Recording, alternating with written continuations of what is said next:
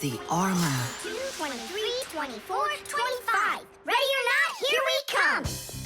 I heard him. He ran into the hallway. You check the kitchen, Nolik, and I'll check the living room.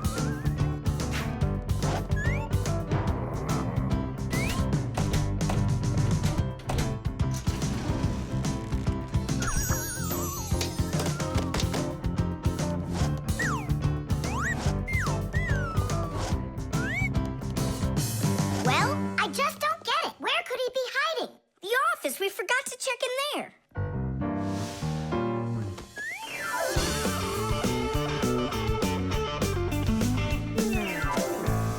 There's nowhere in here for him to hide. Inside the shark.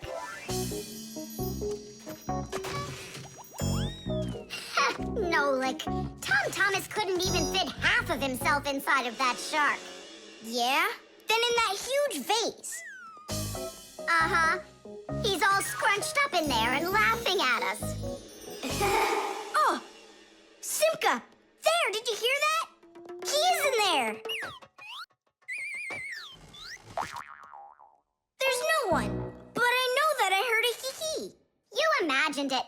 Let's go take a look in the bathroom. I imagined it. It's so stuffy inside this armor.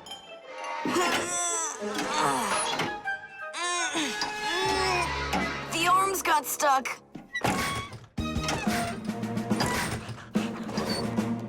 Where else could he be? Who is that? Ah! Simka the Knight! He came to life! Well, how much longer are you gonna look for me? Armor is very hard clothing worn by warriors to protect them against swords and arrows. People started making armor in ancient times, but the full-body armor that knights wore didn't start until the Middle Ages. The armor worn by knights on horses was heavy. It could weigh 100 pounds, and if a knight got knocked off of his horse, he'd need help to get back up again. By the way, the knights' horses, they wore their own heavy set of armor for protection. Hey, did you turn into statues? Tom Thomas? Is that you in there? Who else? Lift up this visor, I can barely breathe. And how come we should do it? 'Cause I can't. Don't you see? My arms got stuck. We see. You look funny. Funny to you, but now I'm stuck and I can't get out of here. Come on, help me out, please. Great! Chusaka's just what we need right now. Chusaka, what's wrong with you? It's me. Hey, stop it.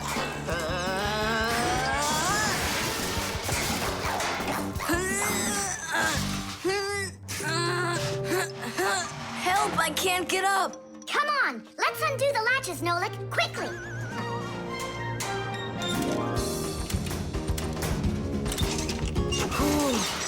Thanks for helping me. It was nothing. I couldn't have done it without you. Let's put the night back together. Uh-huh. Before Dad gets back.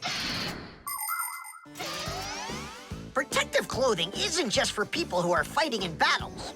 Travelers put on special nets to protect themselves against mosquitoes and gnats. And beekeepers wear protective clothes too. If they had nothing to protect them from bee stings, their job would be quite painful. Without their protective clothing, it would be impossible for firefighters to go into burning buildings and save people. And how could astronauts go into outer space without special clothing? It's freezing up there and there's no air to breathe at all. And that's why they wear a special costume called a spacesuit when they travel. The spacesuit not only protects astronauts from the cold, but supplies them with air so they can breathe. By the way, the Fixies also wear protective clothing so they can stay safe while they work. Well, there. Did we get it right? It looks like we got it right. Only, where's the helmet? Nolik went to get it. Tom Thomas! Helmet delivery! Thanks there, Chusaka. Whoa there, Warhorse. Calm yourself down. There we go. It's all back in place again. Too bad that your knight looks like a ballerina twirling around. You see, his arm. I can't move it. It's stuck. Here's what we'll do. Give him something to hold.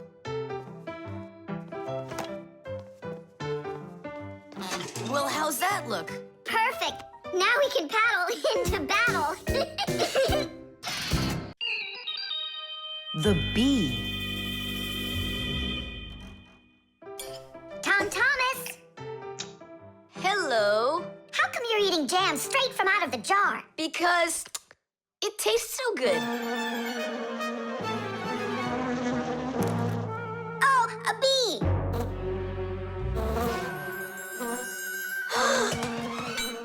Shoo! Get out of here! Leave it alone! It's just a plain old bee!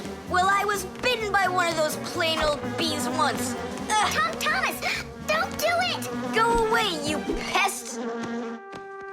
Flies are pests. Bees are very helpful and useful. How can a bee ever help us out? Bees are hard workers.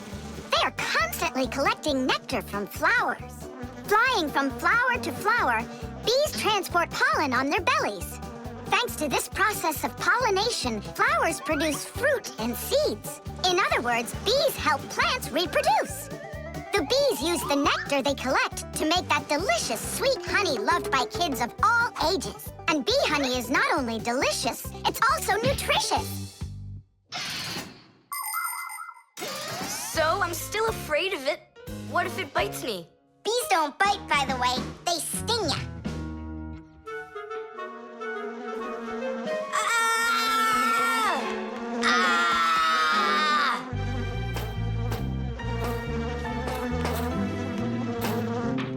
Well, now I'm gonna show ya. Don't!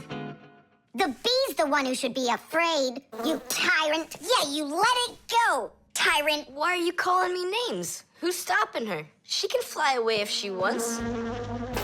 We need to show her the way out. Well, how? Here, little bee. Fly this way. Why don't you try going? Then what can I say?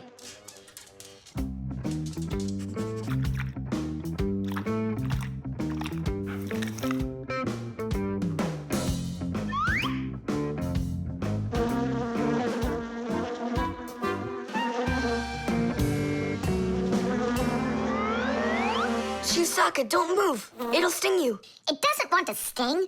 Both of you like to eat sweets. You like eating jam, and so does the bee. Why don't you carry Chusaka to the window? Go on, fly. No, that's not gonna work. You need to go and get more jam. Here, little bee. Yum, yum. Go on and fly. You're free. Let her eat first. Don't be greedy. I'm not being greedy. If she eats, she can make honey out of your jam. Long ago, people could only collect honey by destroying the nests of wild bees. And that went on until someone came up with the idea of taming those insects. They started by leaving enough honey for the bees to survive through the winter. People took care of bees in these hollows until they learned to build small houses for them called beehives. And a town made of these bee houses is called an apiary. Bees live and work together in the beehives making honey, while beekeepers take care of the bees and collect the honey. Bees are real team players. They tell each other where the best flowers grow. Do you know how they do it? One of the bees does a dance, and then the rest of the bees watch the dance and learn where they need to fly. You poor thing. Tom Thomas tired you out. I told you there's nothing to be afraid of. You see? She's just so nice and kind. I'm not afraid of her. She wouldn't let me eat my jam, that's all. Well, now it's time for you to fly away. Whoa! She's playing rough here. I want to try. Nolik. You're too little. You'll have to grow to do this job. Whoa, whoa, whoa. Calm down now. Now let's fly. Hey, Simka, the window's back there. I can see that without you. So how can I get you to turn around? Cool. Hooray! She's listening to me. Phew! Woohoo! Don't miss the window.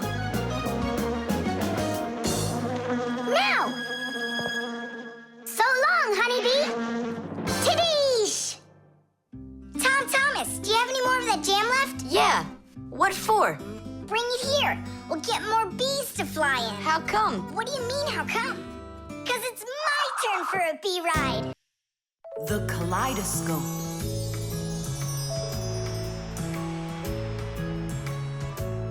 Thomas, when are you gonna give me a peek at your new ball? I just can't wait.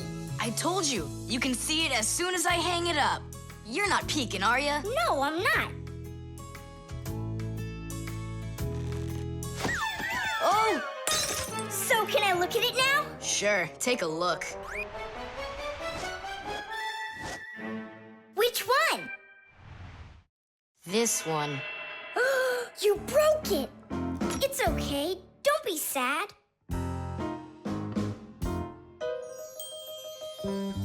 I know what to do.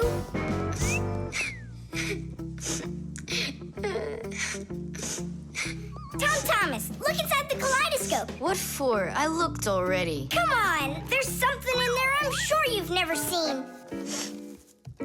Whoa. Cool, isn't it? What is it? It's my own invention, a pirate kaleidoscope. Laughs, right? Uh-huh. It's great. I really like it. Thomas, hi there. I heard that you got a pretty ball to hang on the tree. Shh. Can I see it? It's right there. Where? There.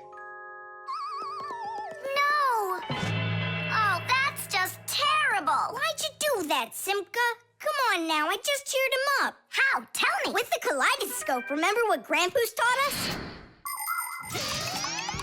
Do you know what makes a kaleidoscope have such beautiful patterns?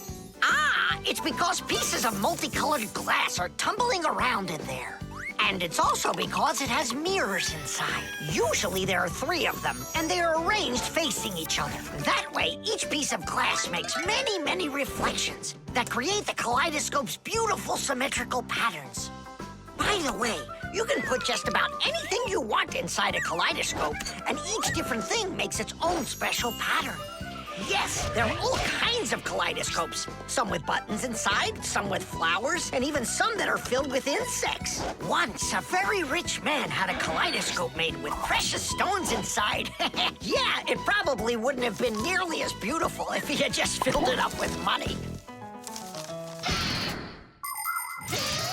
Thomas, look inside the kaleidoscope. I already saw it. It's pirates. Nah, it's not about pirates. We changed it. Go on, look and see. Wow. You like it? A lot. Hey, what did you put in there? A few pieces of the ball that you smashed. It's even better for Christmas, isn't it? Mm-hmm. That didn't work at all. Merry Christmas! We came to take a look at that splendid new Christmas... Oh, what's wrong? Oh, don't even ask us that. I've got it!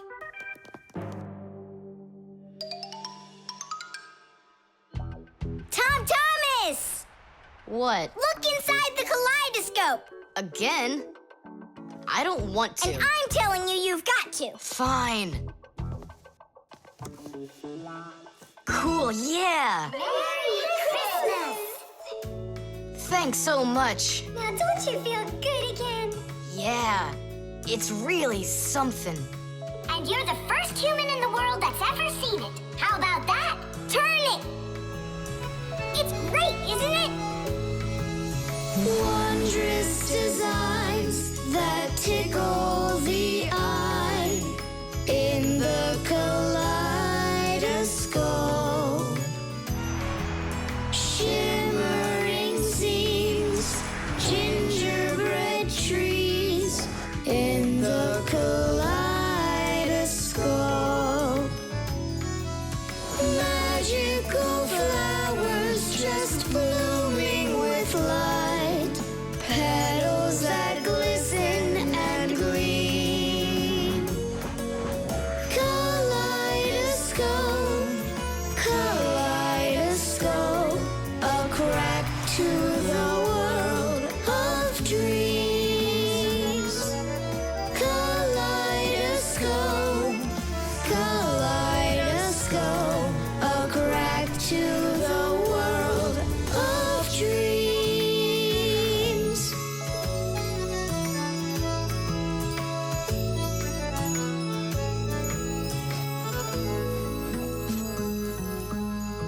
everybody. Tom Thomas, I came to look for myself at that beautiful Christmas... It's okay. What's more important? Having such awesome friends? Or some ball hanging from a tree? The globe. Ready? Set? Go!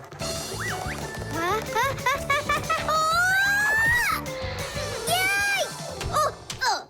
Again, I couldn't do it. I told you. There's just no way to hold on when the globe is turning that fast. But I know I can do it. Give me that piece of rope there, would you? Now you can't throw me off. Spin it. Go on. Whoa!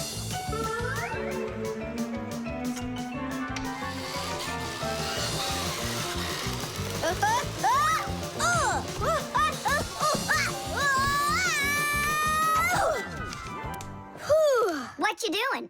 Trying to learn a bit about the Earth's gravity? That's a globe, not the Earth. Well, a globe's a model of the Earth, isn't it? Hey, come on, Simka. The globe looks like a ball, but the Earth is flat. We walk on it. The Earth also looks like a ball. It's just a very, very big one. It's not true. If the Earth is really round like you say, then it would throw people right off of it, like the globe does to me. No, it's just that the Earth pulls everyone towards it. Are you sure? The planet that we live on, the Earth, is a huge sphere. The Earth revolves around the sun, and the moon revolves around the Earth. Do you know why they don't fly away from each other? It's because of a force called gravity that pulls all objects towards each other. The heavier the object, the stronger its pull. That's why people, rocks, air, and water get pulled towards the Earth instead of floating up into space. Thanks to gravity, we are able to walk on the Earth. Then why doesn't the globe pull on me like the Earth does? Because this globe is very light. Compared to the Earth, this globe is like millions of billions of times lighter. Compared to the Earth, we're specks of dust. He's right. Look, a speck of dust. It sticks to the globe like we stick to the Earth. Oh, come on. It's just because no one's turning it. But the Earth's spinning and we stick to it. What? I just don't believe you. There's just no way the Earth is spinning. You've really got no idea how the days all turn into the nights, do you? Do too. It's because the sun goes up and then sets.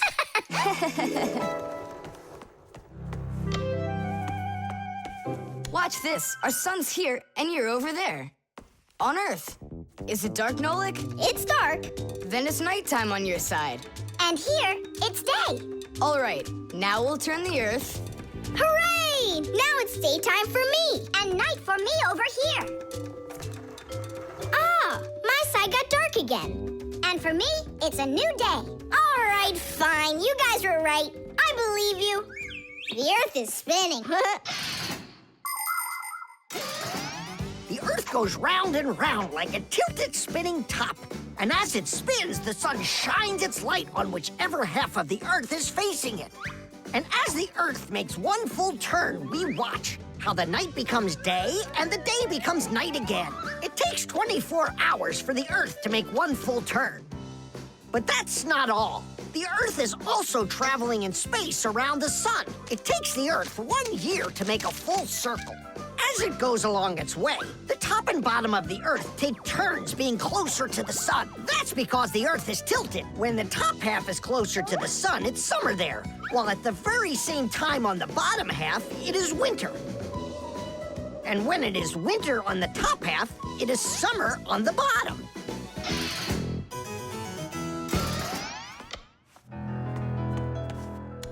Nolik! Nolik, where are you? I'm not sure. Somewhere in Kazakhstan. The force of gravity is super strong around here. So go on, spin it. You're gonna fall off, Nolik. Don't worry, just do it. Go ahead and tilt it if you feel like it. Told ya! Ha! And you were sure I was gonna fall off this globe. That's strange. Nolik, come on over here. What for? You'll see in a second. I don't want to.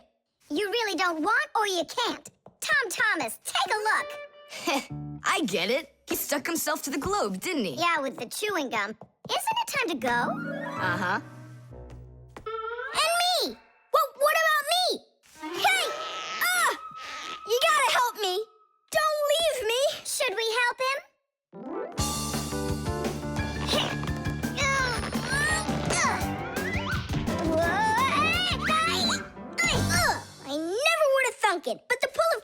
is even stronger than the Earth's gravity.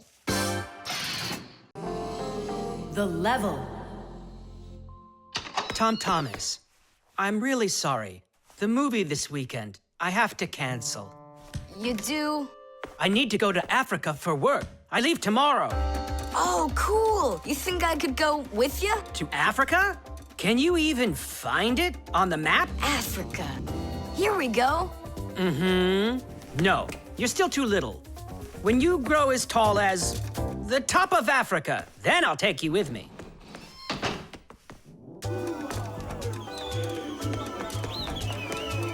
Here, there.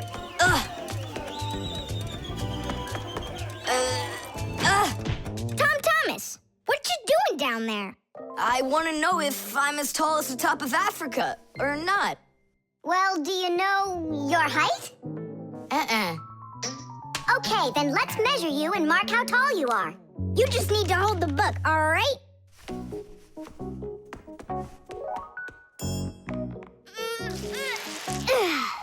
Simka, how do we measure what's higher? The top of Africa or this line over here?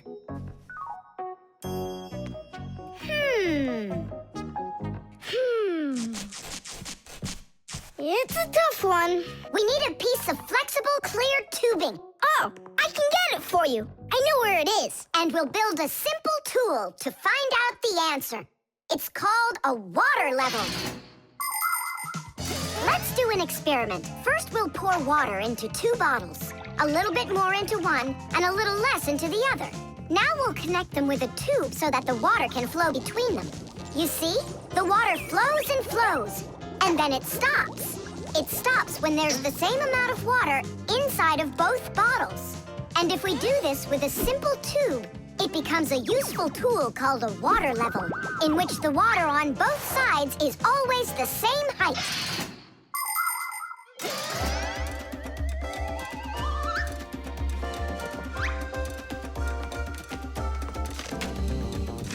I'm gonna watch the water level on this end, all right? Be careful how you lift it, or the water can get out. Nolik, what's going on? The water inside the tube is even with the line. There you go, Tom Thomas. Where the water is right now is how tall you are. And? Well, it looks like Tom Thomas isn't quite tall enough for Africa. What if we hold the tube a little higher? You can try if you want, but the water's gonna stay where it is. See? The water level on your side always stays the same as on the other side. I'm not getting that tall for a while yet. And what if we just lower the map a little? That wouldn't be honest. But it would be clever. There are a lot of great proverbs, but my favorite one is measure twice, cut once. And to measure things right, you need measuring tools. The simplest one is a ruler. With its help, we can find out the length of an object. A watch can tell us how much time has passed. A speedometer shows us how fast we are moving, like in a car or on a bike. An electric meter keeps track of how much electricity we are using. A decibel meter can tell us who is screaming or stomping louder.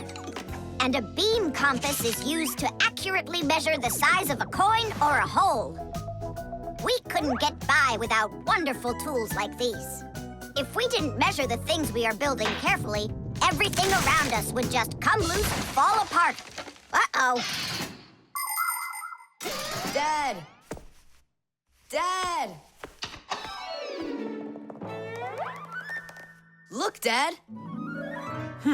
That's strange. Looks like you are a little taller. Does that mean you'll take me with you? Yeah. Are you ready? Yay! Ugh. But everyone who goes to Africa has to get vaccinated. You're okay with that, aren't you? I need vaccinations to go. Are you sure? Yeah, there's one against malaria, tsetse fly, crocodile bites. Altogether, there are 10 shots. 10 shots? Yeah, 10. Oh. Dad, you know, I was joking. After you left the room, I moved the map down. Okay, I see. And I was joking about all those shots you need. What? You mean you don't need to get shots? You gotta, just not 10. So how many? 9 of them. There's no vaccination anywhere to stop a crocodile from biting you. The camera.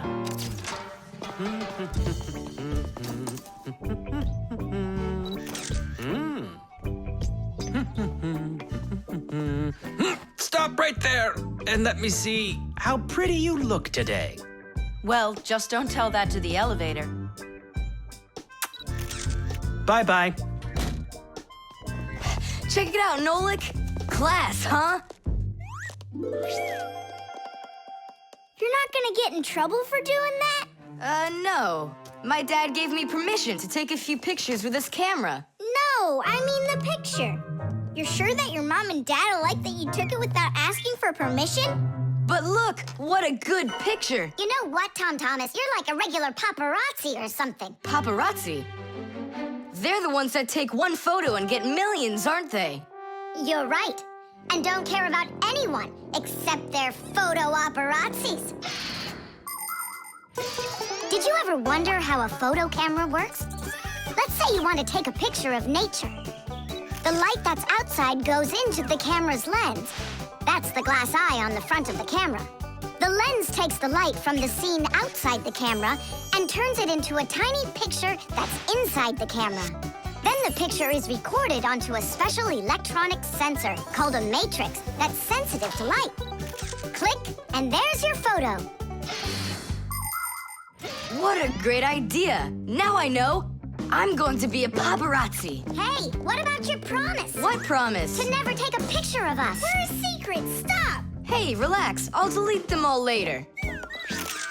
Tom Thomas, stop this right now. I won't until I get a photo of you. Nolik, let's run. You can't run from me.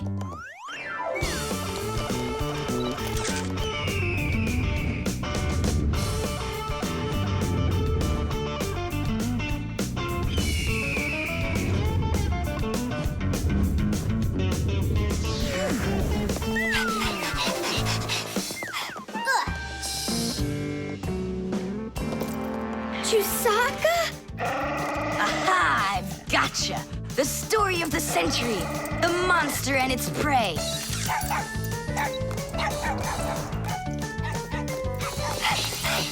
Tom Thomas! Help! No, he won't help, because he's a paparazzi.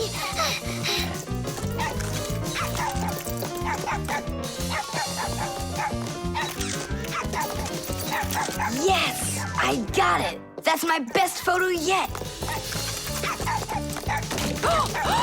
What's all this noise about? Awesome shot! The first cameras were invented almost 200 years ago, but they worked very slowly. If you wanted to have your portrait taken, you'd have to sit still for a whole hour. After film was invented, cameras got much faster, and it became possible to take about 10 pictures a minute. On a piece of film, everything appears to be backwards. Black parts of the picture are white, and the white is black. It doesn't look normal until the picture is transferred from the film to a piece of photographic paper. Now people shoot pictures with digital cameras that work without any film at all. You can look at what you shot instantly on a screen to see if you like it. And if you don't like it, you can try shooting another one. And today, you don't even need a separate camera to take pictures. Almost every mobile phone has one.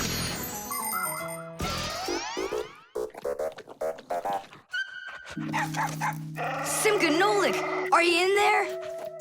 Hey, come out. I'll stop shooting photos of you.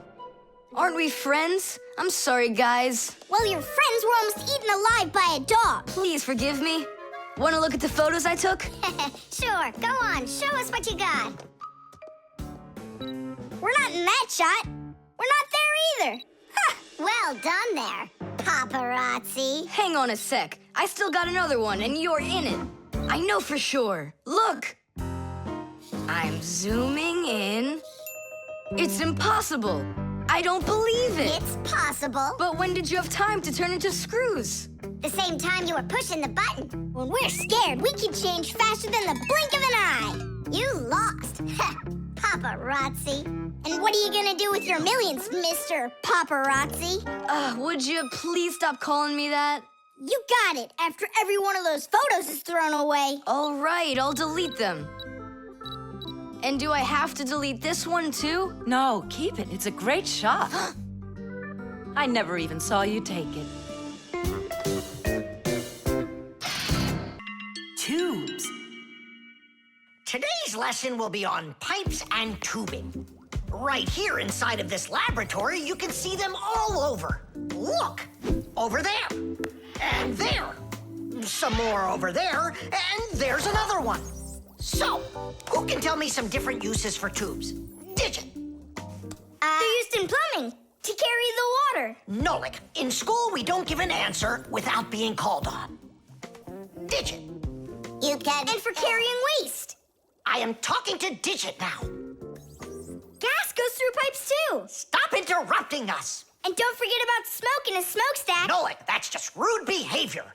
Out right now.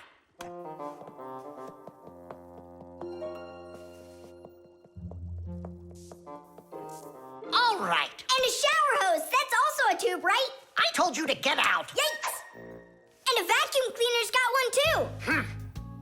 And those spyglasses that pirates use when they're sailing. Hey, what do you say we all go and sneak out of here? Great idea. Let him call out to himself. Shh. And a trumpet's a tube that you blow through.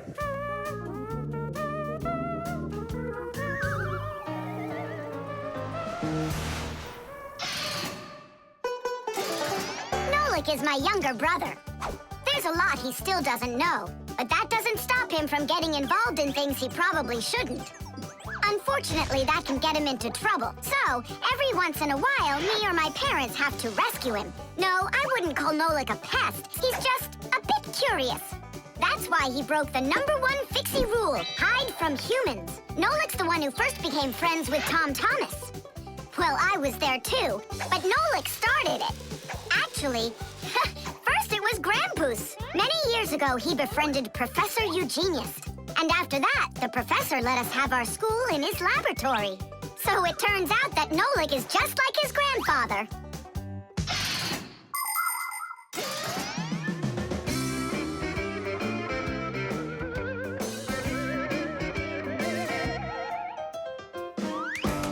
Digit, go on then. Tubes are, Wow! Just look at all the tubes in here. There's rubber ones and glass ones that are curvy. Oh, yeah! Pens! Parts of them are tubes, too. He stopped talking. He ran out of ideas. And those tube slides at the water park.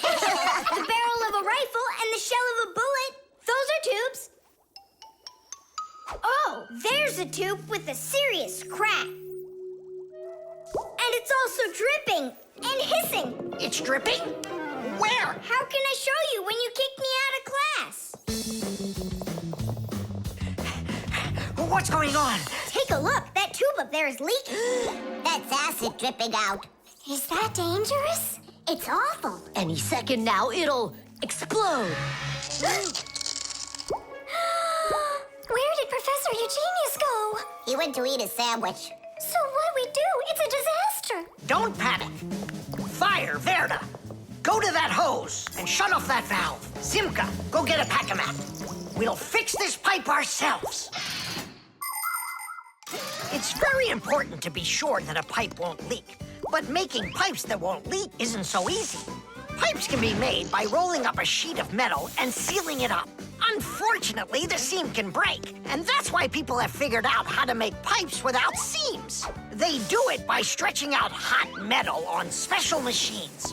And PVC pipes are squeezed out of hot plastic like pasta. When the plastic is cooled down, it hardens into a pipe. We fixed it just in time. Nolik, way to go there. Hey, Simka, where is he? Don't know. He finally left. Here I am. Nolik, I want to thank you for being alert. and I'd like you to join our class. Tadish! Only don't forget, in my class, students cannot answer unless they're called on. Now then, pipes and tubing. Digit, please continue. Well? But Nolik said all of them already. Nolik. Not all. A straw for drinking a shake is a tube, and some noodles are tubes made out of dough. And what's it called? That thing. A hole in a mountain. Wait a second, I'll get it. A volcano. That's not it. They go this way. I mean the kind that go like that. Heh, they're tunnels. You got it. Well done there. Yeah. The barcode.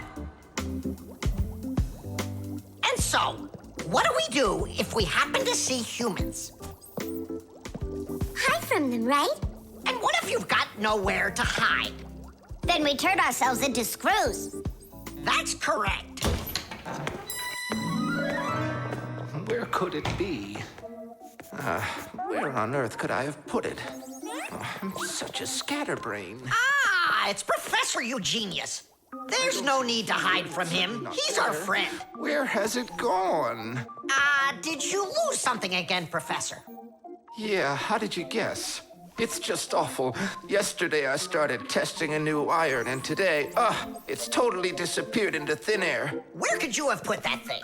I've got it down to 2 places. It could be in the warehouse or not in the warehouse. Yeah, that information will help us find it. Or not help us find it. Class, follow me to the warehouse.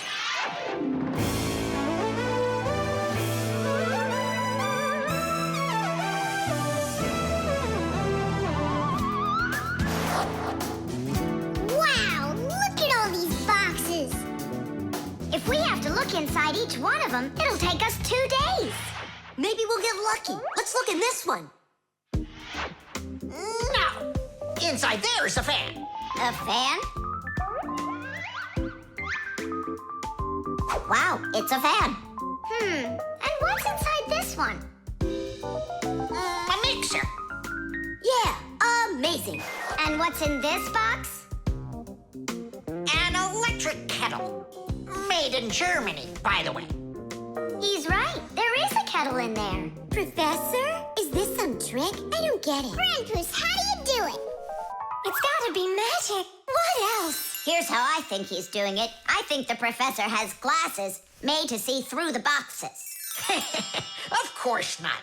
I only know how to read the barcode that you can see on each of those boxes. Oh, that. Exactly. If you look at the printing on packages and boxes, you will often find a symbol with a lot of black lines and numbers. These symbols are called barcodes. Each barcode has all sorts of information. What the item is, what country it came from, and even in which factory it was made. With the help of a special reading device, a scanner, it's possible to read all the information the barcode holds. It really is an excellent system for stores to know what they've got. You don't even need a scanner to do it? I can figure out barcodes without one. I'll teach you if you want. Class. Let's see. We're looking for a box with an iron. There. Well, bring in the professor. Today, on almost everything that is sold, there is some kind of mark. For instance, this kind of mark is called a barcode. And this one, a QR code. These marks help us find out a lot of information. Suppose you walk by a building and see a QR code on it. Just point the camera on your mobile phone at it, and information about who built it and when it was built will appear on the screen. Isn't that great? It's a shame not every phone can do this yet. And that's not all. There are also marks that work without pictures. There are electronic chips that can hold information. These chips can be put inside of ID cards or travel passes, and all you need to do is press the card near a reader so it can check if you're allowed to go on through. You just made my day. You found it so quickly. What would I do without you? Huh? Is something wrong? This is not an iron. Whose sandwich is that? Mine. Yesterday I wanted to put it into the fridge, only I guess I put it into my... I just get distracted so easily. Look, we need to think this through logically. If you went and placed your sandwich into the box where the iron should have gone, then you must have put your iron in the refrigerator. Oh, here you are. Here you are, my new iron. Oh, I looked everywhere for you. Thank you, my friends, once again. There's no need to thank us at all. You're always there when we need help.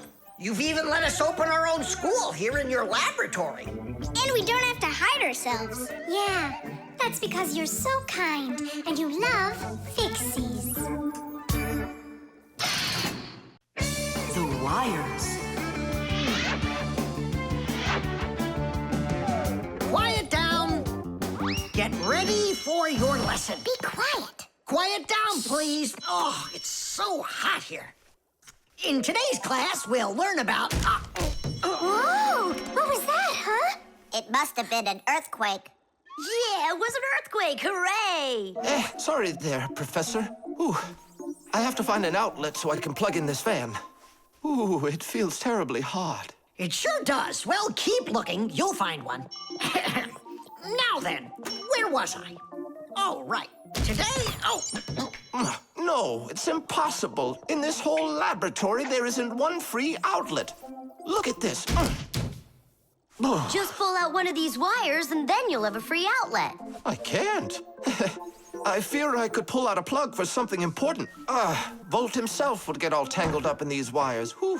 Don't worry about it, Professor Eugenius. We'll find a free outlet for you. That's right, my colleague. A cup of tea will do you good, so just go relax. Thank you, my colleague. And as always, I'm eternally grateful.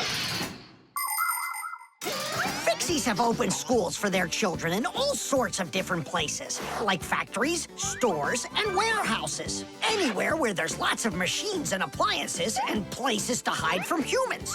And this is where we hold our school, right here inside the laboratory of Professor Eugenius. It's a fantastic place for me to hold class. Every day, new devices, materials, toys, and even food are brought here for examination. And there are lots of scientific devices and tools to study here as well. But most importantly, we never need to hide from the head of the laboratory. Because my colleague, Professor Eugenius, is someone I'm proud to call a friend. He loves Fixies, helps us anytime we need, and will never let our secret out. What should we do first? We have to start out with pulling apart these wires. That'll take a second. Over here! No, here! Nolik, come help! Let's do this. Come on, come on, come on, come on, come on. Just one more time. Stop it! I can't get out! Loosen the wires! We need to pull out this one! Stop this nonsense, will ya?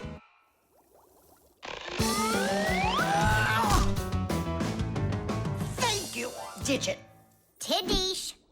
Well, the way I see it, in order to get the knot out that's over here, we need to expand the loop that's over there. And then push that wire through it. And then do it again from the other end. That's it. Very good, girls. Hey! Now pull it hard. Perfect.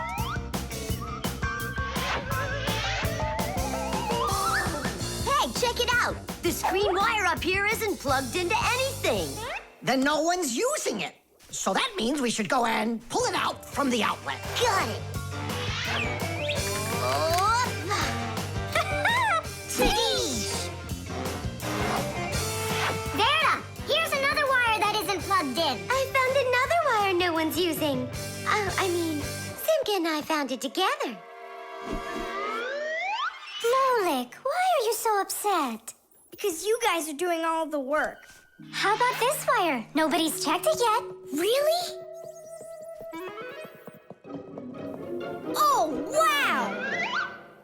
What?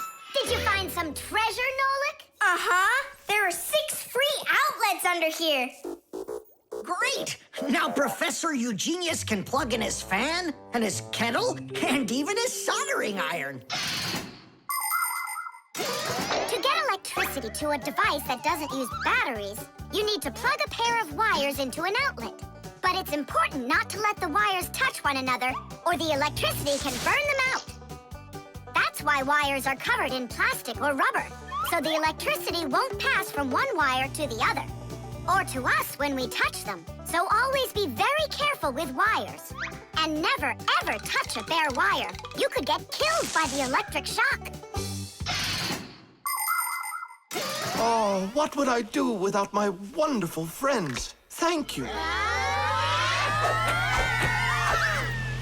Sorry. I wanted to. I should go. Go ahead. That's a great idea. And we'll start our class. What were we talking about? All about wires. Well, it looks like our class is over. Time to go play. Reflexes. Add this to that. Now what do you get? 3. Don't you remember? Bark, bark, bark. All you have to do is bark 3 times. That's too hard a trick for Chusaka. Maybe you could teach her to jump through a hoop. I already tried. She just sits there. Come on, Chusaka, give it a try. Try showing her this sugar. Chusaka. Alley-oop. Come on, jump. See you, Tom Thomas. It's time for us to go to school. See you later, animal tamer. Great job, Chusaka. Our lesson for today is on the subject of reflexes. I'll write it here for you. What's the lesson? Someone's late again. Colleague, my glasses are gone. Are they here? They're right there on your forehead. Ooh, how about that? Forgive me for interrupting. Let's continue our class. And so... Thanks so much. So you turned into screws again. Does anyone know why that is? Because we have to hide ourselves from humans. But you don't have to hide yourself from Professor Eugenius. But we didn't know it was him at the door. Right you are. You had already transformed before you had time to think. And that's what we call a reflex. To explain it in simple words, a reflex is when our body reacts to something automatically without needing any time at all to think about it. When we touch something very hot, we instantly jerk our hand back. When we're about to fall, we swing our arms and legs to try to keep our balance. Just imagine what would happen if we started thinking how and in which direction to move them. So it's fair to say that our reflexes help to protect us.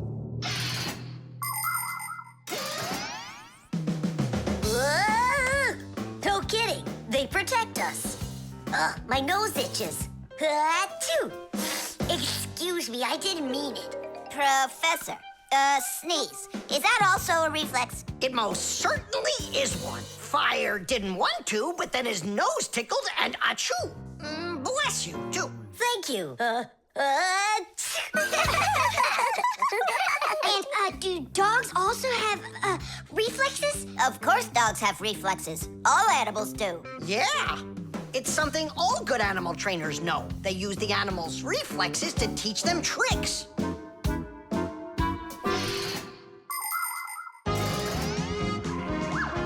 Many humans teach their pets lots of commands, like to bring a ball, to count, or even to dance. But to train a pet, you gotta know what to do.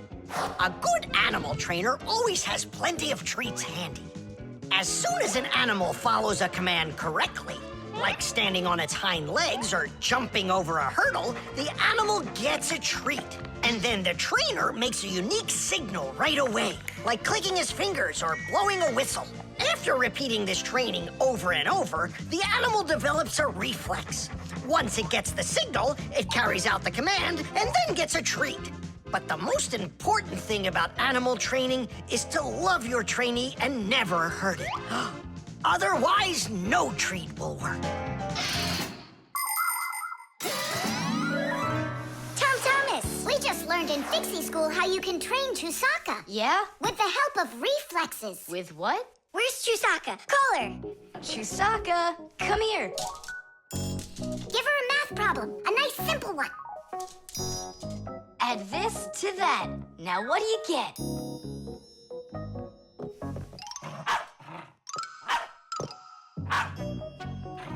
It's a miracle! 3! You got it! No, it's not a miracle. Science is what it is. You know how Chusaka barks whenever she sees a Fixie around. That's what we call a reflex, you know. I understand. And do you know how I can teach her jumping? Well, we didn't figure that out yet. Wait a sec, I know how. Chasing Fixies. Isn't that one of Chusaka's reflexes? Probably, That's although... great, so let's go and train the dog. Nothing's ever too much for a good friend. Chusaka.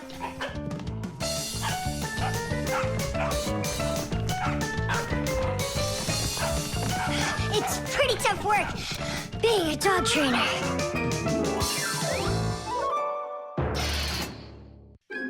The Eco Tester.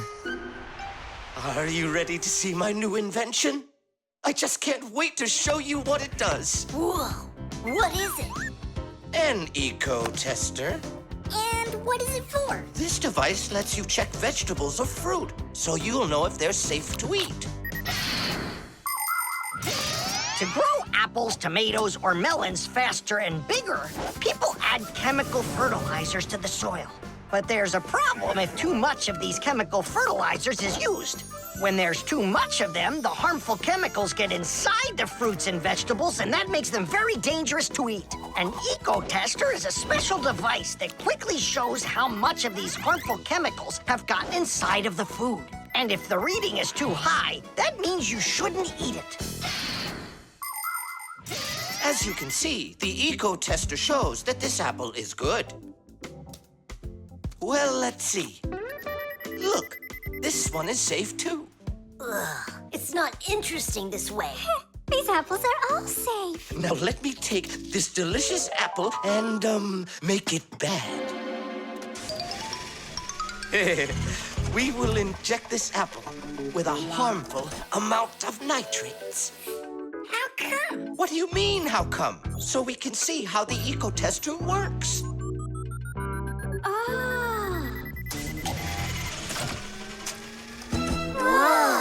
Aha! So you see, the Eco Tester clearly shows this apple is poisonous and can't be eaten. Is it only for apples or for any kind of fruit? Any fruit or vegetable. I can get a watermelon to show you. Could it really be true that watermelons can have nitrates too? Of course they can have nitrates. Humans often act without any concern for nature. The waste from factories, airplanes, cars, and cities causes tremendous damage to nature. Species of plants and animals disappear. Air, water, and soil become polluted. And many other kinds of ecological problems appear. And humans shouldn't think that ecological problems are just nature's problems. Because when humans harm nature, they are also harming themselves. People breathe in the dirty air, drink polluted water, and eat food grown in soil contaminated with chemicals. If humans don't want to drink milk filled with poisons, and they want to eat ecologically clean fruits and veggies, then they must learn to treat nature as their friend. Hey, why don't we test these apples ourselves? Nolik, help me out.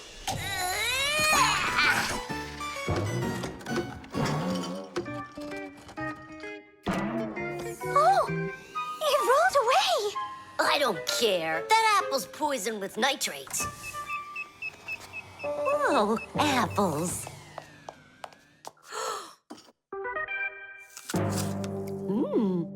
Lisa, don't eat that! Lisa, stop! Please sit down.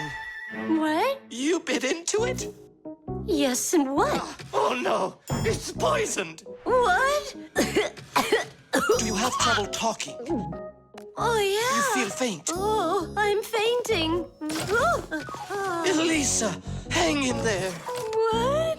There's no poison in that apple she ate. Oh, my assistant. Oh, no. I've poisoned her. Oh, Elisa, please. There was no poison in that apple. Oh no, he didn't hear us. What should I do? I know how to make him hear. Hello? It's an emergency. It's a case of poisoning. Not me. I poisoned someone. Yes, with an apple. Fire. Poison. Oh. Professor, this apple has no poison in it. The bad one rolled away onto the floor. Did it really? This is just fantastic news. Can you see me, Elisa? I can't see anything. How's that? I see you. I can see you. I can see again. I have great news. There's no poison at all in this apple. Are you sure? It's perfectly fine. Here, take a look. The eco-tester shows that there are no harmful chemicals inside. It's wonderful news. This is one excellent apple. And nutritious. This appliance of yours is simply wonderful. Now she'll say he's a genius. Professor, you are a genius. Thank you for saving my life. Oh, it was nothing. Actually, it was Nolik. He saved her life. I did? Dropping the watermelon was your idea, wasn't it? Ah, you're right. I saved her life. The Fixie Phone. Tom Thomas. Huh? Try to guess what we have with us. You guess what I have. A banana. A race car. No, not that. Chocolate. A pair of socks. Ha! Do you give up? My dad bought a new phone for himself and gave me his old one. He said I can keep it. Oh, wow. And what have you got? Look. Ah, you got a telephone too. It's better than that. This is a Fixie Phone. Papu's got himself a new Fixie Phone. And he gave this old one to Simka. And can you make calls on it? Take a guess. Come on, let me show him.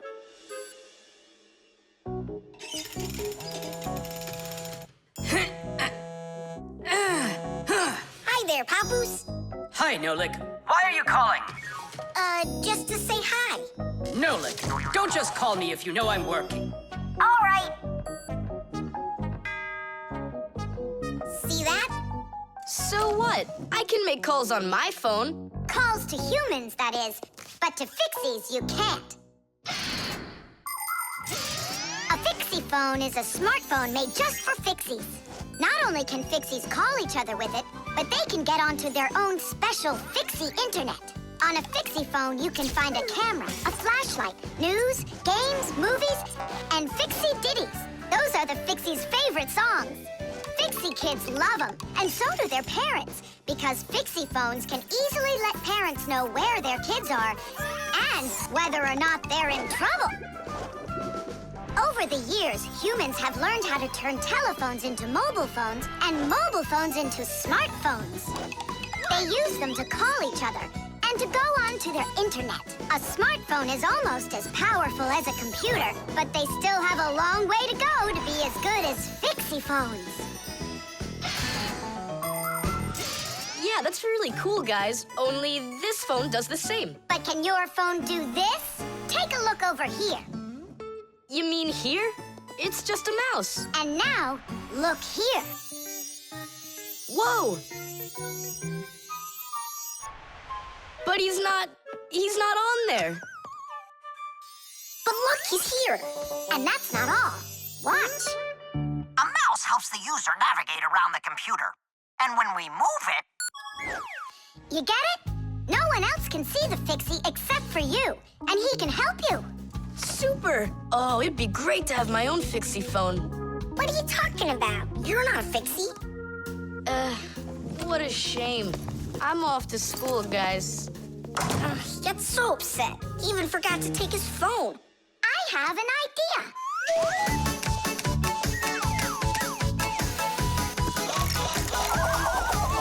My smartphone's my best friend. I love to hear it beeping, so I keep it by my side even when I'm sleeping. Bing bong all day long, bing bong all day long, bing bong all day long, even when I'm sleeping. With my phone I play alone. I don't need my brother. Soon they'll make a brand new app to replace my mother. Bing bong all day long, bing bong all day long, bing replace my mother. Check my mail, send it text 1,000,000 times an hour. I forgot to plug it in, now I'm out of power. Bing bong all day long, bing bong all day long, bing bong all day long, now I'm out of power. Bing bong all day long, bing bong all day long, bing bong all day long, now I'm out of power.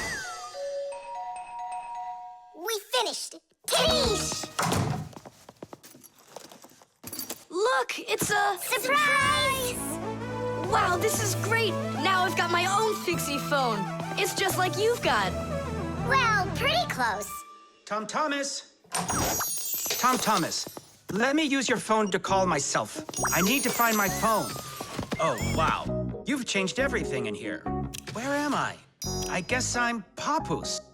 Huh, what a funny name you came up with for me.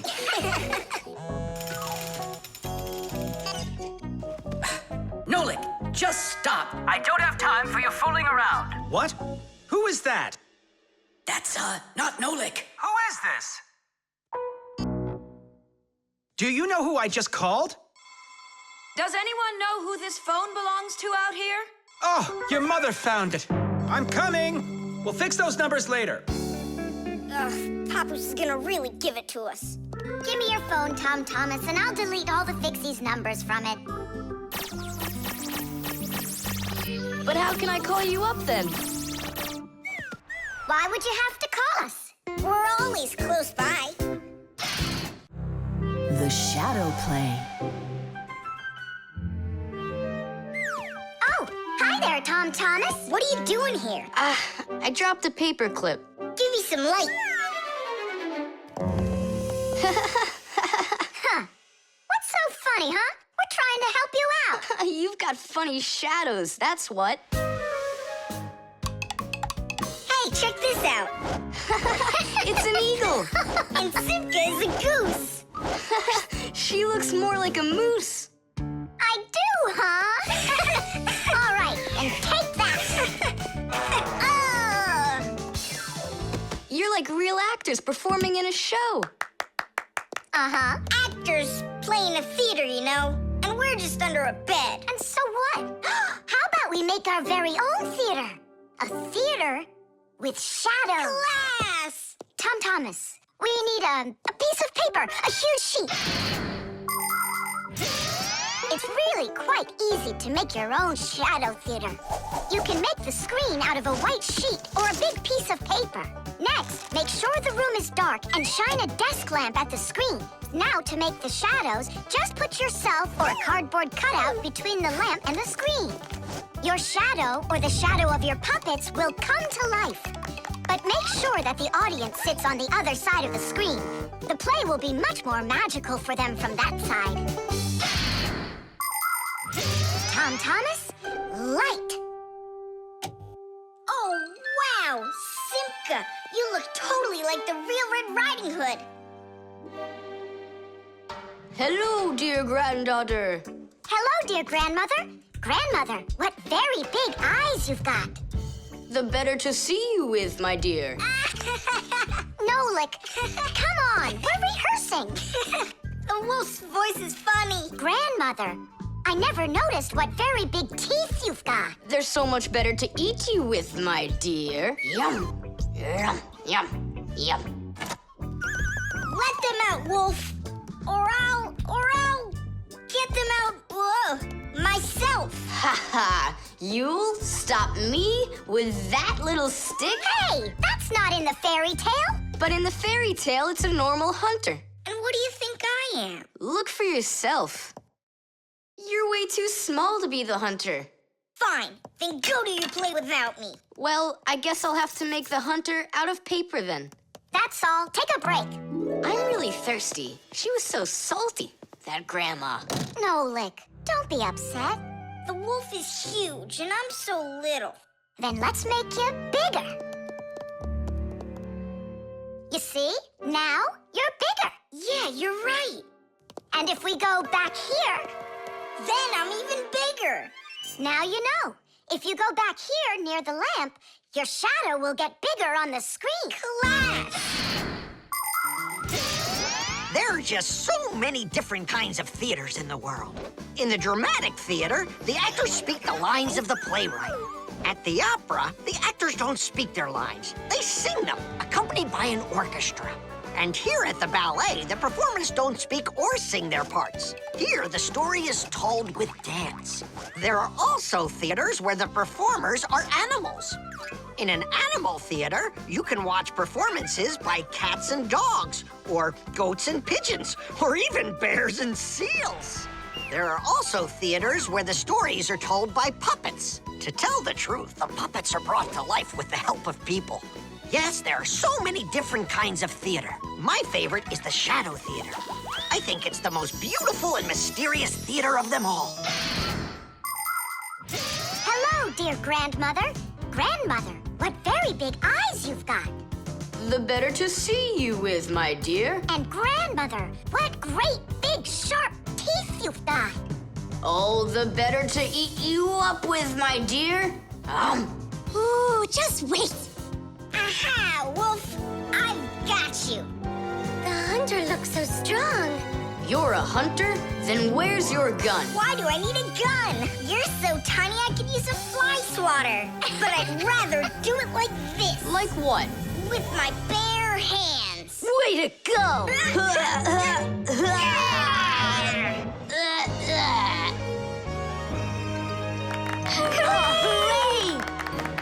Splendid! Who was your favorite? Mine was the grandmother. Well, I think Red Riding Hood was the best. For me, the hunter. He was so mighty and so fearless. And for me, the special effects. The doorbell. Nolik! Nolik! What are you doing here? Just whistling a tune. Are you gonna whistle that tune the whole time Tom Thomas is away? He just left with his parents for a week. And we've got guests coming, remember? What guests? I invited everybody. The class? Yes, class.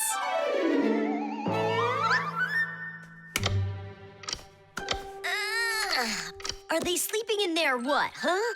First they invite us, and now they don't want to let us in? I'll share the present with you then. Fire. Maybe you'll get it to work now. When they get here, they'll ring the bell. How come? Why don't they just do what they always do and climb through the keyhole? No way. It's not that simple, Nolik. Today, they're our guests. Ah. The guests ring the bell, and the hosts let them in the house. It doesn't ring. You think the doorbell's broken? I say we go fix it. Before we fix anything, we need to know what went wrong with it. First we'll fix it, and then we'll know what it was. Back in the olden days, people would hang a bell over their doors with a string, and guests would tug on it to make it ring. Today, doorbells are electric, and they make all sorts of different sounds. Some buzz, some ring, and some even chirp like birds. The sound comes from a box inside the house called a chime. To make the chime ring, you push a button that's located outside. The button works just like a light switch, but instead of turning on light, it turns on sound. Verda, will you join me? Whoop! I gotta think about this. Yeah. Simka! You think your guests are gonna come at all? Simka! Tula? Hey! The doorbell doesn't work! It must be broken! That's odd. We heard it ring this morning. Nolik, let's go. First, we'll examine the contacts. Yep, good and tight. Okay, let's check the speaker.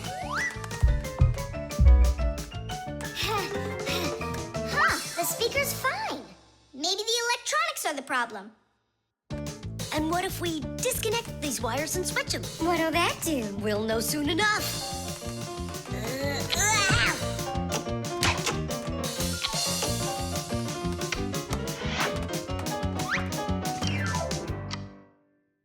You know what?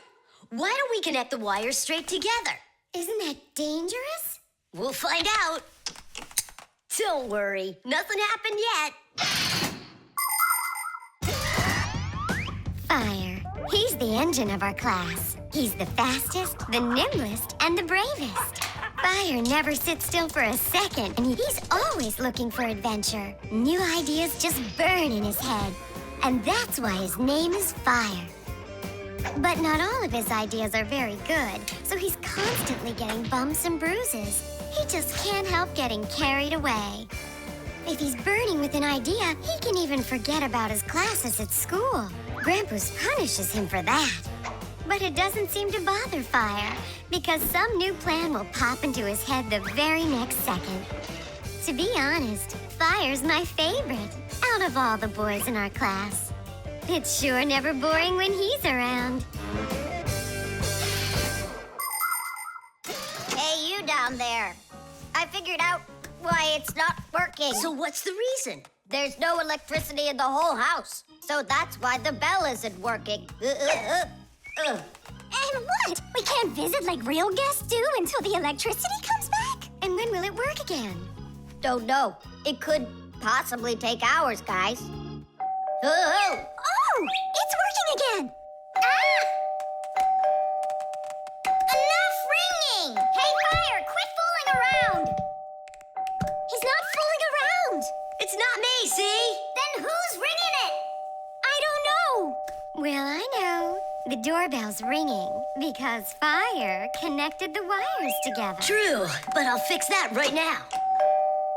Ha! Your guests sure are noisy.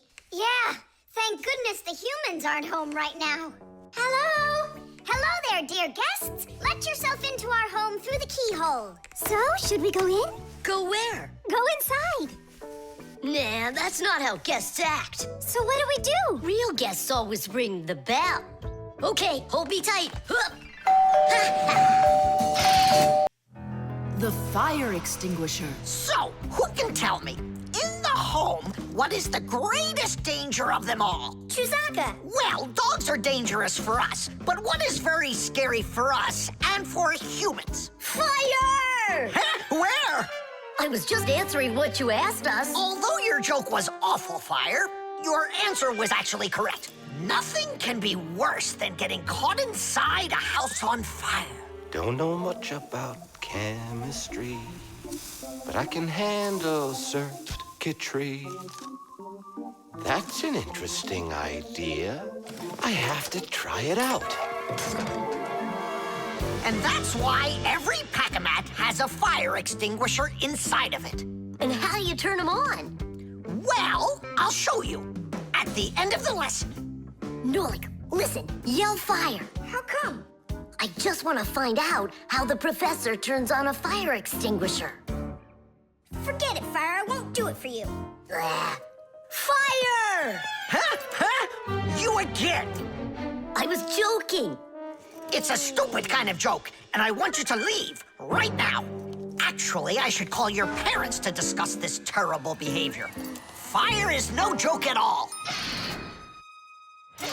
Remember, never fool with fire. Of course, you should never play with matches or with lighters. Everybody knows that. But those aren't the only things that can cause a fire inside of a house. So can a stove or a fireplace. And don't forget electrical appliances, like electric burners, space heaters, and irons. If you act carelessly around any of these appliances, they can cause a fire. And we should never forget to take extra special care with sparklers, candles, and fireworks. Sparks can jump off of them and set fire to highly flammable things like paper, wood, or cloth. So, what do you do if a fire suddenly breaks out? That's right. You call the fire department by dialing the number for all emergencies, 911.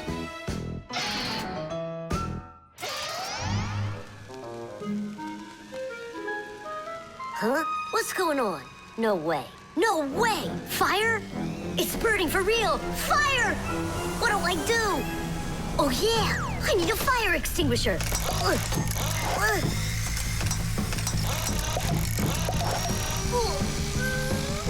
Where are you? And that's how a Pac-a-mat can become a fire extinguisher. Do you understand? We understand. There's a fire! It's over there! Enough! You don't know when to stop fire? I'm not joking this time. Please believe me, it's there. Nice try, Fire. Oh, look, he even used smoke this time. No, Simka. That smoke's from a fire. Uh-huh. I'm sure that this time it's for real. It's the truth. I swear I'm not lying. This time I think it's true. He's not joking. We've got ourselves a real fire here. Tula, Simka, turn off the soldering iron. Uh-huh. Got it. Be careful, kids. You have to stay back here away from the fire. And what can I do to help? Take out your fire extinguisher.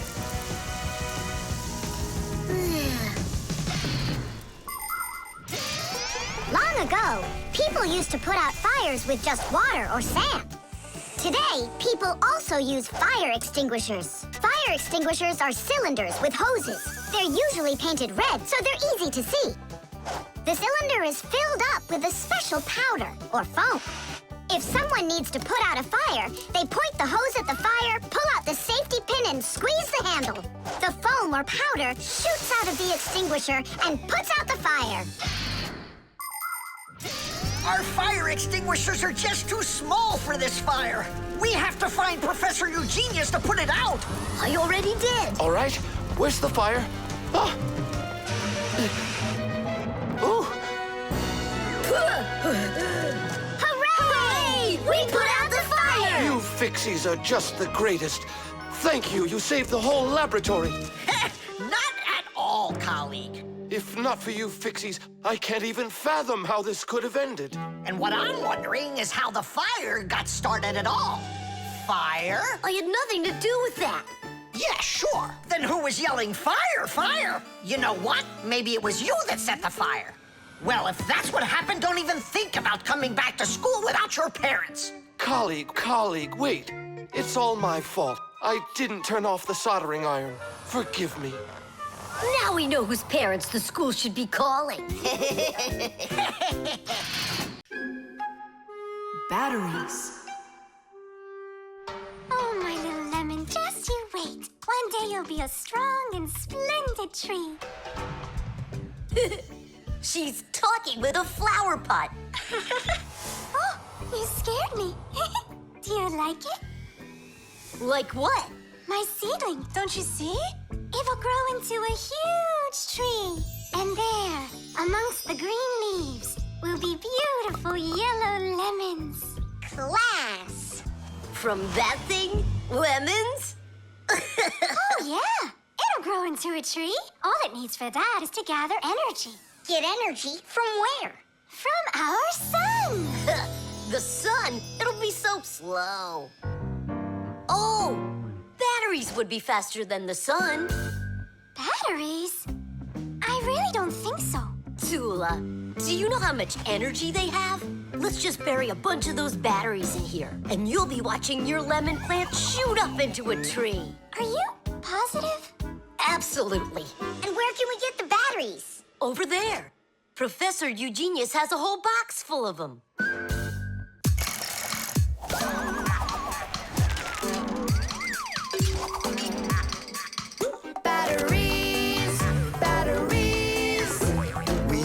Every day I need them by the ton. Batteries, batteries. They give power to appliances so they can run. Batteries, batteries, batteries, batteries, batteries, batteries. That does it. We'll be seeing the first lemons before the week's over. The first battery in the world was made in Italy more than 200 years ago. When two different kinds of metal were placed in salty water, electricity started flowing through a wire from one piece of metal to the other. Many years have passed since then, but batteries still work in pretty much the same way.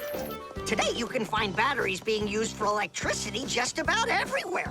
Tiny batteries are used inside of wristwatches, while big batteries can power cars and even ships. With new batteries being produced by the millions, we have to think, how should we get rid of the old ones? You can't just throw away batteries because they'll poison our soil and water. the best way to dispose of batteries is to take them to a special collection station that sends them to factories for recycling. Yes. It's a terrible idea to bury batteries. You can kill any plants that are growing there.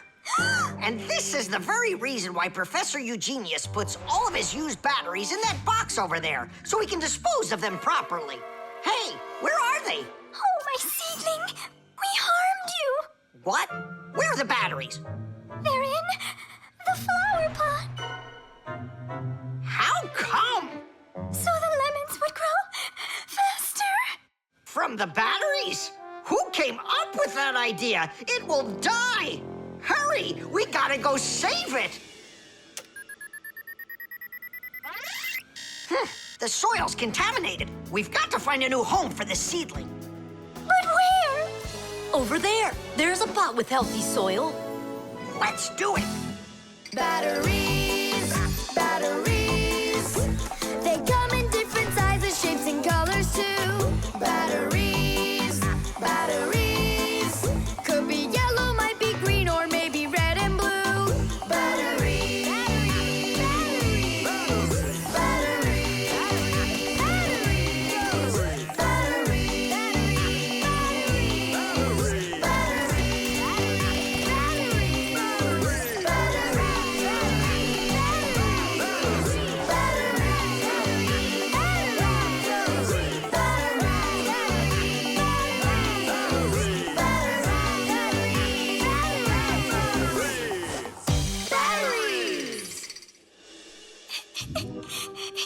Don't cry, Tula. The seedling will be perfectly fine. It will grow big and strong with branches full of beautiful lemons and oranges. And watermelons. It's a lemon tree, Fire. Will you ever stop going too far, like with the batteries? Well, anyhow, batteries are cool, right? Look how many appliances can't work without them. You're right. Appliances can't work. Look, the seedling's coming back to life. It really is. Tula, tell us, isn't it splendid? Splendid. The manipulator.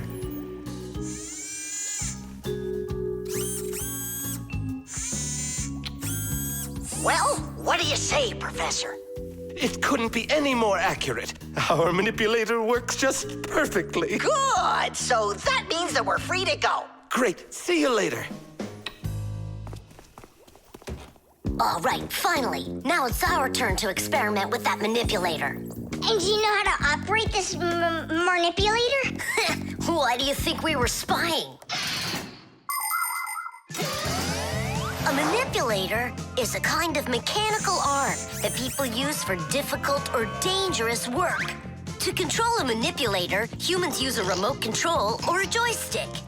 The operator gives the command, and the mechanical arm grabs and moves the load. Some robotic manipulators don't even need to be steered by an operator. They're controlled by computers and can work without people being there at all, even on the moon.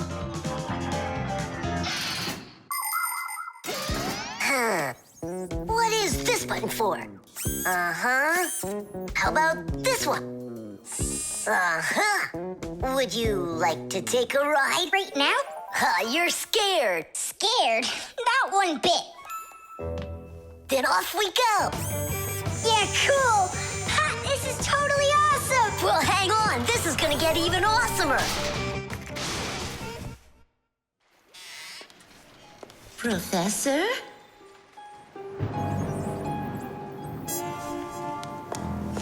Strange. What made this ladder just fall over?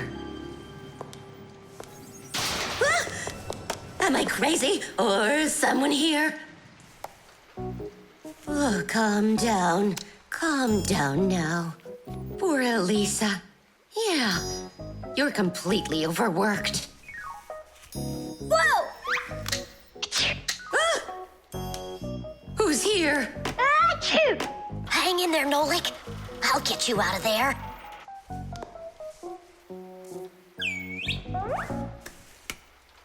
My compact's gone. Oh dear, what's going on?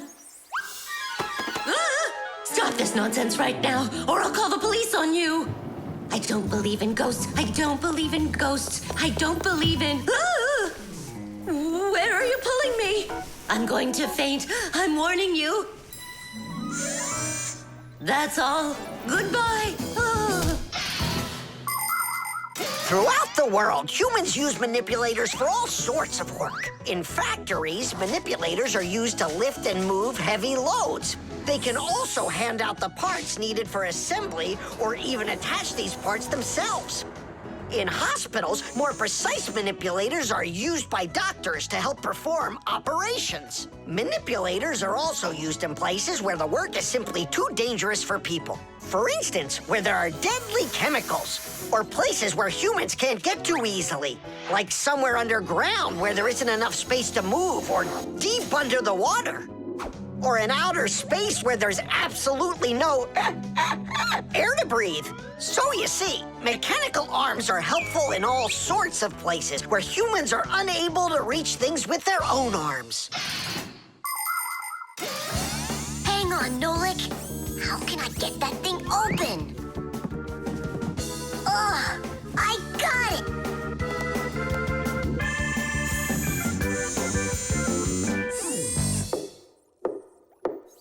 Yes? Who's there? Ah! What's going on? Achoo! Nolik? What are you doing in there? Achoo! We just took a little test flight. Is this yours?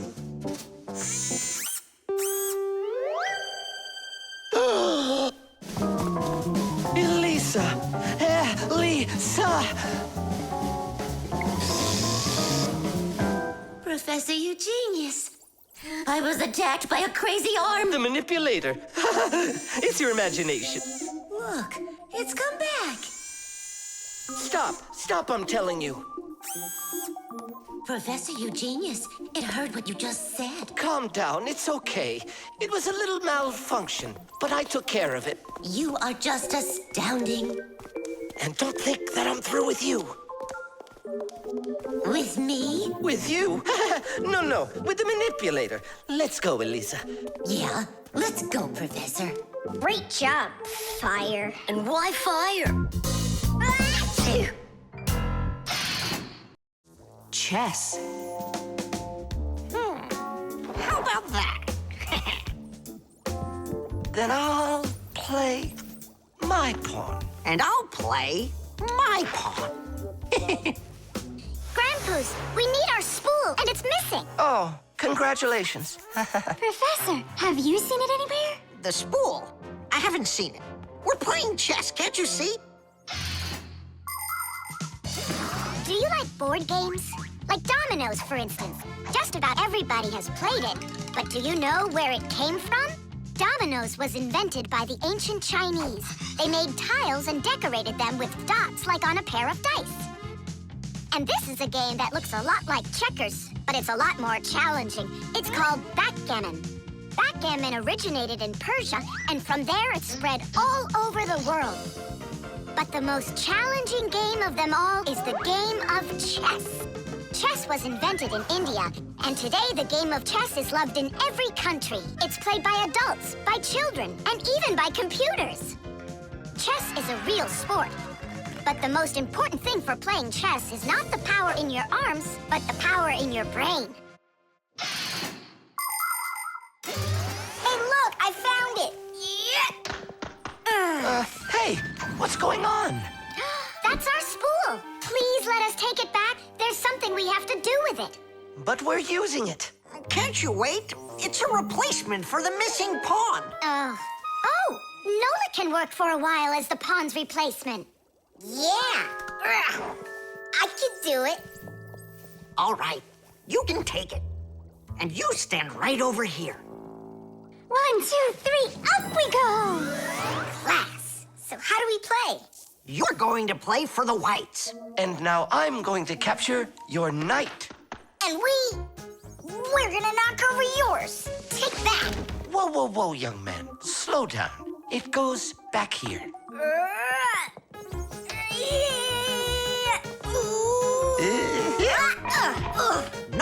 Get back to your square. What for? Pawns don't move like that. Then how do they move? Only one square per move and only forward. Of all of the pieces, the little pawn is the weakest. What a mess. So which one's strongest, huh? This, it's the queen. She's the most dangerous threat to the other king. Aw, how come I couldn't be queen? Then that black king would have to deal with me. Oh, yes. In chess, each player has a black or white army with 8 pawns, 2 knights, 2 bishops, 2 castles, and a queen. All of them work together for their king, trying to protect him while attacking the enemy's king. If the king finds himself in a position where he can be captured, the attacking player says check. And if the king finds himself with nowhere to run from the attack, it's called checkmate. Whoever checkmates the other player's king first is the winner. I'll move my queen. Yeah. And me, my queen. Then I'll just capture your queen. Aha! Really? Then I'll just capture yours. Grandpoos, should I go now? Not yet. So, do you feel like surrendering? Ha! You're kidding. Do you? Nolik, forward. Hooray! We'll step aside. Forward. Aha! Next I'll go and capture the knight. He got away. All right, pawn, and once more, go forward. Grandpoos, where do I go now? Don't you see the edge? Don't go anywhere. Now you're the queen. What? The rules of chess say that if a pawn makes it all the way to the other side, he can become anything that was captured earlier. Hooray! Then I'll be the queen, and I'll be the strongest piece in the whole game. Hey, queen, get back here. In case you don't know, this isn't over yet. We capture the pawn with the queen. Queen, this is your new place. Check. Check. Huh, yeah? Now come to here. Checkmate, my colleague. Of course it is. It is, mate. Yeah, I lost. Hooray! Tadish, tadish, tadish! Professor, we found the missing pawn for you. So that means Nolik can leave with us. I'm not going anywhere with you. Chess is the greatest game you'll ever play in your life. Oh, you should have seen how I put Professor Eugenius into checkmate. Really? Well, Grandpoos helped me a little. Actually, it was Grandpoos telling me where to move. But I'm the queen now. The tools. Hang on. There are these really cool things that I want to show you.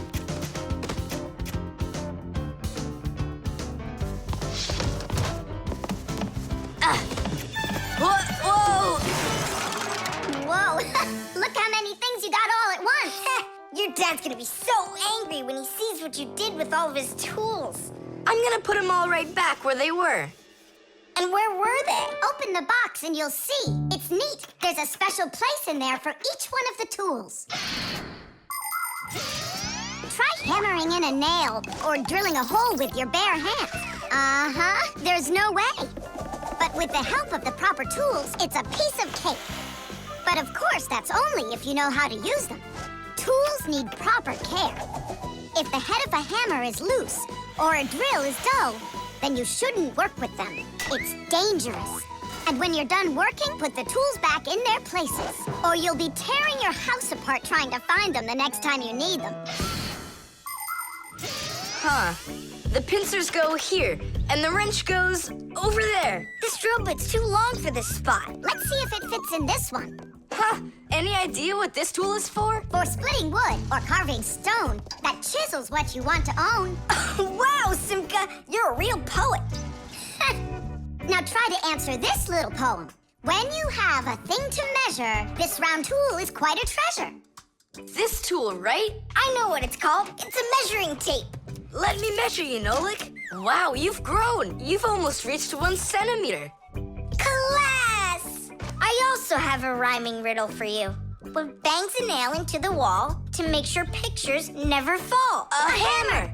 I was first, and the hammer goes right here. And now I have one for you to guess. If you need to screw in screws, here's the tool that you should use. A Screwdriver! I was first, again. You got it right. All right, Tom Thomas, we'd better hurry. We still have a lot of tools here to get sorted out. Humans, just like Fixies, use hundreds of different tools to do their work. Picking the right one depends on the task at hand. For instance, if you need to hammer in a nail, use a hammer. But you don't use a hammer for a screw. For that, there's a special tool called a screwdriver. A wrench is the tool for tightening nuts and bolts. A vise is used to hold a part in place, and a drill to drill a hole. If you need to cut a piece of wood, you should choose a saw. You could use a handsaw, for example, or a hacksaw. Different kinds of pliers can be used for snipping, gripping, or bending. If you need to smooth something down, you use a file. If you learn how to work with tools properly, you can build just about anything. Looks like we did it, just in time. Oh, and how about this? Do you know what kind of tool that is? I don't know. There's no place for it in here.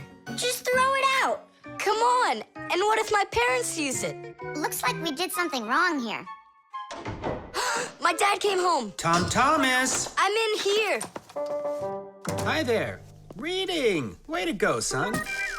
Huh? Oh. I don't get it. Where is it? What? I put a piece of metal under the table leg so it wouldn't shake, but it disappeared. So that's where the tools place is. Did you take it? What? I didn't. It must be somewhere under the table. And you look under the sofa. All right.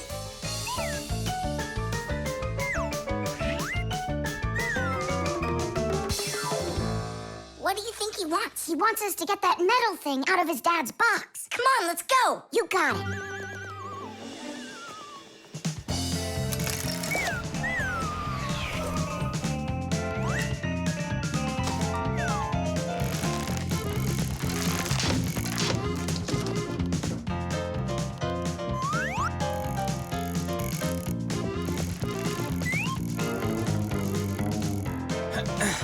Any luck? Uh-uh. Me neither.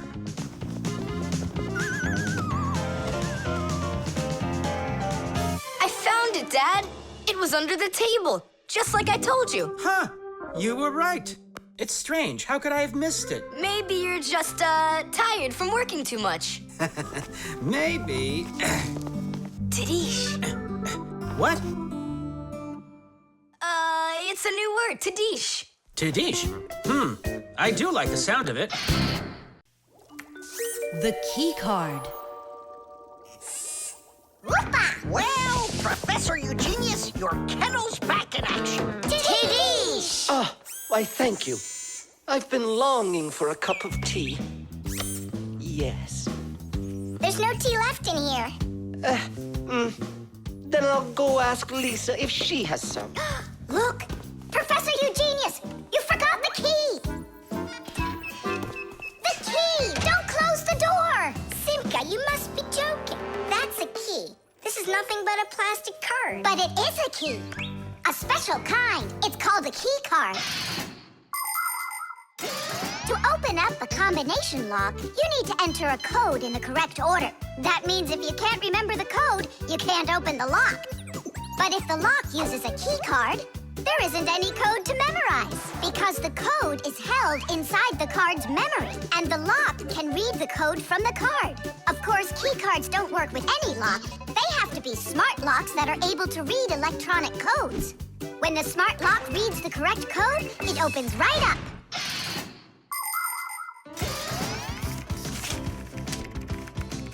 Lisa, do we have any tea here? Of course, Professor Eugenius. Wonderful. I'll take one bag then. Oh, I left my key inside the lab. Can I borrow yours? Just don't forget to give it back. Of course I'll give it back. Come on, Elisa. I got myself a tea bag. Professor Eugenius, the water's boiling. Fantastic. Ta-ra-ta-ta-ta-ta-ta. Ch-ch-chai. Wait a second. Oh no. I was supposed to give something back to Elisa. Why don't you go and ask her? Right. I'll be right back.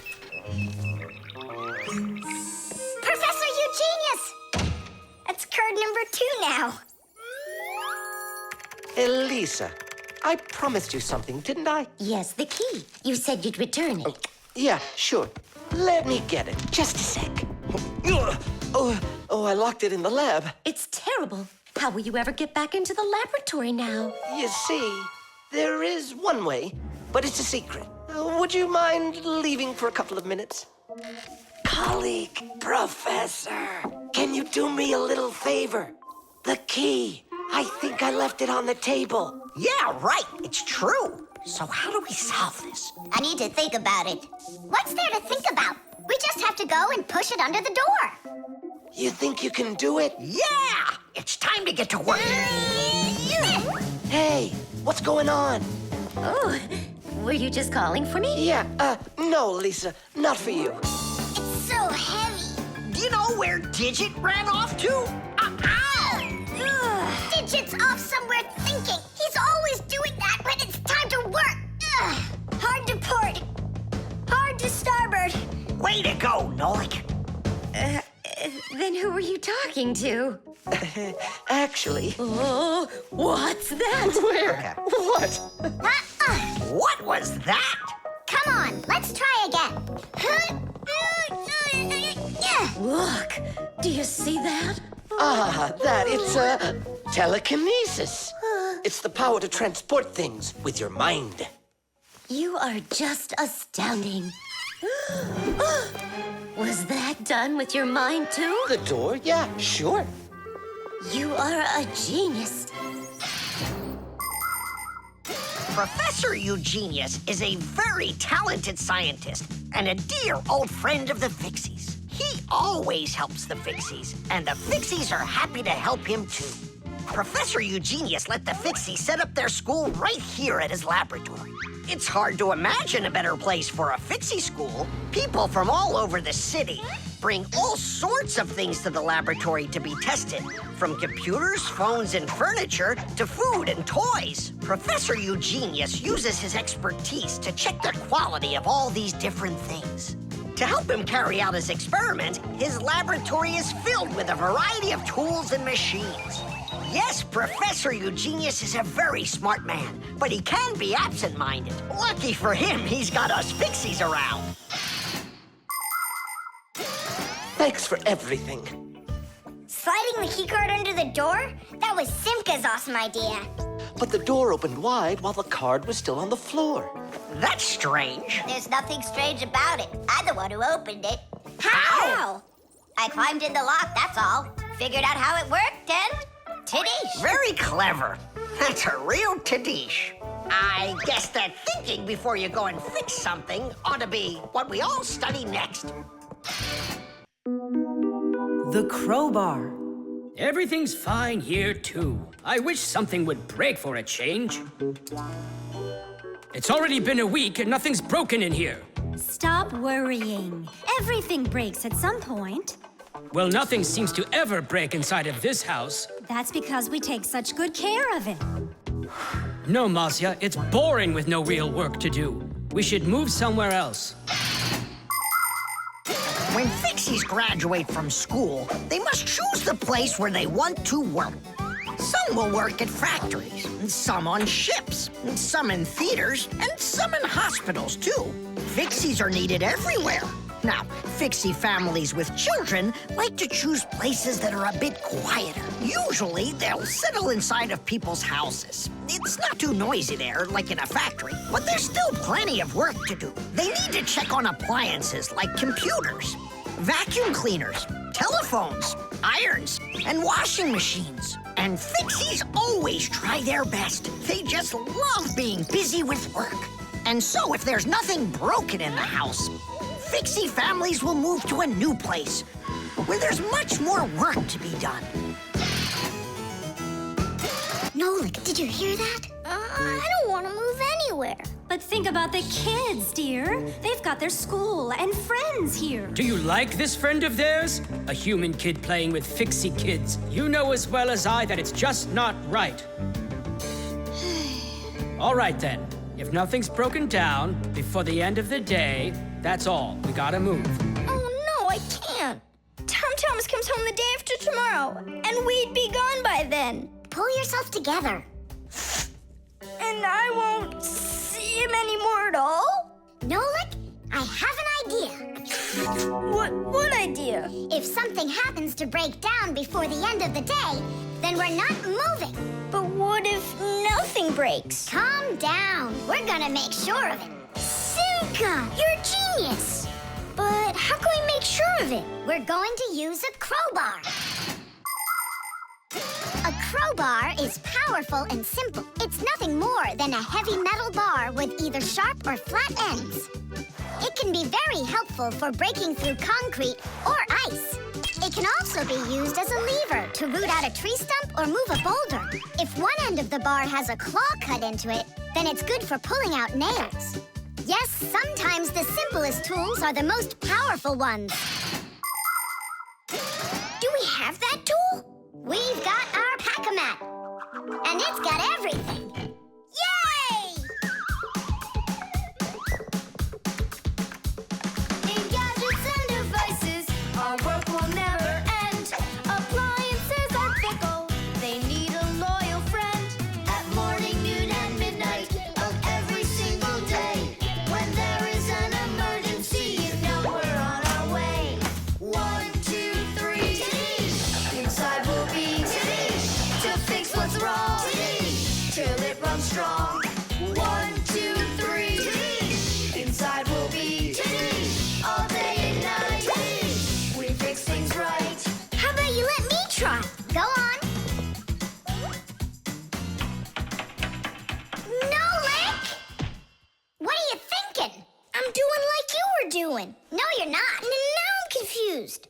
First off, whatever you break's gotta look like it broke all by itself. Oh, I gotcha. And second, you gotta break it in some way that can be fixed later. Did someone say something needs fixing? Or am I hearing things? Papas, we just found out that the television's broken down. Are you sure? Yeah. And one of the keys on the keyboard is stuck. For real? For real. And the clock's not running either. Oh ho!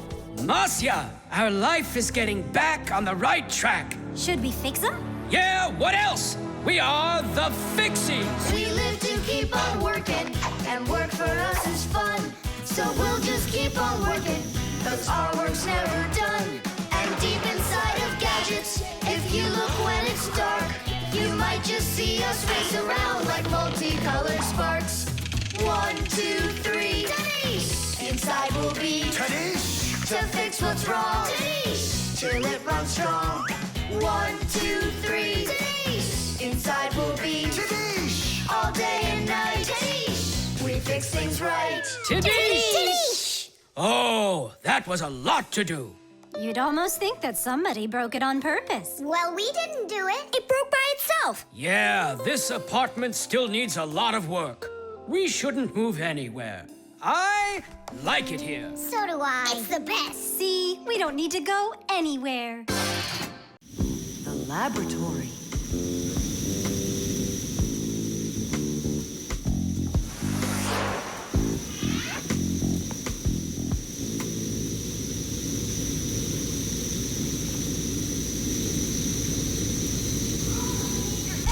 You've got to get to the school right away. What did he say? That we've got to get to the school. How come? Did you hear why? I didn't, did you? I wonder if Simka didn't go to school today. Or if Nolik got into some kind of mischief? Oh, I'm worried this is something serious. La la la la la la. And that's 5, 6. I like this hairstyle. 7, 8. Hi there. Hello, Verda. Where's Grampus? I'm not positive, but go and look in the chemistry area over there. Over in chemistry? Tell us, was Nolik doing anything wrong today? Nolik? He's always fooling around. Right. So we're not here for anything Nolik did. Maybe something awful happened to him. Like what? Well, how about anything? This isn't just a school for Fixies. This is a laboratory.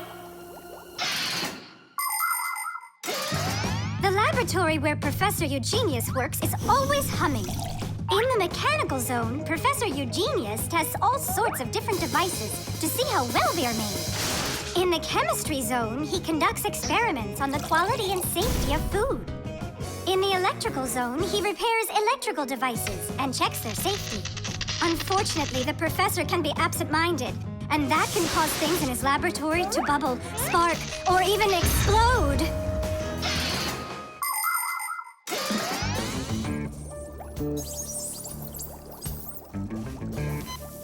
Marcia, there's nothing to worry about yet. But how can I not worry? Digit, have you seen Nolik anywhere? Do you know if anything's happened to him? This is a laboratory here. Who knows what could happen to anyone? Like what? What are you saying? Like that. I told you, things happen here. And where? Let's go, quickly! Marcia, no need to panic. Tuna, it's so good you're here. We really need your help. What is going on? There!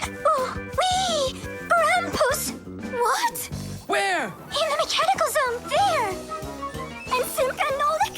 There! They're all there! Oh, my children! Don't lose your head. Oh! Oh! Marcia is my wife, and the mother of our children, Simka and Nolik. Marcia is a real beauty, a kind and gentle soul, and a wonderful homemaker. She is also a very responsible and extremely skilled fixie. She is our family's expert in kitchen appliances and gadgets. Marcia works from morning till night, fixing and cleaning anything that is in need of her expert care, because she just loves when everything is clean and tidy. But most important for Marcia are her children. She takes loving care of Simka and Nolik and tries to protect them from harm. Marcia worries about them so much that sometimes her imagination gets carried away with what might have happened to them. Although our little Nolik can get himself into situations that even Marcia could never have dreamed of.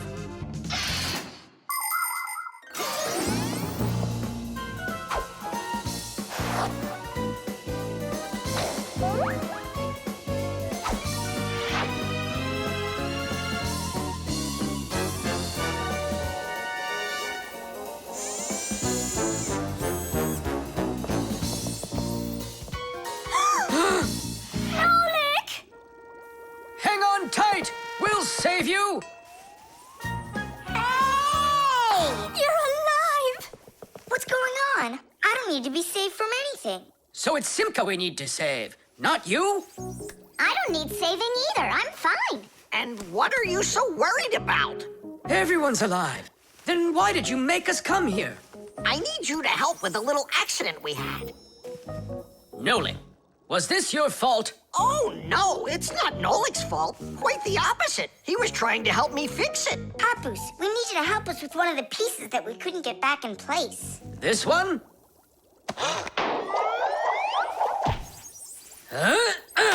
Tadeish! Oh, a perfect repair. Huh, that was really the only reason we had to rush here? Why not? There was just no way we could let this wait, so I sent for you. But Fire said... Why fire? Why is it always fire? How come you had to scare us so badly? I'm not the one who scared you. You did that all by yourselves. The drum. Now, let's turn it on. It's buzzing. You hear it? I would love to. But the only thing I can hear is Nolik's banging. Nolik, what are you doing? I'm rehearsing my solo. Nolik's the drummer in our rock band. Didn't you know that? Why don't you go and rehearse somewhere else if you wouldn't mind? Yeah, all right. I just can't work like this. Nolik, stop it, please. Oh, my head is just splitting. Professor Eugenius, will you come to the laboratory? There's something very strange in there. What? I'm hearing some kind of awful sounds. You are? I think it's a ghost. Back from the dead. Don't you worry about ghosts, Lisa. I'll check what it is. So it's you making the racket. What? I'm just rehearsing. Well, what is it? Don't worry, it's just a piece of equipment rattling. You know what you should do? You should go and practice back at home, my young friend.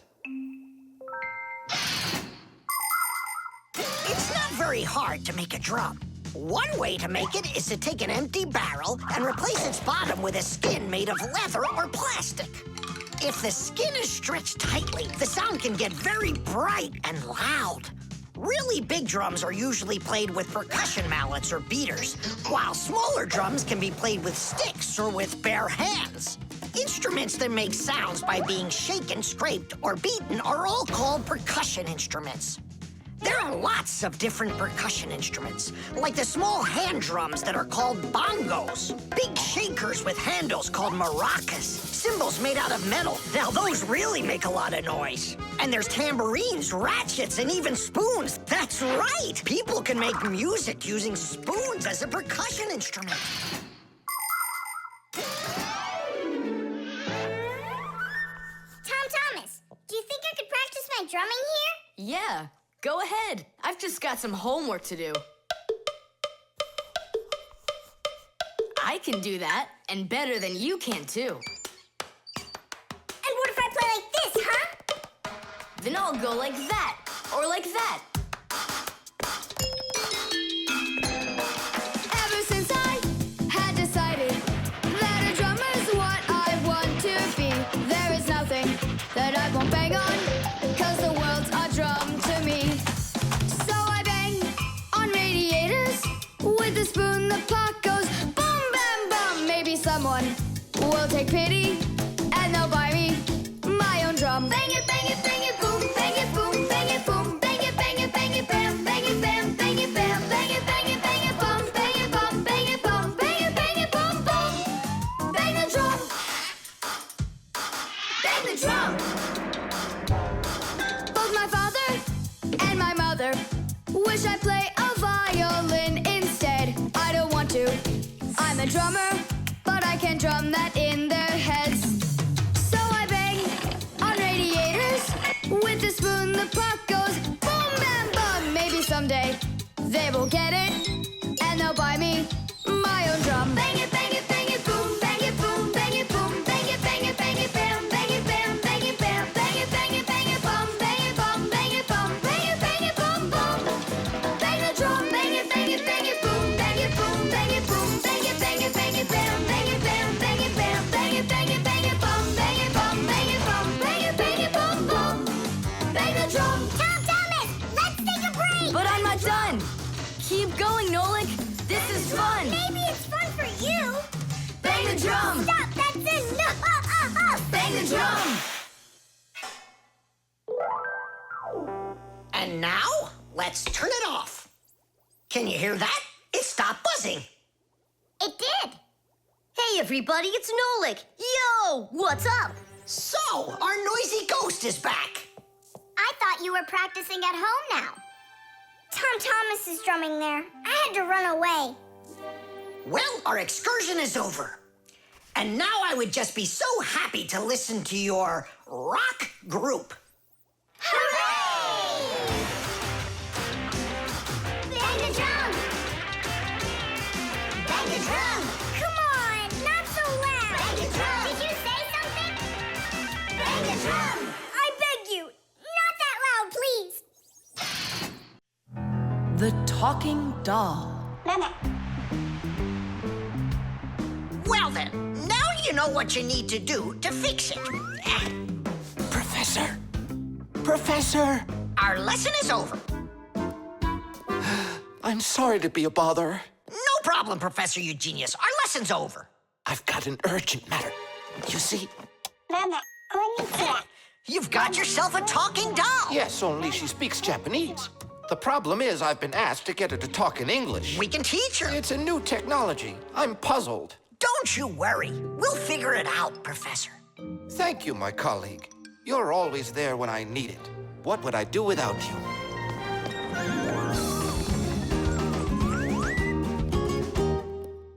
Professor, can you tell us how toys talk? Not now, children. We'll learn about the doll tomorrow.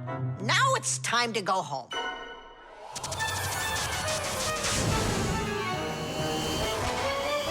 I already know everything about that doll. You do? Changing her voice is so easy that anyone can do it. How? Here, come, I'll show you.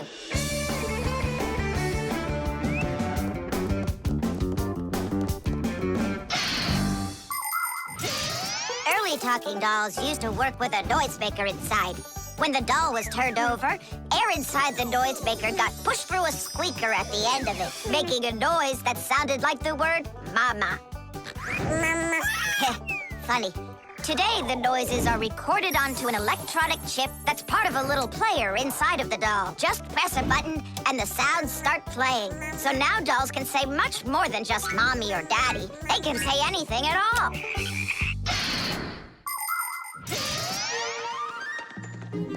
Well, here's the chip. This is where the recording of the doll's voice is. That's awesome. Can you re-record the voice on there? Well, yeah. Okay, I gotta go. See ya. Wait, Nolik, I thought of a really funny joke to pull. What if we slipped them and then we do something? Well, now, as I promised yesterday, I'm going to tell you all about talking dolls. Some start talking when you rock them, while others react to noise. And for this little lady, you need to press a button to get her to talk. Who wants to? Tula. Me? Well, okay, I can do it. Go ahead. And you'll hear her say, "Hi there, Mama." But in Japanese for now.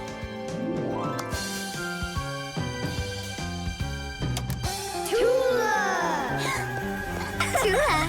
Is that Japanese for hi there? Tula! Why are you hiding a picture of Digit in the Pac-Man? How could she ever know that?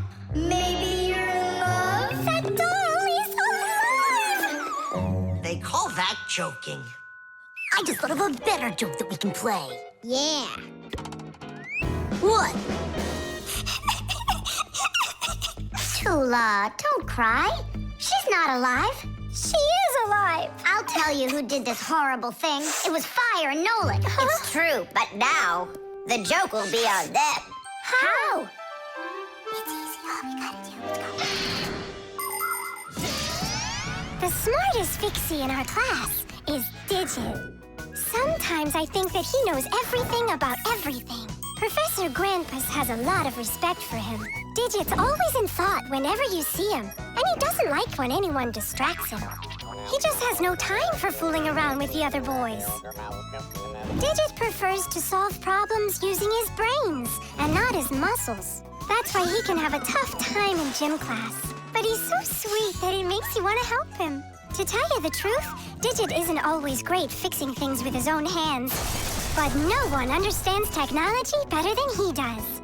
If something breaks, Digit can always figure out exactly what's wrong with it and the very best way to fix it.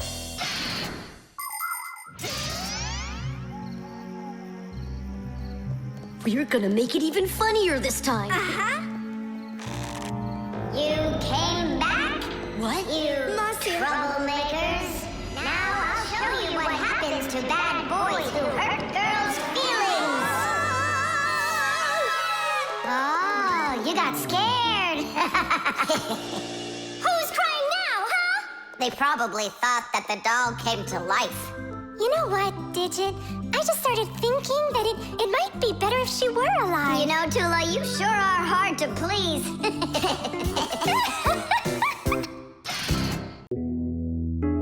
Friction.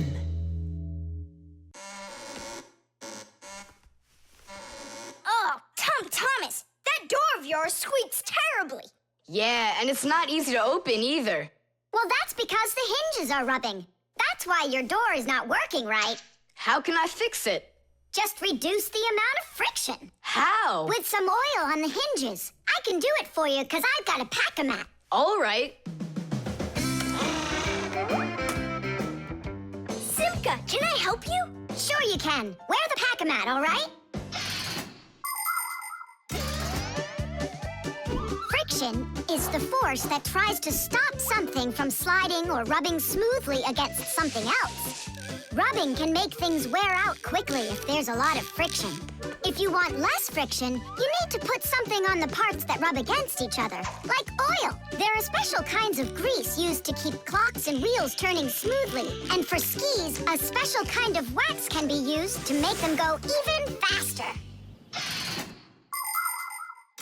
That's it. Now the top hinge. It's all done. Go ahead and check how it's working. It's not squeaking. I told ya. You guys are the best. I gotta go. Go where? I'm gonna go sledding. Maybe you'll take me with you? Sorry, Nolik. You don't have a sled to ride on. I'll see you later. Simka, should I grease the saucer? What for? It'll slide down the hill just the way it is. Ah, okay then. Wait here for me, Nolik. I'll be back real soon with a surprise for you. Yeah, oil slippery. I know what I'll do.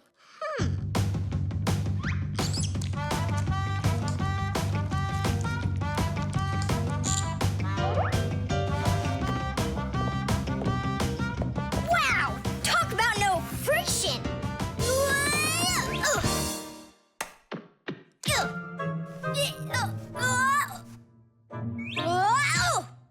Hey, anyone?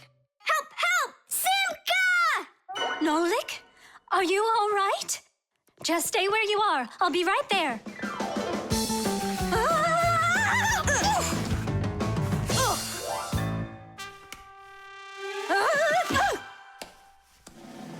Papoose! Help us, please!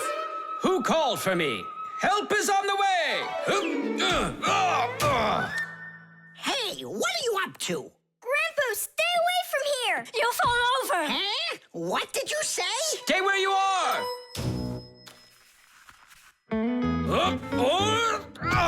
What happened here? I poured some oil on the table Why'd you do that? to reduce friction. That's brilliant. Nobody move. I know exactly what to do.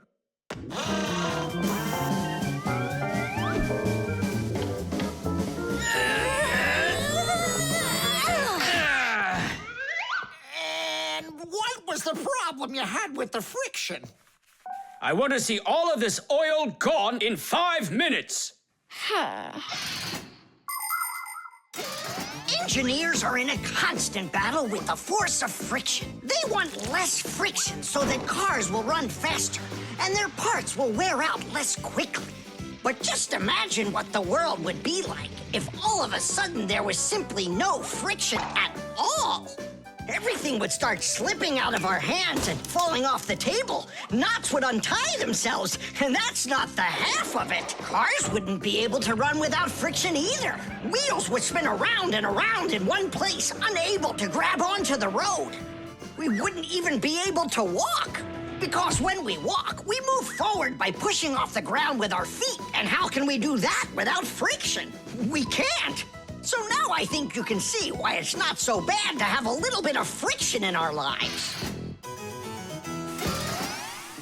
Whew. We cleaned it. But it's still so stinky. Nolik, I completely forgot. I promised you a surprise. Look. What is it? I made you your very own saucer for sledding. Oh, that's great. Only, what good is this thing without snow? Nolik, hey! Look what I've got for you. Snow? Yeah. Is it real snow? Really? Yep. Now you've got your very own hill to sled on. This is great! What an awesome surprise! And you don't need oil to make it go quickly. Yeehaw! The oven.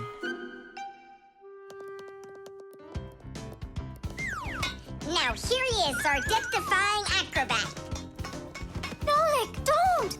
I'm not Nolik, I'm an acrobat. You're going to fall. I'm not going to. I see. Every single time with him, it's the same old story. He gets himself into trouble, and I've got to get him out of it. No, I'm falling. Whoa! Hold on! I'm just joking. Nolik, you're a knucklehead. Simka, Tula! We're down here! trouble this time, huh? This isn't funny at all. Need some help? We can manage this ourselves. Right, Tula? Well, all right then. See you later. We gotta get out of here. Tom Thomas's mom is coming. Hide!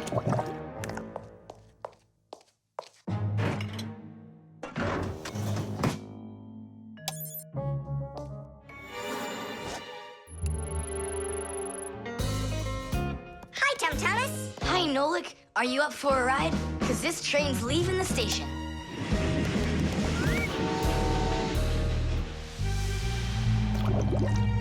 Nice place. It's the oven. It's beautiful in here and not hot at all. Splendid. It isn't hot right now because it only started warming up.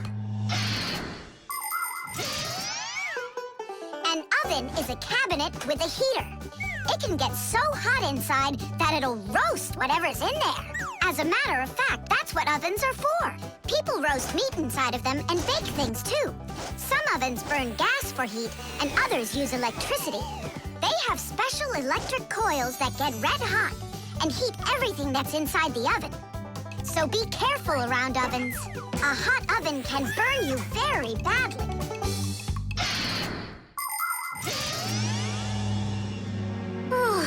It really is getting so hot. We gotta get out of this oven right away! Simka, we're about to get roasted in here. Yeah, inside of a fresh-baked Fixie cake. I don't want to. You think I do?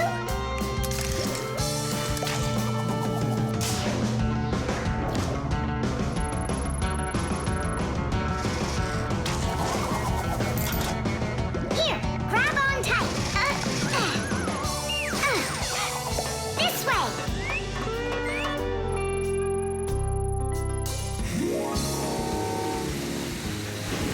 Be careful, you'll fall off.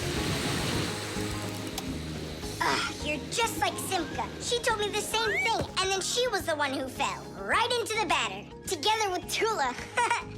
What? They both fell in the dough? Oh, yeah. And they're probably still stuck in there, too. Tom Thomas, the cake's fresh out of the oven. Do you want to try some? Where could they be, huh? I don't know. Maybe they're inside the cake. They could have turned into screws. We gotta find them. Hey, what are you doing? Eat. Stop playing. Hey, watch out. You could break your teeth. The first ovens in ancient homes were nothing more than simple fire pits where people cooked on hot coals. Later on, the stove was invented. Every house had a stove made out of stone, clay, or cast iron. People would burn wood or coal in them. These stoves produced enough heat to make soup or bake a cake. And then in the 19th century, the gas stove was invented. Gas stoves are much more practical than wood-burning stoves. 1 second and the gas is burning. A few more minutes and the water's boiling. They're very convenient, but they can also be dangerous because if the pipes aren't in good condition, there can be an explosion. Today, there are also stoves and ovens that run with electricity. They use electric heating elements for frying, boiling, or baking foods without fire at all.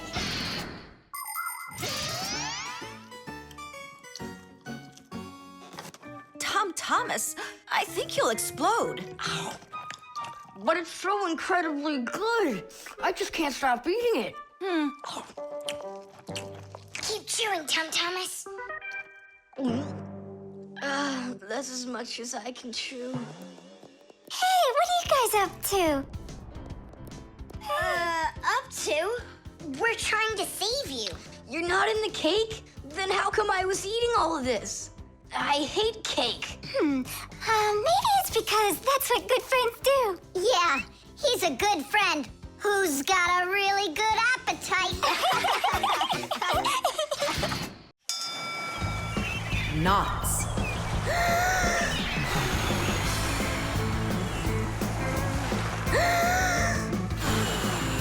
Nolik, there are pirates off the starboard side.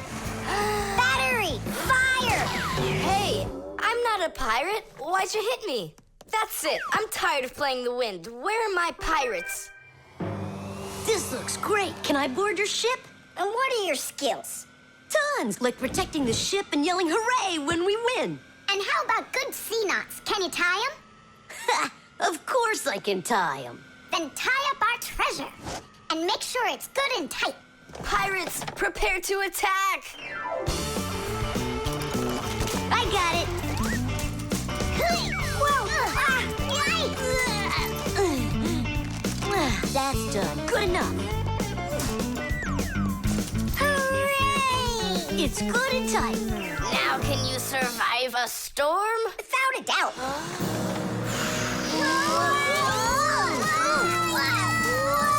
Our treasure! It's sunk into the sea.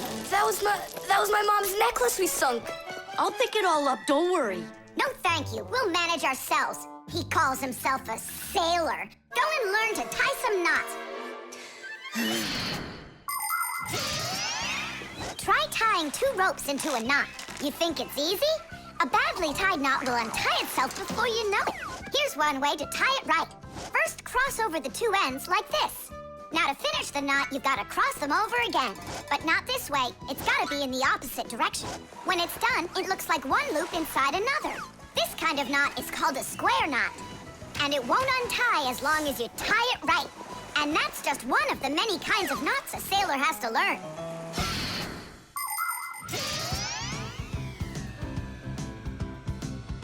Oh! Okay. I knew I could tie it. Now, what else is there to practice on around here? I found some more of our treasure. Here's another one. That's 19, but we're supposed to have 20. I know it because I counted our treasure. So what happened to the last one? Well done there. So what else could I tie? Perfect. I even remember what it looks like. It's a different color. It's a bright red one. Oh, Mom's gonna notice right away that the red one's gone. I gotta go find it. Yeah, I think it's on the floor. Who tied my laces together? I was just practicing, sorry. And what else did you tie up to practice your knots? Not sure you want to know. You're funny. Let's go untie them.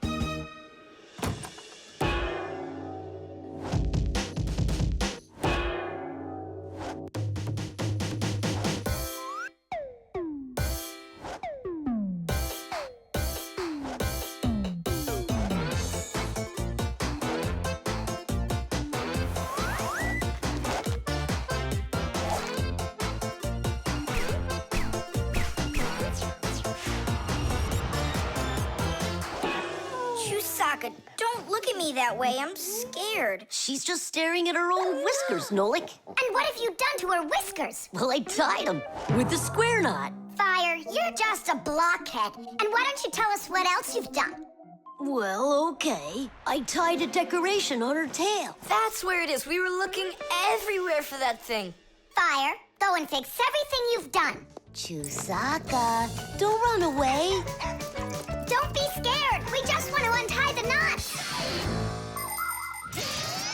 Sailors have developed all sorts of different knots. Without them, they couldn't control their sails. But we couldn't get by without knots on land either.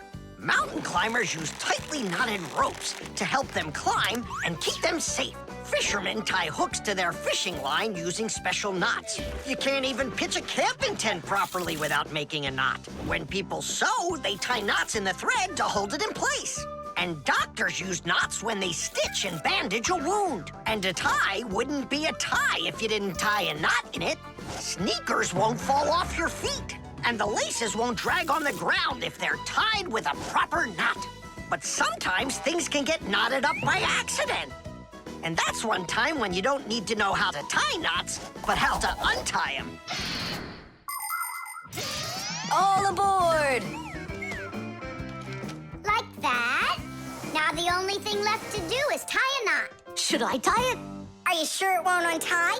You're joking. Why don't you go ask Chusaka if I can tie a knot like a sailor? The draftsman.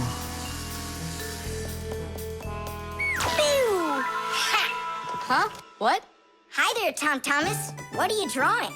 I'm not drawing. This is called drafting. What's the difference? Tell me, is that a circle?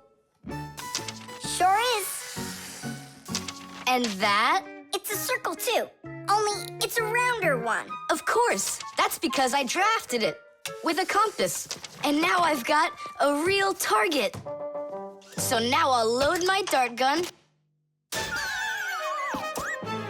Whoa! Why'd you shoot that thing at me? It was the gun. I didn't even pull the trigger. What? Did it break? Let's open it up and see. There. This little part broke. Let me go find Papoose. He can help you. He can make another one. A brand new one. Wait, I can draft a technical drawing. Will Papoose understand how to read one of those? Are you kidding? Papoose is an expert at everything.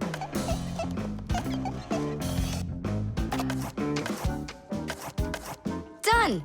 Wow, Tom Thomas, you're a real technical drawer. A draftsman, Nolik. That's what they call it.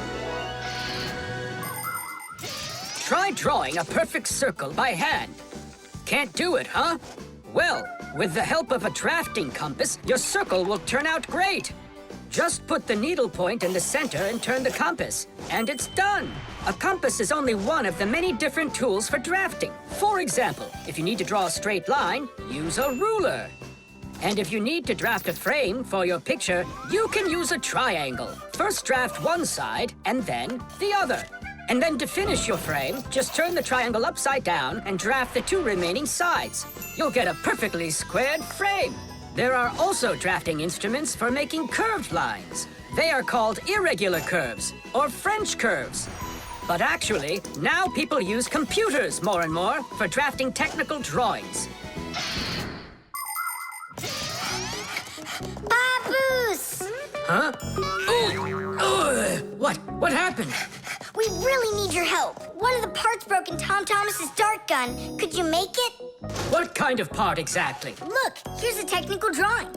So, you even got a technical drawing. Very good then, let's take a look at it.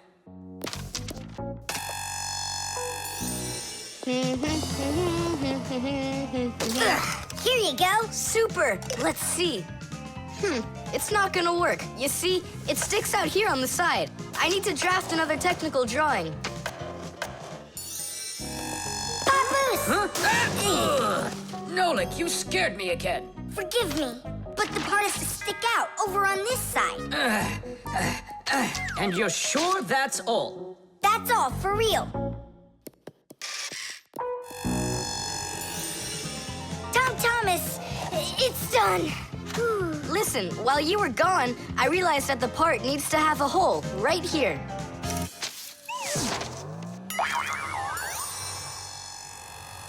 Papoose? Again? Sorry about this, but there's a hole in this thing, too. A technical drawing is a special kind of drawing. It has to precisely describe the thing that needs to be made. To do that, the drawing must be very accurately drafted and include all of the measurements. And that's not all. If the object is complex, it must be drafted from at least 3 sides, including the front, the side, and the top. You see? The object looks different from every side. So if you don't want to work over and over again, learn to draft correctly.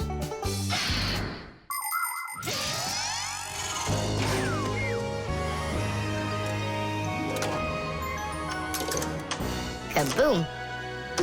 It works. Bullseye! And all thanks to our technical drawings. Yeah, after 3 tries, right? Some draftsman you are. Now I can draft all sorts of technical drawings. Even one of you if you'd like. No, don't bother. Hey! Great. That tickles. Now do me a favor and turn. Hey, what are you doing there? Just stop. What's going on? Now I think I got it. It's done.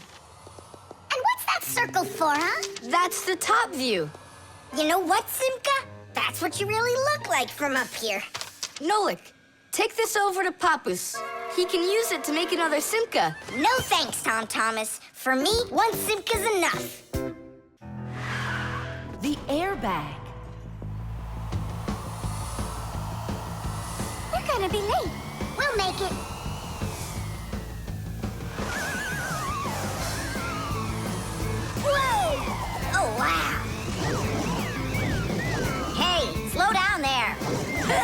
I'm a super duper racer.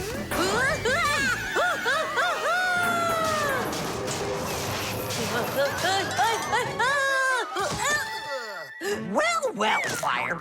Again risking your life. And super racers like me can always count on luck. You know, Fire, counting on good luck is stupid. It would be better if you would keep your mind on safety. Actually, today, Professor Eugenius has something really special to show us. He's going to be testing an airbag. What's that? Digit, explain it. Everybody riding in a car has to wear their seatbelt, because if the car has to stop quickly, the belt will hold the person back. But there are times when even seatbelts don't give enough protection, like when a fast-moving car crashes into something. When that happens, the driver and passengers can be protected by an airbag. You can't see them when they're folded up because they're hidden, but if the car is in a crash, the airbags blow up very quickly, and the person bumps into the bag instead of banging into the steering wheel or flying through the windshield.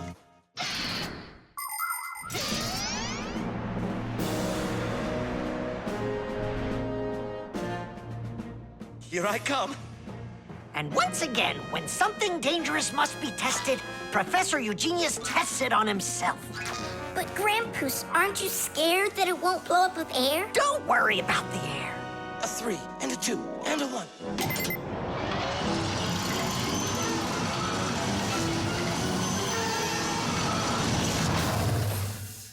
The airbag filled up in an instant. Did you notice? Yeah, but how does it do it? There is a chemical inside of there that quickly burns and instantly turns into a gas the moment the crash takes place. The gas fills the airbag, and there you go. Did I explain that right, Professor?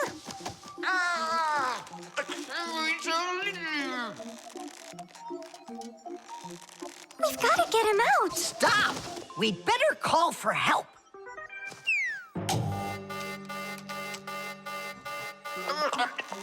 Professor, do you need some help?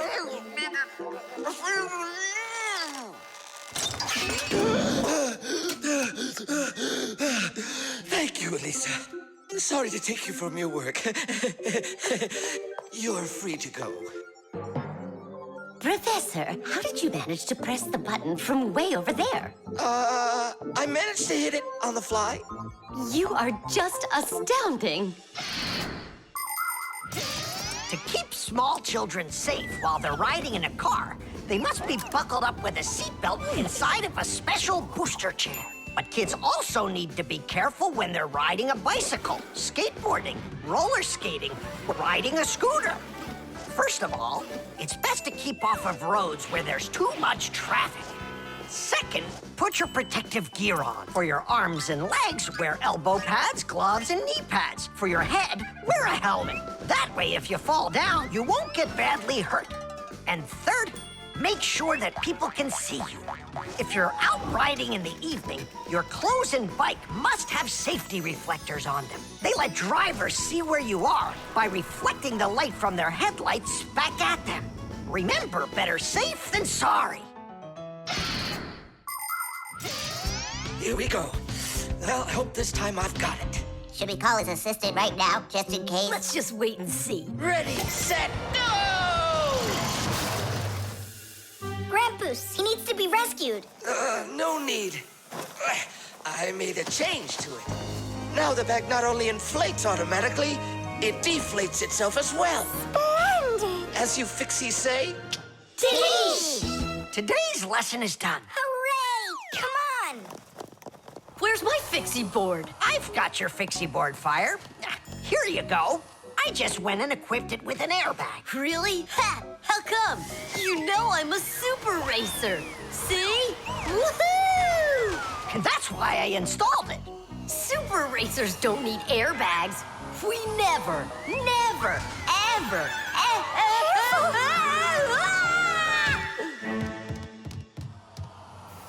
Oh, wow! Is that airbag cool or what? It's a very original design he used there. That design is my own, and Fire ran the test. Professor, will you make an airbag for each one of us? You all will get them real soon. But even so, Caution and care make accidents rare. The clocks. Go around. Left side. That's crazy, you'll crash. No, I won't. See, I told ya. What? Huh?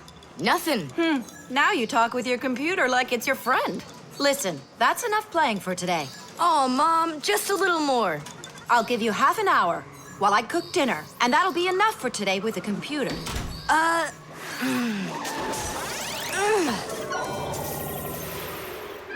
This stinks. I'll never get through all of these levels in half an hour. No way. Hey, but what if we could stretch out the half hour? How? We could take the hands on the clock and move them back a little. Mom will catch us. Fine, then let's slow down the speed of the clock. Yeah, But how? You gotta know things like that.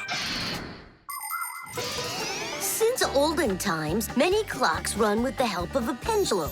The pendulum controls how fast the hands of the clock turn.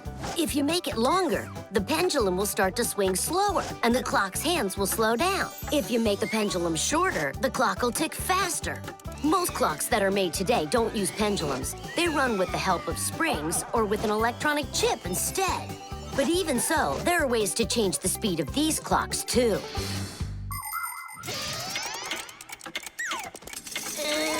Push it! Wow, you did it!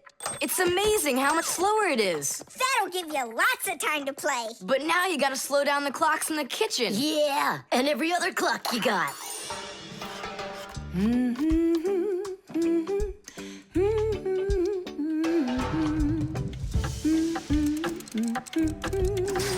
I just have to turn this to make the pendulum longer. Uh-huh. And now the clock will go slower. Tadee! Fire! Now that clock over there. Let's go do it. That's it! We slowed down every clock, and your mom didn't see a thing. That's great. Yeah. Wow, Tom Thomas, you're cool!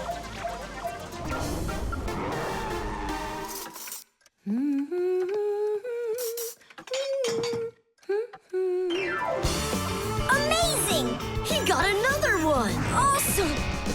You're unbelievable! Way to go! Huh.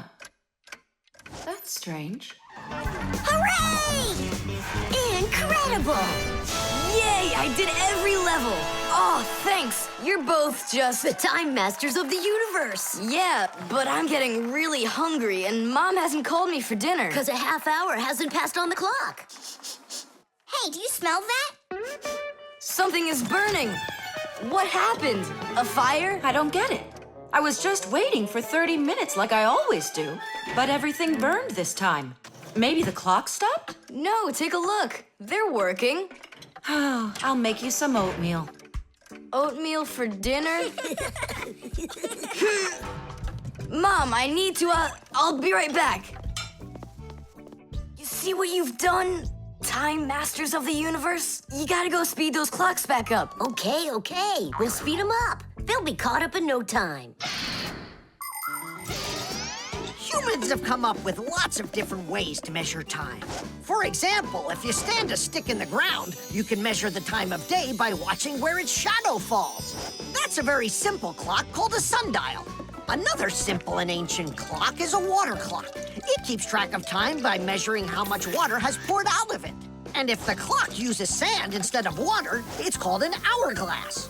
But humans weren't able to accurately keep track of the time until they invented mechanical clocks. They come in all sorts of sizes, from grandfather clocks to watches worn around the wrist.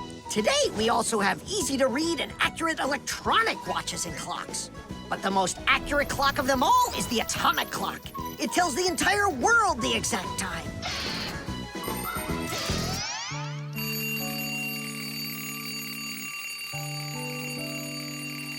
Tom Thomas, why is your alarm clock ringing in the middle of the night, huh?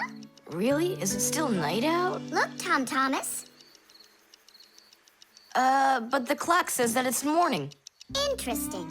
Yesterday, Fire and I sped up all the clocks, so that's the reason the alarm went off. Sped them up? Are you crazy? Tom Thomas asked us. So what do we have to do now? Don't you know? Get to school, it's time. I'm joking. Go back to sleep. Don't worry. I'll get all the clocks working right again. Can I go and fix them with you? Ha! Fix them? You boys are the ones that always make the problems. The video call.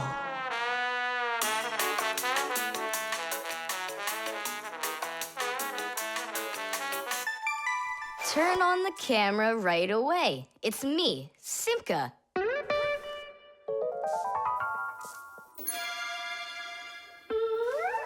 Just as I expected. Nolik, why aren't you in school? School? It started? No, but you'll be late if you don't hurry. I'm on my way. Simka, is that really your Fixie school? Well, actually, it's the laboratory where Professor Eugenius works at. He lets us have our school here. Who's that, Simka? Look. Is that the professor? Where? Oh, come on, Tom Thomas. That's the manipulator. Who? Not who, what? It's a mechanical arm. For real? Oh, please show me some of the other things you've got. But how can I show you? Come on, with the camera. Computers and tablets are able to connect with one another through the internet. That's why you can talk to another person on your computer like you're talking on the phone. And if the computer has a video camera, then it's possible to send not only sound through the internet, but video as well. That's why it's called a video call. With video calls, it's possible to talk to your friends, to see them, and to show them all the things you can see yourself. All right, take a look. Over here we have chemistry equipment. And over here... Hey, Tom Thomas. It's good to see you. Wow, you flew there so fast. Nolik, get out of the way. You're blocking the view of the lab. I am not blocking the view. Stop it! Go away! You go away. Tom Thomas, what are you watching? Is it time to turn into screws? Too late. He already spotted us. It's just a cartoon about these funny little guys. Can I watch with you? Nah, it's boring, Dad, and I've already seen it. Next, that blue guy, he starts jumping. Watch. Now what? I say run. Start jumping. Make it cartoony. Now that redheaded character will sing. Watch. La la la la la la la la la. Then she starts dancing. La la la la la la la. These guys really are funny. And here are the super fast moves. That was funny. I gotta get going. That's all. You can rest. My dad went out. I'll get you, Tom Thomas. What are you doing over there, huh? Watching a movie. But why on my computer? Sorry, Professor. Yeah, will you forgive us? So how is it any good? Uh-huh. It's a super funny one. Really? Yeah. You see that boy there? He's gonna start waving his arms around like a maniac. He also crows like a chicken. Cock-a-doodle-doo! And now the boy's gonna go in and chew paper.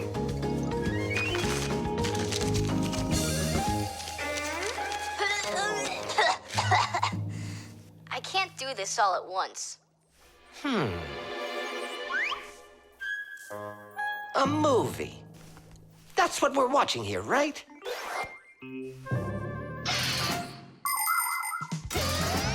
People have always been interested in seeing what's going on outside of where they are.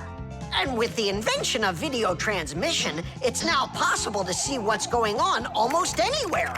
Now, without leaving your home, you can see what's happening on another street, or even in some far corner of the world. With the help of video calls, doctors can help their colleagues perform complicated surgeries. Teachers can give lessons by video, and scientists can take part in video conferences. With video, you can watch a live theater performance in another country. And even in outer space, an astronaut can feel right at home just chatting away with friends and family. And it's not just for astronauts either. Now almost every tablet and phone here on Earth has video in it. Introducing Tom Thomas. Nice to meet you there, son. And I'm Professor Eugenius, so I guess you're also a friend of the Fixies. Yeah, only it's a secret. My friend, that's a secret the two of us share. And you know, keeping secrets is what friends do. Modeling clay.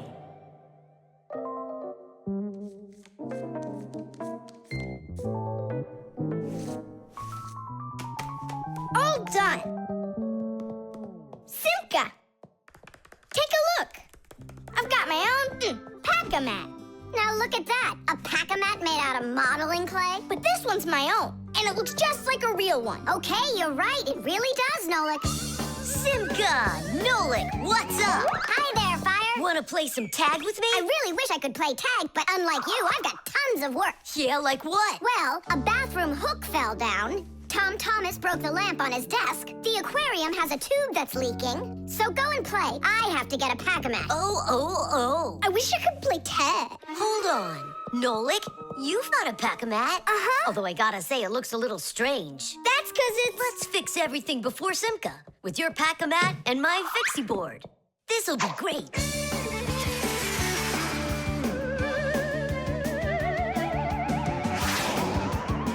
So where is that hook that fell down? All right. Nolik, get out some sticky stuff. From where?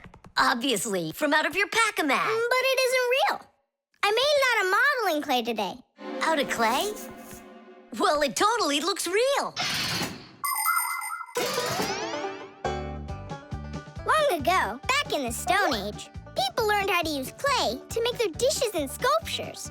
But the modeling clay that we use nowadays was only invented about 100 years ago. Actually, modeling clay is just plain old clay with some ingredients added so it won't dry out. And dyes are mixed in to make all the different colors.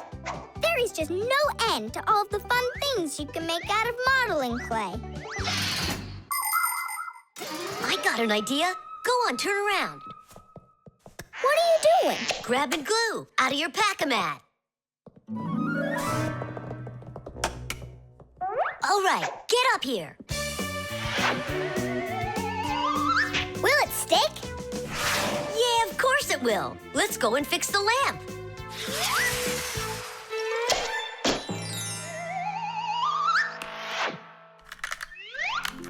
We can't fix this without a real pack-a-mat. Yours will work just fine.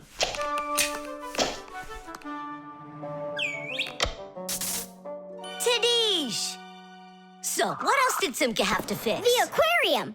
Hop on.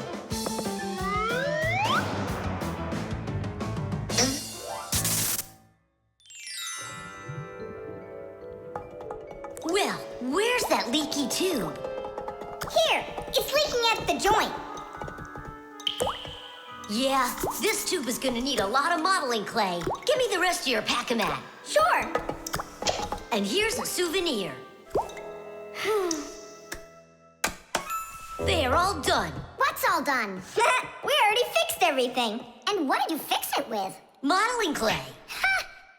Modeling clay isn't gonna hold anything. Well, I say it will. Wanna bet? All right.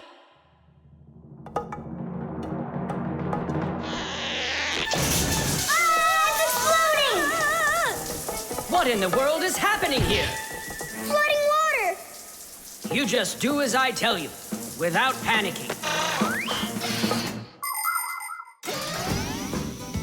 Did you know it's possible to make modeling clay in your own home? Just write down this recipe. You'll need a cup of flour, a half a cup of salt, and a half a cup of water. Now, mix the salt with the flour and add the water little by little. Mix it together really well. What are you saying? That it looks just like dough? Well, that's exactly what it is. It's just not for eating. It's way too salty. But you certainly can sculpt things out of it. If you want your modeling clay to be colorful, you can add food coloring or watercolors to it. That's it. Your modeling clay is ready to be sculpted. When you're finished, Don't forget to let your figures dry in the sun. That way they'll get nice and hard and last you a very long time.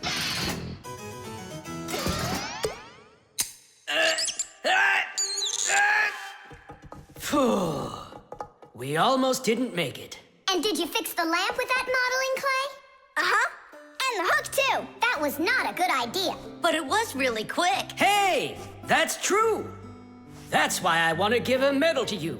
You're heroes. For real? Of course you are. And here it is, your medal. But it's made out of modeling clay. Your reward fits your heroic deed. The dog. It's about me. Fixies? It's Chusaka. It sounds like she's angry with us. I wish I knew what that mad dog was thinking about. I'm thinking about you. You better hide or people will see you. I'm leaving. See you later. It's going to rain. Chusaka, I have no time to play right now. I'm not playing. His feet are gonna get soaked. Tom Thomas, I'm off. Don't be late. Chusaka, that's enough. No, I need to go to school. He's got his math class today and he's leaving his math book.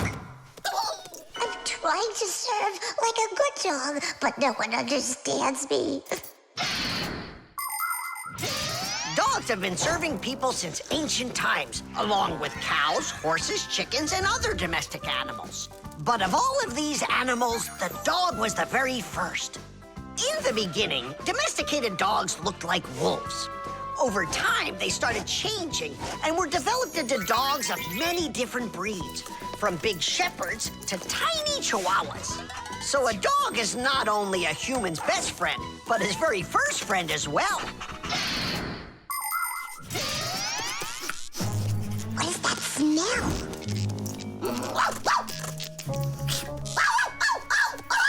Simka, come on out. I see you. Nolik, jump down. Oh no, we're trapped in here. Alert, something's burning over there. Why won't they listen? I think she's going to eat us. Together with the box.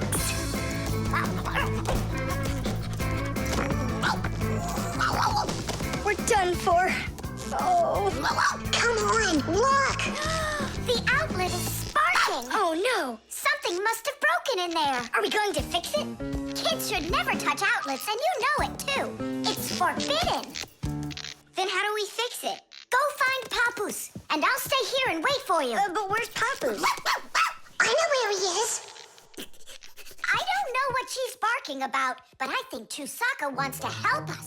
Then come on, Chusaka, help us. Woo!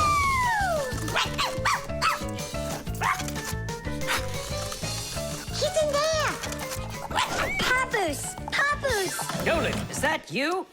Ah! There's an outlet sparking over there, and it smells like it's burning. Are you sure? Yeah, Chusaka found it. Really? Great job!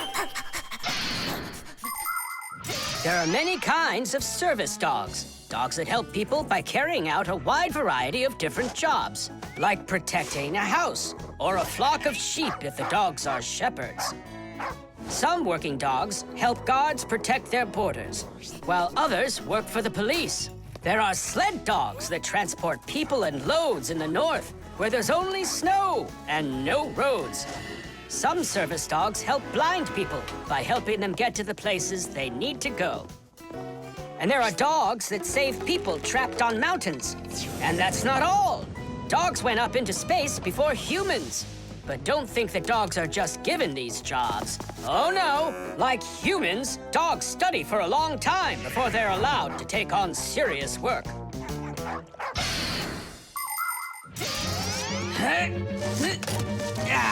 That's all. There won't be a fire, not today. Hooray! Well done, Chusaka. You're a real service dog, no doubt about it. Yeah, I'm working. I'm a real service dog. Chusaka, go away. I've had enough of you already today. Don't say that, because this working dog just saved your house from burning down. What do you mean? She smelled smoke coming from the outlet. It could be that Chusaka means well and wants to do the right thing, but nobody understands her. That's a bit hard to believe. Then what's this book? Oh, my math book. That's where I left it. Remember how Chusaka wanted to make you take it to school this morning? You're right. Atta girl, Chusaka. Well done. Achoo. What a rain. My feet got wet to the bone. But this morning, Chusaka tried to get you to wear a different pair of shoes. That's something. I should listen more closely to this smart little dog of ours. Finally, they understand me. The antenna. Wow, is this cool or what? Ah, hello there, little Fixies. Did you come to see what I'm working on? Professor Eugenius, tell us what you're planning on doing with this huge thing. Well, I hope to use this fantastic device to make contact with aliens. Since ancient times, people have wondered, is there life on other planets? What might aliens from outer space look like? And what kind of spaceships do they travel in? There are some people who say that they've seen alien spaceships and that they look like flying saucers. There are even some people who say they've actually made contact with aliens. But personally, I'm sure it's just their fantasy. And science hasn't been able to prove any of these stories either. The one story that makes me laugh harder than all of the rest comes from a guy who claims that he saw aliens with his own eyes. Can you believe it? He said that there was a group of tiny aliens that look like humans with glowing hair. It seems to me that this guy just happened to spot a few Fixies who weren't able to hide from him in time.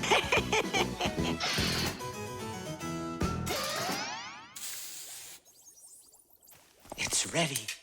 If I could talk. And now what? If the aliens are out there flying by the Earth, they'll see this plate, get hungry, and come for food? Aliens don't need a plate like this, silly. When they've got plates that fly, flying saucers. You're both silly. This thing isn't a plate at all. It's an antenna. Antenna? Antennas help people receive radio signals. They come in all sorts of shapes and sizes, like this, or this, to pick up a signal that's very weak. Powerful antennas that are shaped like large dishes work the best of all. When radio waves hit the dish, the waves all bounce off of it and gather together into one point. This makes the signal stronger and clearer. The most powerful dish antennas can even pick up signals from outer space.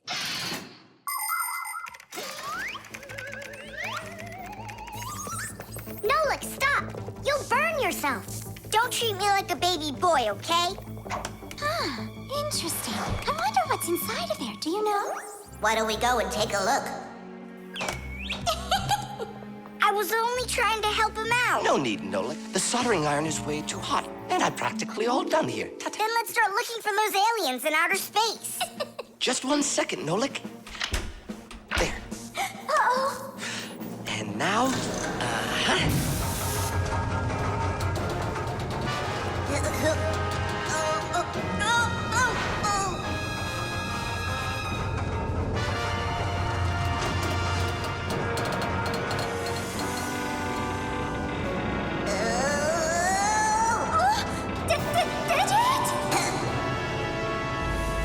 Here we go.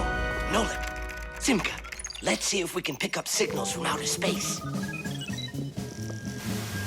What do you think? Is it night right now, where the aliens live? What if they're sleeping? Quit bothering the professor with your nonsense. Let us out right now. Can't you hear us? Please let us out! I'm afraid there's no way they can hear us from this far away. I can't hear any signals. It just sounds like static. Be patient, you guys, and keep listening. Digit, we all know how clever you are. Can't you think of a way out of here? I think I got it, Tula. You stay there. Yeah. I'll use a special code I know to send a signal that we're in trouble. Wait a second. Do you hear that? Could it be a signal from the aliens? Hooray! This is sensational. It means that somewhere in the cosmos are intelligent forms of life. 3 dots, 3 dashes, 3 dots. Ooh, it's Morse code. It's a signal for help that they're sending. You don't think the aliens are in trouble, do you? Yeah, I think so. And who do you think they learned Morse code from out there? Yeah, that's strange. There are hardly any Fixies that know that code. Digit does. Ah, and where is he, you know? And where's Tula? Well, I think I know exactly with which aliens we made contact. I think I know it too, Professor. Lower the antenna.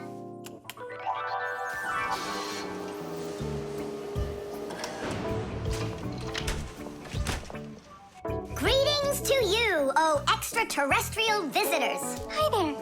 It's good to be back. What a shame.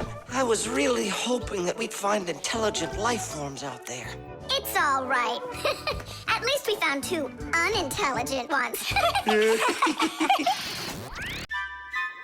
The chick. Ah, Professor Eugenius is making breakfast. Only the eggs will never get cooked at this temperature. What are you doing? You can't heat up these eggs to temperatures that are this hot. Why can't you? The chicks, you'll kill them. What chicks? Where? This appliance, do you even know what it is? I thought it was an egg cooker. You thought it was an egg cooker? Listen up. I do not want to see you around this thing. Not anywhere close. Got it? I won't get close to it. But Grampus, we don't even know what this is for. It's called an incubator. To help her chicks hatch, a mother hen sits on her eggs for a long time, keeping them warm with the heat of her body. An incubator is a device for hatching chicks that is used in place of the mother hen. It's always nice and warm inside, just like under a chicken's wing, but not too hot. An incubator can even turn the eggs so they get just the right amount of heat all over.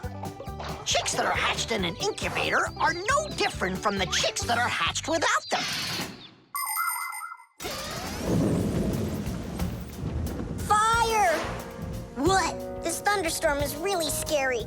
Let's be scared together. I'm not scared at all. Me neither. I was joking. Just joking with you. What do you think? Are the chicks scared in there? Holy moly! Wow, that was a big one. Even the electricity got turned off. The incubator turned off too. And the temperature is dropping. And for little chicks, is that bad? I'm sure it is. It's cold in here. These chicks need help, and Grampus isn't around. Then we're gonna have to save these chicks without him. Nolik, get the door open.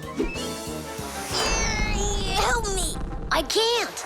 Grampus said I can't get near the incubator, so try opening it yourself. I can't do it. And I can't help you. But the chicks are going to die of cold. Let's just do it. But don't you go and tattle to Grampus. I promise.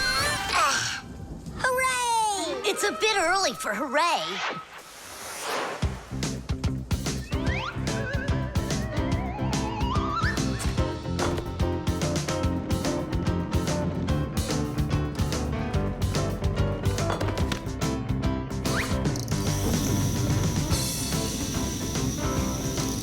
Candle? Yeah, we'll warm up the chicks with the fire. Class. Time for hooray? Now, yeah. Tanish! Like sparrows, ducks, storks, and ostriches, all birds lay eggs and sit on them to help them hatch. And it's not only birds. Other animals like snakes, crocodiles, and even turtles have babies that they hatch from eggs. To protect their children, they try to hide their eggs, like deep in the bushes, in the cracks of rocks, or in the sand. By the way, roe is also little eggs, just without the shells. From this fish roe, little hatchlings are born that will grow into big fish. And from tiny frog roe, tadpoles hatch that will then develop into full-grown adult frogs. And you've heard of dinosaurs, right? Well, those giant reptiles that lived millions of years ago, they also hatched out of eggs.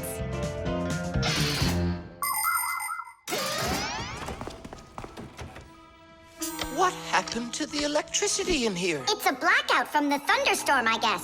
This is just awful. My incubator! Someone lit a candle, and the temperature is normal. So who put the candle in there? Tell us right now. Nolik, don't be a tattletale.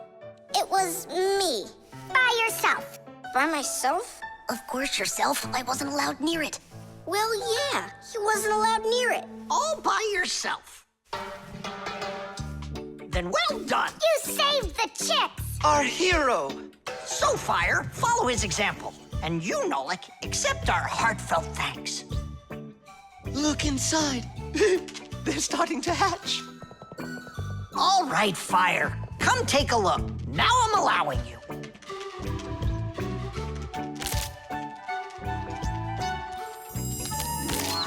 Look, a little chick. It's so cute. And so yellow. Look at him. What a little sweetie. Fire. What? Well, I really know who saved him. Tish. The baby monitor.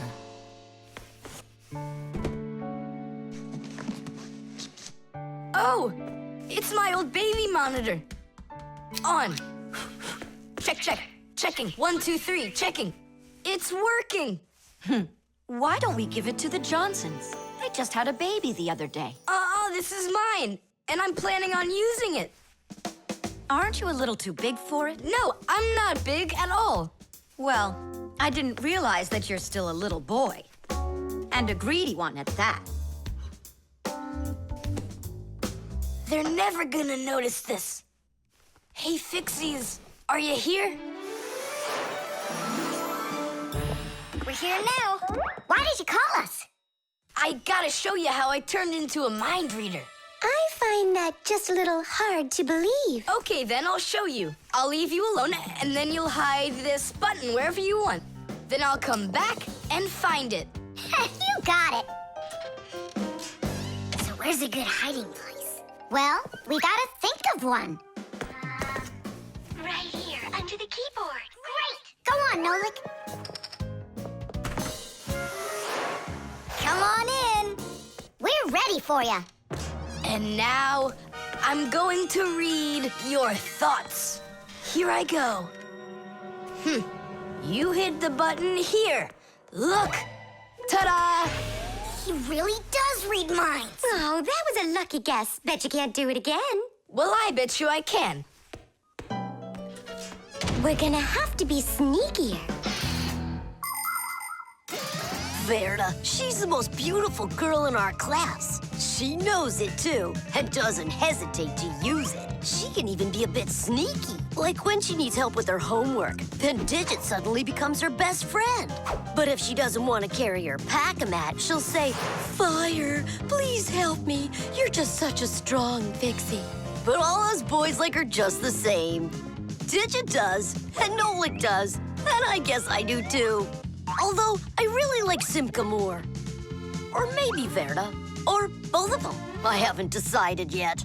Verda can be difficult and even bossy sometimes. But one thing I know for sure, Verda's a good friend. A friend that'll always come help. Well, that is if she's able to pry herself away from the mirror. I think that we should throw it down into this pencil cup. But then we concentrate on another place. That is good, but it won't work, Fixies. Come on in.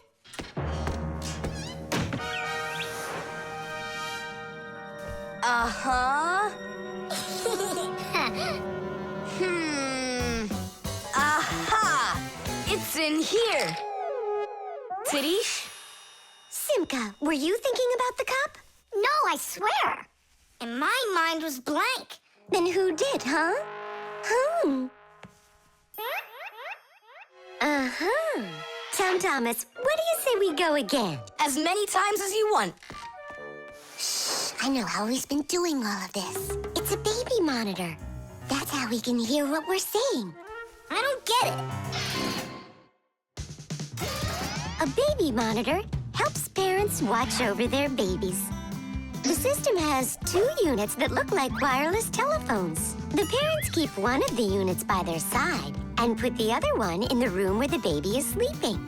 If the baby suddenly wakes up and starts crying, the unit in the baby's room will pick up the sound and send it by radio waves to the parents' unit.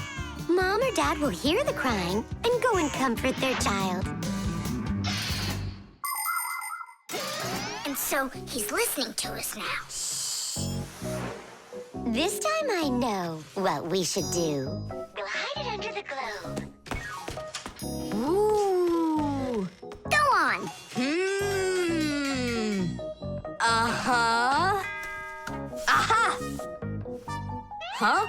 Where is it? If you read our minds, you'd find your button under the baby monitor. You tricked me. That's really not nice. And spying on us is nice, you think? I'm sorry, I just thought it'd be fun. Well, anyhow, Tom Thomas, you're too old for this thing. Unless, of course, you still need it. I'm not a baby. I was just, checking it. I'll go and give it to Mom. Mom, I'm not greedy. About what? Let's give this monitor to the Johnsons, and this car is for their baby boy. I don't think that baby's big enough yet for your car. So what? Soon he's gonna get bigger and become a big boy, right? Like me. The chain reaction. Tom Thomas, what you doing? Nolik, leave me alone. No, really. What is that? Quit distracting me, will you? Nolik, look at what you've done. I? It's all because you wouldn't quit it. Wouldn't quit what? I was struggling with that thing for half an hour and you ruined it. Ugh.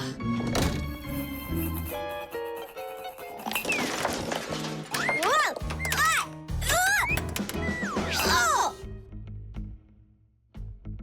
Hey, Tom Thomas, can you hear me?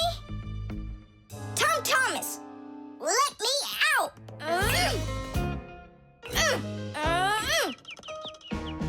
Nolik, is that you banging? Yeah. And how did you end up in there? None of your business. Why are you so rude to me? 'Cause I feel like it. Oh, yeah? Enjoy sitting there. Well, who needs you? Goodbye.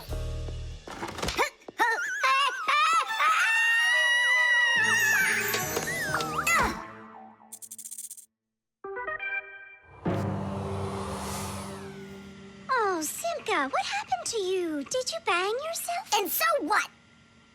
Does it hurt? Leave me alone, Tula. You always have to be fussing over everybody. Come on, why are you so angry, huh? Nolik was rude to me. That means you have to be rude to me? Forgive me, Tula. And where's Nolik right now? There. Let's go see him. Nolik, it's Tula. Are you all right? I'm fine. Why were you so rude with your sister? 'Cause Tom Thomas was rude with me. I get it. It's a chain reaction. A what? Setting a log on fire isn't easy. But it's easy to light a match. Use the match to light kindling, the kindling to light a twig, and the twig to light the log. Have you ever seen a fire grow? It's an example of a typical chain reaction. So be extra careful with fire, because just one match or little piece of smoldering coal can lead to a huge disaster. Yes, they can make a whole forest burst into flame and burn down to the ground. And all because of a simple chain reaction. I don't get you. What chain reaction? What do you mean, Nolik? Tom Thomas was rude to you, then you were rude to Simka, then Simka was rude with me. So there it is, a chain reaction. Yeah, and the rudeness was like a little spark. It just spread and spread and spread like a forest fire. Will you forgive me, Simka? Yeah, all right. I've got an idea. Why don't we try starting our very own chain reaction the other way around? What do you mean? Well, instead of spreading angry and rude feelings, we could spread happiness. But how? It's simple. All we need to do is smile and say nice things to each other. What a great idea! We could work together and fix Tom Thomas's mood. And I know how. Come help me pick up this domino, will you? Everything in the whole universe is made up of atoms. Particles so extremely small that you can't even see them through a microscope. But when a tiny atom splits, it makes a tiny explosion. And that explosion can start another explosion, and another explosion, and another. And now you've got a chain reaction. And that's how a lot of tiny explosions work together to make the gigantic explosion of an atomic bomb, the deadliest weapon known to man. But atomic energy can also be used for peaceful purposes. For example, nuclear power plants use this energy to produce electricity and hot water. And nuclear-powered icebreakers can break through the thick Arctic ice so ships can sail on their way.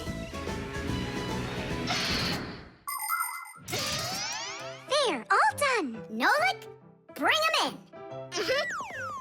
And now we're gonna teach Tom Thomas how a chain reaction can work to make you feel really good.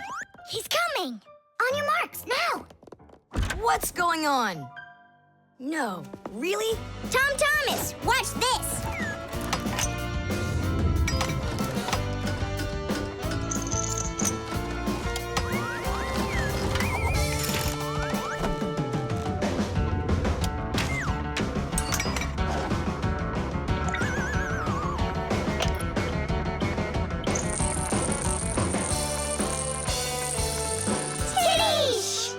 That was so totally awesome! I can't believe what I saw! How did you do that? It was just a chain reaction. What? A chain reaction. The instructions.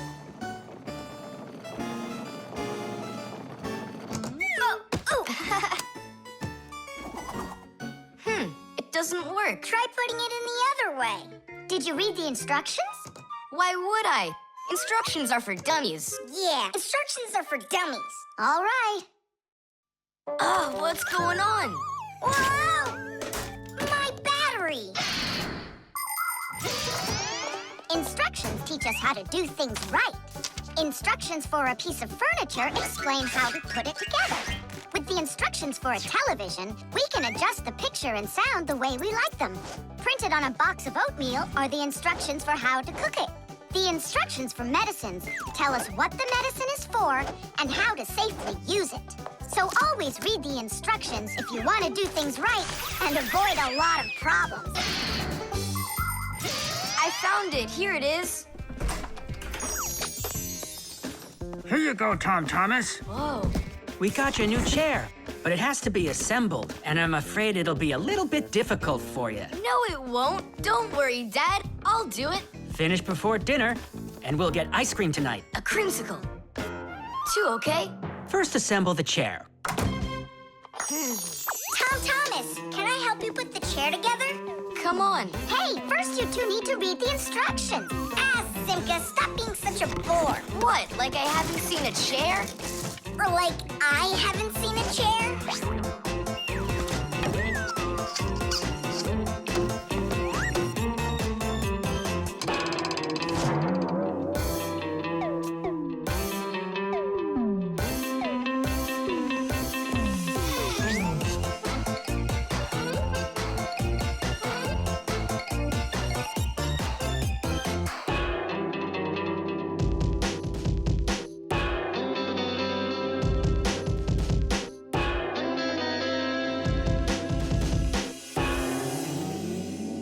Well, Tom Thomas, you done?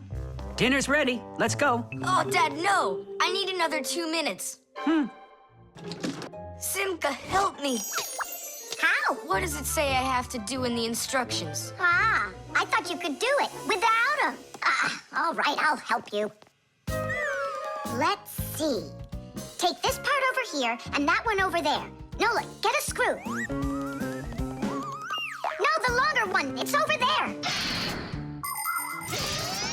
The very first stools and benches appear as far back as ancient Egypt. The pharaoh's stool was special because it had a back. It is thought that the pharaoh's stool was actually the first chair. For a long time, a chair was considered a luxury. Rich noblemen would bring their own chairs to parties. And the more important the man, the higher the back of his chair. It wasn't until the 19th century that chairs became part of every house. Today, there are just so many different kinds of chairs. There are wooden chairs, plastic chairs, metal chairs, chairs with legs, chairs with wheels, folding chairs, baby chairs, just all sorts of chairs. Well, how could people sit down at the table with no chairs? Ooh, I think we'll make it. Screw it in, quickly. Nolik, we need one more screw. But there aren't any. There is, you gotta find it. I already looked everywhere. Tom Thomas, time's up. Nolik, you have to help. How? Just for a minute, that's all. Turn into a screw. If it's only a minute, I'll do it for you.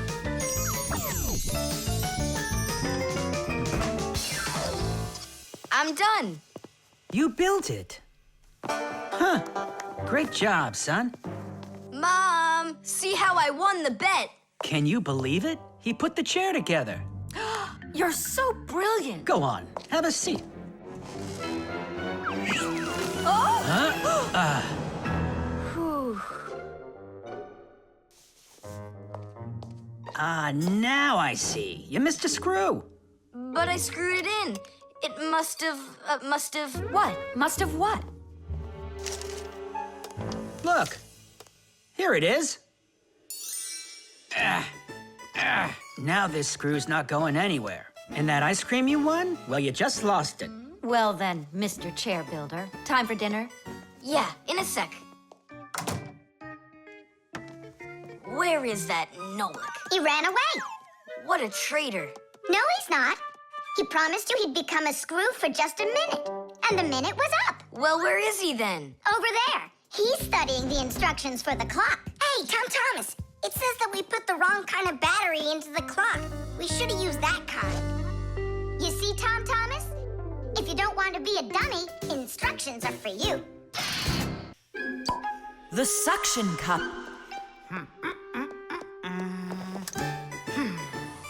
Where's Professor Eugenius? Did you see him? Not yet. Strange. He told me he'd be here today to conduct some tests. Rampoos, right here under the glass. There's a note. Dear friends. That means the note's for us. That's because Professor Eugenius can always count on us. I'm off for a conference today. So what should we do? While I'm away, please keep an eye on each of my tests. There's the wristwatch. And where is it? It's right there.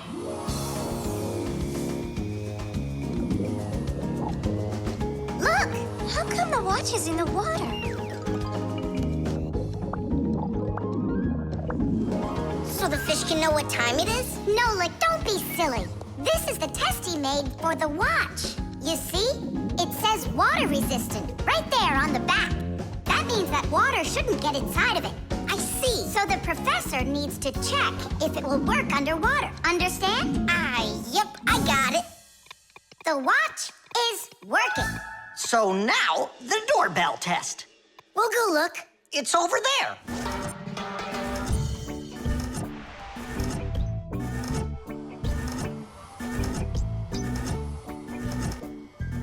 What's that thing doing? It tests the button to see how fast it wears out. To check the quality of appliances, toys, sporting goods, or just about anything, they need to undergo serious testing.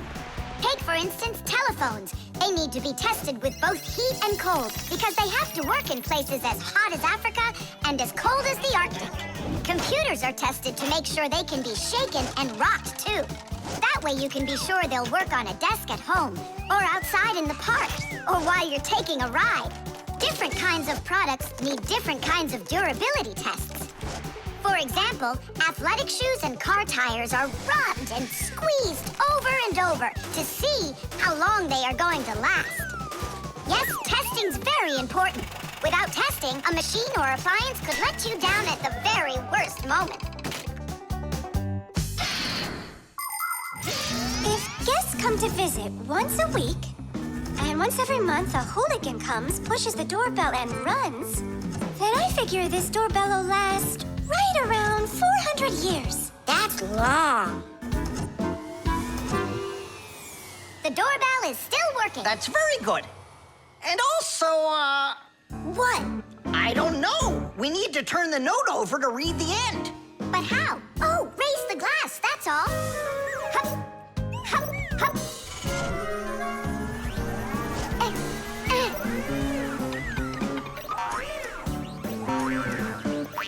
I can't get a hold of it. We should find a suction cup. A suction cup? Suction cups are made out of rubber or other elastic materials. When a suction cup is pressed against a smooth surface, the air inside is squeezed out. The air outside wants to get back in, and so it pushes down on the cup. The rubber edge of the cup won't let the air leak in, so the outside air keeps pressing down, and the cup keeps on sticking. And that's how a suction cup sticks to a surface by using the power of air. Wait a minute.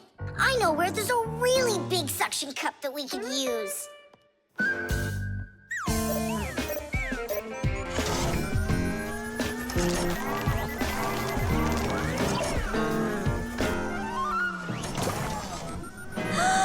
That's a huge suction cup, Nolik. Stiddies, stiddies, stiddies. Well done, Nolik. Only we need to hurry before air gets under this suction cup and it unsticks. My suction cup will never unstick. Well, let's see what it says here. Simka, you'd better hurry. And make sure nothing gets broken here in the laboratory while I'm away. Huh, and what could get broken around here? Ah, the glass, look out!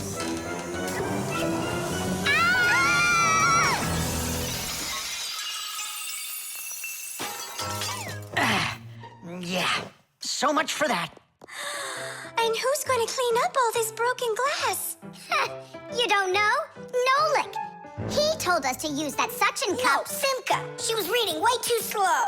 Listen, there's no need to fight. I came up with the idea of the suction cup. I should clean this. Come on now, Grandpoos. We'll clean up this mess. Professor, I still think the suction cup was a great idea.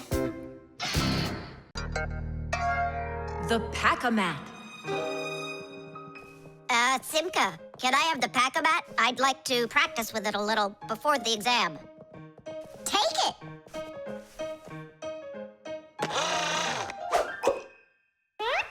You're really good with that thing. Good. I couldn't be any worse with it. I wanted a vacuum cleaner. Actually, you were pretty close there. You did manage to get the hose at least. This is not at all funny. In order to get a tool out of a Pac-Man, a Fixie must not only press the button on his chest, but he must also clearly picture exactly the tool he needs. By the time they are adults, this is easy for Fixies to do. But while they're children, they must study hard to master this important skill. As Fixies learn about new tools, they take exams to prove they know how they work. And if they pass an exam, the new tool is added to their Pack-A-Mats. And there's no end to what you can find inside. Screwdrivers, hammers, ladders, vacuums, and even soldering irons. But many of the tools that Fixies use look quite different from the ones that humans have. And the reason for this is very simple. It's because Fixies have to fix appliances that are much bigger than they are. I just wish I knew which tool was gonna be on that exam. I got it! You just stay right here. Grandpoos! What? On the exam, which tool are you gonna ask about? It's a secret. It's too bad. But I'm sure you can keep a secret, right?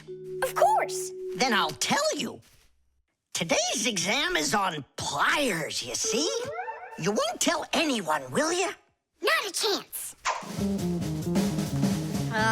I'll never pass it. You will. He's gonna ask about pliers. Huh? How could you know that? It's a secret. Okay, Digit. See if you can get the pliers out of there. A pair of pliers is a great tool indeed.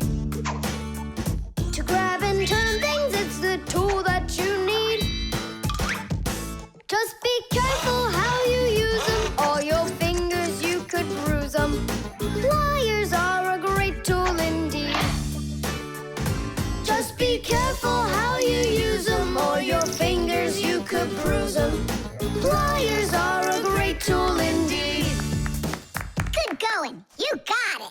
a lot, Nolik. It's not really me you should be thanking. Krampus, thanks a lot. For what? The secret. What secret? About the pliers. Oh, that. You know, I picked a new topic. I decided that a hammer will be the tool. A hammer? Only it's a secret. I remember. The topic got changed. It's a hammer. You sure about that? Totally. All right, I'll try to do it. A hammer is a great tool indeed. To pound in nails, it is the tool that you need. Just be careful how you use it, or your finger you could bruise it. A hammer is a great tool indeed. Super. I'm sure you're gonna pass. That's only if he asks me about a hammer. I'll be right back. Krampus, it's a hammer for sure? Nah. A hammer would be way too easy for those kids. So now it is a drill. A drill? But only... It's a secret! Now I know. There's no doubt about it at all. It's a drill! A drill is such a great tool indeed. To drill a hole, it is the tool that you need. Just be careful how you use it, or your finger you could lose it. A drill is such a great tool indeed. And if it's not a drill? Right! Hammers, wrenches, drills, screwdrivers, vices, mallets, saws, and pliers. All of these are super duper great tools, yes indeed. That's all. That's enough of this. I'll just go and take the exam. Yeah.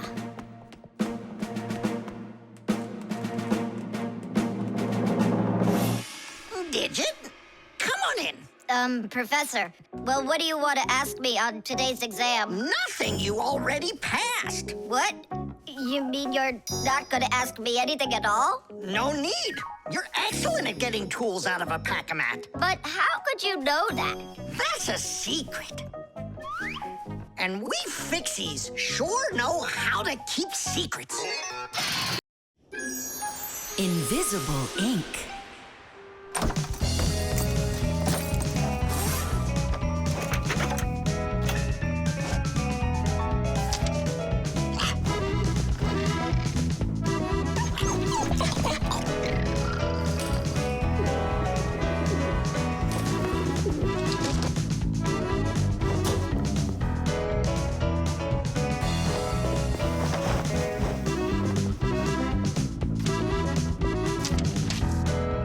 To Tom Thomas.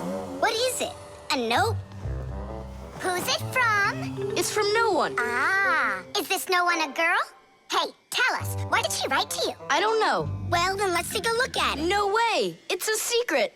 Even from your friends? Mm-hmm. Come on, we're not just your friends. We're secret friends. And you won't tell anyone? Nobody. We promise. Are you gonna open that thing or not? Huh, there's nothing there. Is this a joke or something? Maybe she didn't feel like writing you anything. Then why would she put a note in there? Wait a second. And what if she wrote that letter with a special kind of invisible ink? Wow, I've never heard of it. If you want to keep what's written in a letter secret, you can write it with a special liquid called invisible ink or security ink. You can make invisible ink yourself by mixing lemon juice, milk, or baking soda with water. Then just dip a stick or a brush in it and write on a plain piece of paper, like this. You can't see anything, right? To make the invisible ink visible again, the paper needs to be warmed up with something like an iron. But that's a secret. Well, Simka, you might be right.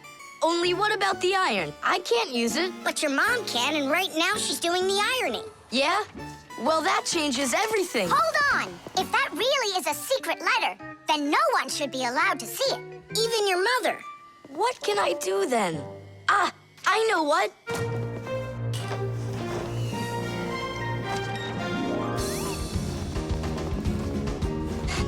Mom, can you iron my shirt too, please, will ya? What's wrong with it? There's nothing wrong. It's just that the pocket's wrinkled. Ah, sure, I'll do it. Since when did you start worrying about things like this? All done. Thanks, Mom. That should do it. What? What is it? Huh? Tom Thomas, I really like you. Katya. Katya's in love with you, isn't she? And what about you? Do you like her? I don't know. She does get straight A's. You like her. You and Katya kissing in a tree. Nolik, stop your teasing. Well, are you gonna write her back? You think I should? Of course, silly. I'm scared that someone will see it. Then why don't you write it with invisible ink like she did? Yeah, go get a lemon. Nowadays, it isn't very common for people to write letters by hand and send them by regular mail. Today, people mostly send letters through the internet. But even electronic letters should be written with some of the same simple rules of politeness used in handwritten letters. For instance, you need to write a greeting at the beginning of your letter, and a few kind words at the end are always appreciated. Something like hugs and kisses, or all the best, or see you soon. And before you send off your letter, it's best to read it through to check for any mistakes. And one more thing. If you receive a message from someone, don't take too long to answer them, because they might think that you'd forgotten about them, and that can hurt their feelings. To say it simply, when you write, be polite.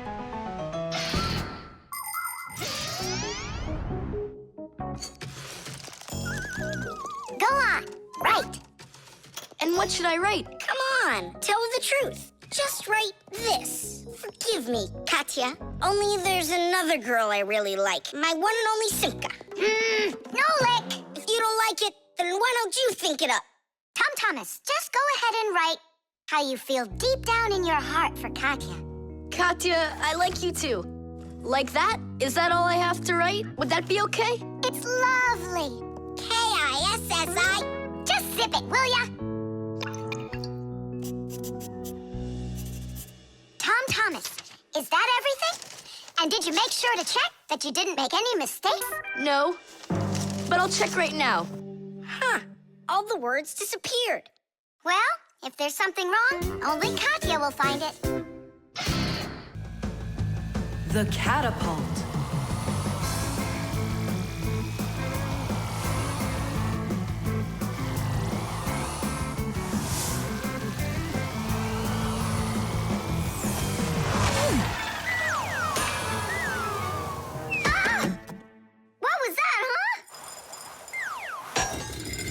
Strange. Tom Thomas isn't here. There's no way these toy soldiers could have shot it themselves. Now that was a good shot. It wasn't real long, and not high either. And off target. It was pretty awful. It was good, but awful. I got it. So what do? We need to raise it up a little higher. Hey, Fire, Nolik! Why in the world would you shoot at a Fixie? Fixies, they're supposed to be in school right now. Actually, I'm on my way to school. How about you, Fire? Why aren't you in class? Because there it's totally boring. But here, look at what a cool shooter we found. Ha! What did you call it? You've got no idea what this is. It's called a catapult, guys. A cat with gold eyes? It isn't a cat with gold eyes. It's a catapult, guys. Catapults are ancient propulsion machines. They were used to shoot stones, heavy arrows, or barrels with burning tar. The main part of a catapult is a special piece of rope. It is twisted very, very tightly like a spring. The rope is then wrapped around a big spoon. And then, if you pull the spoon back, put a stone in it, and let it go, the catapult fires a shot. Ooh, and the stone flies far, far away. Uh-huh. All right, so here we go. Ha! Came up short. What do you mean short? What are you aiming at? You'll see. The spoon needs to go further back. Just a little. Guys, you're gonna break the glass. Nolik, now push. All right. Yes! Right on target. Now let's fly out into space. Wait, what's space? What kind of flying? Who's gonna fly? I'm gonna fly. Right out the window. Right up to the moon. First fixin' onto the world, Nolik. Are you ready for your flight into space? Yes, sir. Nolik, get out of the spoon now. I'll be the first Fixie on the moon. Yeah. Nolik, enough of this. What kind of joke is this? It's not a joke at all. He's gonna fly into space. And how come it's not you? Because he's lighter. Hold on. Humans didn't go straight into space themselves. They sent dogs out there first. Nah, Chusaka's not gonna fit in here. Simka, why don't you go and let us finish? Fine, I will go. But only after Nolik finds himself a helmet. You're right about that. I'll go find a helmet.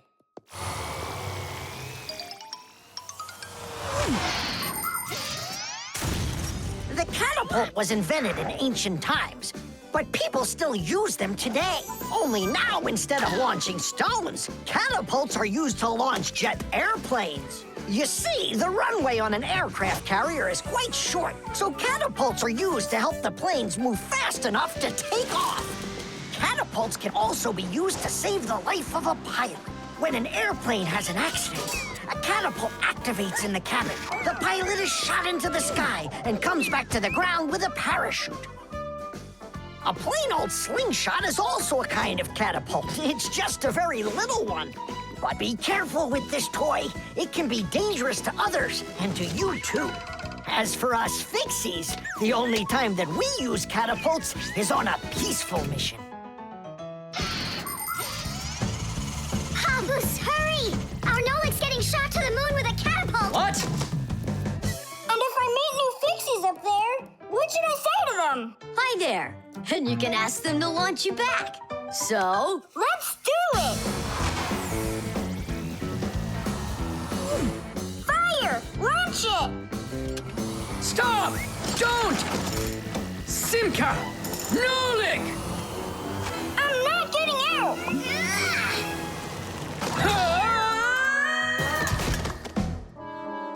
Whew!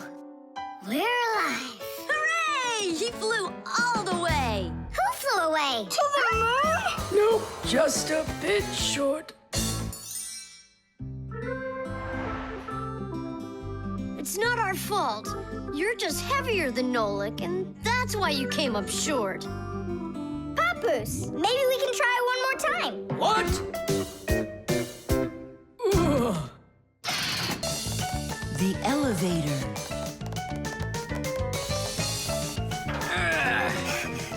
Papoose, Marcia, we gotta hurry. How come? Tom Thomas is going to see the circus. And what? We want to go with them, can we? The answer's no. Just you kids without supervision. Who said no supervision? His parents are taking him there. We'll be careful, don't worry. They won't even notice us. Well, if Tom Thomas's parents will be there. Hooray! We can go. Wait a second. I didn't even say yes yet. Yeah. Simka, Nolik, where are you? We gotta hurry up. Tom Thomas, it's time to go. I'll be right there. We're ready. Climb into my hood. Ha! I know who's going to the circus today. Whoa! Huh? What just happened? I think that the elevator broke down. Don't you worry. Emergency operator. We got stuck in the elevator. Understood. Please wait. We'll have the elevator fixed within the hour. That long? That means we won't get to the circus on time. Tom Thomas, we'll go get Papoose and Marcia. I'm sure they can fix it. People need elevators to help them get to the upper floors of tall buildings. When someone steps into an elevator and presses a button, the elevator's electrical engine starts up. It pulls the cable that is attached to the elevator cabin, and the elevator goes to the desired floor. The cable hangs over a wheel, and it usually has a heavy counterbalancing weight attached to the other end of it. This counterweight balances the elevator and helps the electric motor do its job.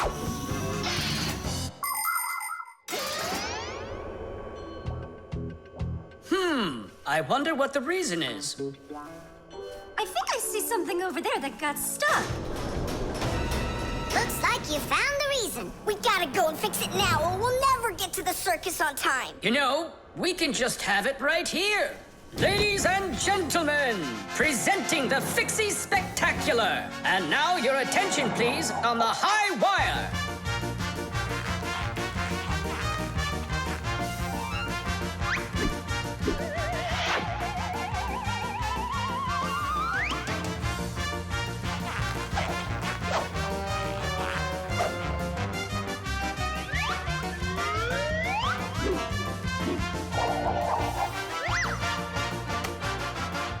Whoa! Just don't look down! Then I'll close my eyes and I won't look anywhere at all. Ow! And now we bring you our very own aerial gymnasts.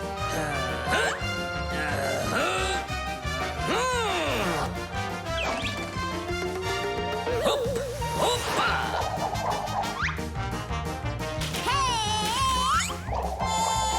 Yep. Hoopa.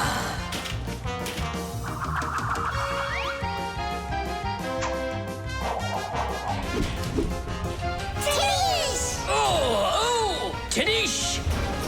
Our next act, feats of strength. It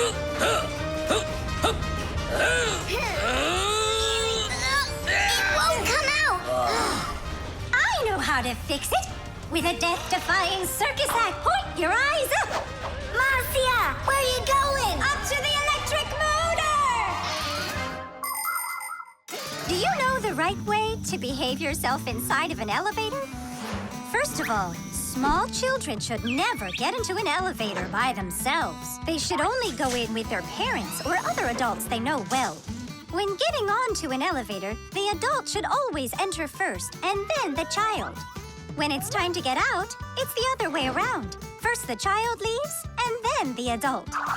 If you are taking a dog onto an elevator, make sure its tail and leash are completely inside so they don't get stuck in the door. And there's one more thing. If the elevator suddenly stops for some unknown reason, don't try to break out of it yourself. Press the button that calls the emergency operator and wait for help from the elevator repairmen. Or the Fixies. I reached the motor! Turn it on! Oh, they fixed it. That was quick. Now we'll make it on time. There was no need to worry. Stop! It's way too high. Tom Thomas went to the circus without us. There's no need to get that upset, Nolik. Our circus is as good as theirs. Right, Papoose? Of course it is. Thank you. Thank you, to who? What do you mean who? The elevator repairman. The vent. Tom Thomas! Tom Thomas! Okay.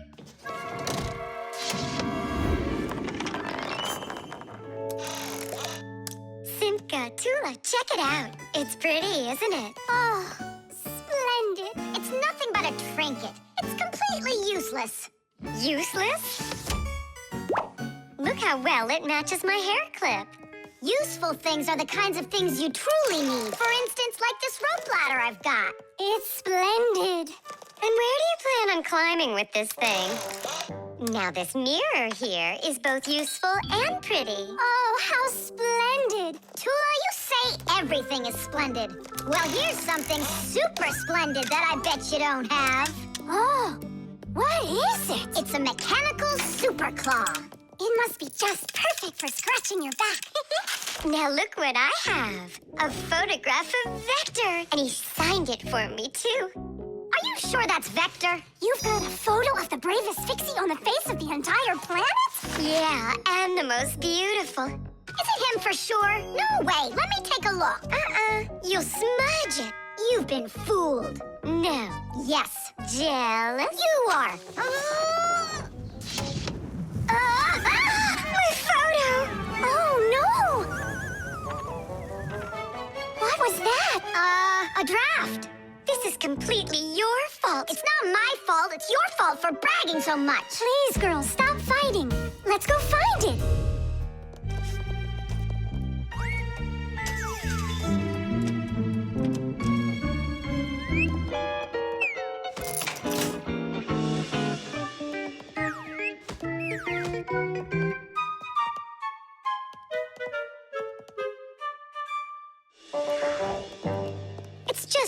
horrible to lose a picture signed by the most famous Fixie ever. It will be horrible when that picture of a Fixie is found by humans. So where could it be? I know how we can find it. Exactly. We'll blow a bubble and watch which way it goes as it floats away. We'll follow it and find your picture. Do you know why you can blow bubbles out of soapy water? At the surface of any liquid, there's an invisible film that is very thin but very strong. If you want to see it for yourself, fill up a glass with water all the way to the very top. Now you need to take a coin and carefully drop it into the water sideways. Then drop in another coin, and another, and another. You'll see that the water doesn't pour out, but rises up and forms a hump. That's because the water at the top sticks together. Why? Because of a force called surface tension. Thanks to surface tension, water can form drops. It also helps us blow soap bubbles, because when we add soap into the water, the film gets even stronger, but still not strong enough to stop the bubbles from bursting. Okay, it's ready. Now we need to blow. Do it together. And... I don't think this way's gonna work.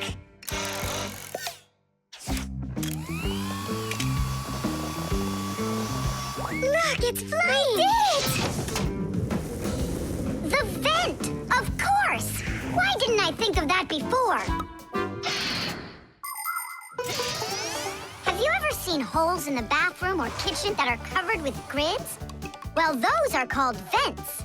And behind the vent is a long pipe called an air duct. Unpleasant odors and musty air can be forced into the ducts and sent out of the house. And if you want that old, stale air to leave the house even faster, open a window and let in some of the fresh air from outside. Keep the air in your home as fresh as it can be. Hey, take a look! It got stuck over there! Get it before it flies away! How can we grab it? What do you mean? Don't you remember what I've got? Titties! Thank you, Simka. What would we ever have done without your mechanical claw? And your fantastic ladder. Then here you go, a present for you. Oh, thanks, it's just great. And I want to give you this. Oh, gee, it's just splendid. Simka, are you here? Huh, what you got there, Simka? A little mirror. It's pretty, don't you think? Oh, you girls. You're all the same. The stain.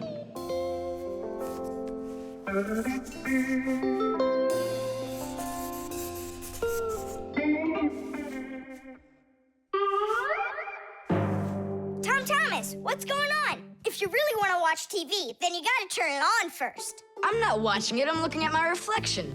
I'm working on a self-portrait. And which shelf will you be painting in your shelf portrait?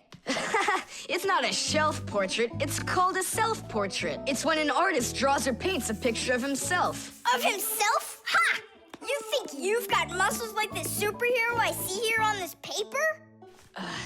How can I see exactly what my muscles look like? And anyway, let the artist do his work. Tom Thomas, your shirt! There's a spot!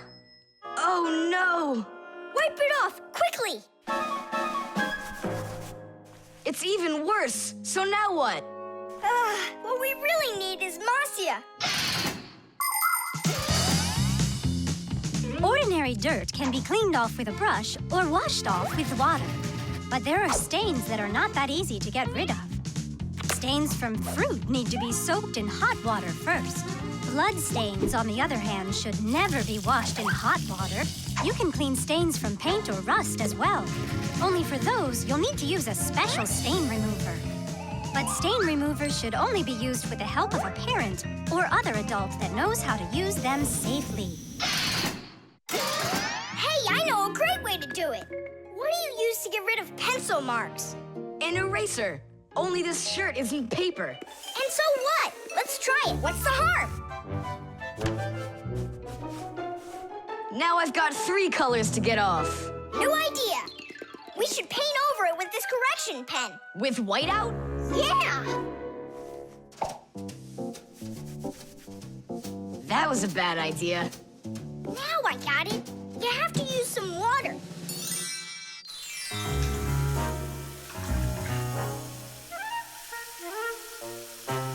The wash should be better, don't you think? No, you can't wash whites with colors. And you've got a white shirt with colors all over it. Then how about if we try some more water? How much more can you use?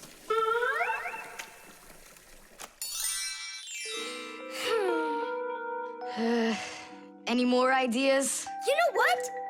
It's possible we did something wrong. Everything you did was wrong. You should have used a spot remover to clean off that stain. A spot remover? No way! Oh, take a look at it, Simka. I think it's marvelous. They painted that white shirt so nicely. Tula is Simka's best friend. She's very tall, almost as tall as Papoose. Yeah, she's the tallest one in her class. And she's strong, too. Tula loves to laugh, and she does it louder than everybody.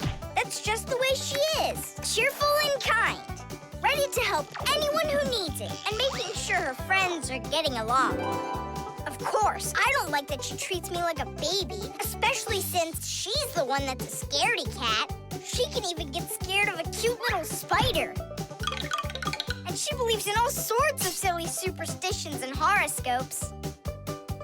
Tula will believe anything you tell her, which is really great because it makes it so easy to play tricks on her. But she takes it all in good fun. That's because she's Tula. It was on purpose, wasn't it? Well, yeah. Tom Thomas, no! Your mom will punish you for just one of them. And now you're gonna make more stains? Don't worry, Nolik. I forgot that this is an old shirt, and I'm allowed to get it all dirty if I want. And I tried so hard to clean it. Put another spot there. And over here. One in the middle. And a line over there. Splendid. That looks great. And how about down there? Wow, it's like fireworks. Splendid. There's a name for this style of painting, and properly speaking, it's an abstract painting. They have lots of lines and spots, and everyone sees whatever they want in them. Yeah, look! A golden ball by the river! And there's Tom Thomas with an F on his report card. Tom Thomas, what did you do to your room? And your shirt? You know what they call it? It's, abstract art. There's something good in it. I like it. Abstract art. Isn't it great? Ah, my little artist. The prosthesis. Simka, over here. Take a look at what I found. It's a bear. Ooh. What bear did you find, Nolik? You know, it's the one Tom Thomas told us about. He was his best friend in the whole wide world. Until he became friends with you and me.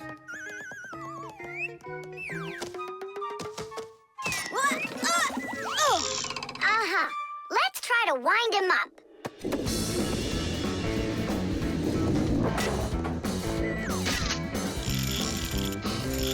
Come on, come on, come on. There you go. Now walk, Teddy. Go on, Teddy. Yeah. Oh, no. Poor little teddy bear. They ripped his leg and didn't care. We didn't rip his leg. It was already broken. It's all clear. A compound fracture. Then why don't we fix him? Tom Thomas will be so happy. Wait, it's not going to be that easy to repair it. We'll need a prosthesis. The human body is built around a frame of bones and joints. And if you break one of the bones, it'll usually heal by itself. The broken bone will grow back together, and you'll be back to normal. But sometimes bones or joints can break so badly that it's impossible for them to heal. When this happens, they have to be replaced with an artificial part called a prosthesis. A prosthesis can replace more than a bone or a joint. It can be made to replace a whole arm or a leg. And where are we gonna get a prosthesis? I'm I'm positive we can get it from Professor Eugenius. You're right. Help is on the way.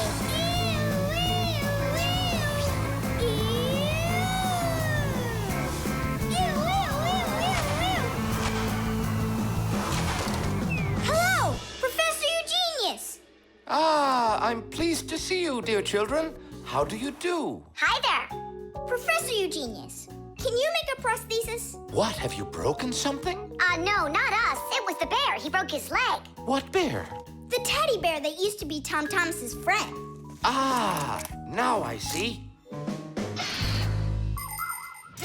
Today, with the help of modern prosthetics, more is being replaced than just arms and legs. For example, if you lose a tooth, it can be replaced with an artificial one.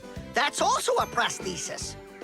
And there are times when a person starts losing their vision because the lens in their eye gets foggy and can't focus. For this, there's another kind of prosthesis, a new clear artificial lens. A prosthesis can also be used to help people with poor hearing. A tiny device can be put inside of somebody's ear so they can hear what's going on. And that's not all. People have also learned how to treat a sick heart by replacing its worn-out parts with prostheses. What fantastic inventions these prostheses are. It's amazing what they can do. They help people live a full life. Professor, is it working out?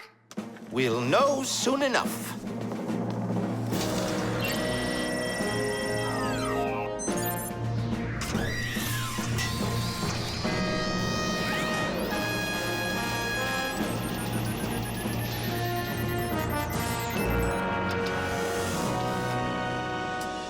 Done. Here you go. Thanks so much for your help, Professor Eugenius. Not at all. Take care, kids. In gadgets and devices, our work will never end. Appliances are fickle, they need a loyal friend. At morning, noon, and midnight of every single day. When there is an emergency, you know we're on our way. 1, 2, 3. Inside we'll be all day and night. We fix things right. Well, now this old friend of Tom Thomas's will be just like new, Nolik. Simka, if Tom Thomas makes friends with the bear, then what? Will he stop being friends with us? Hi, everybody. Hi there. Oh, my teddy bear. You found him for me. And you fixed him. Ah, thanks a lot.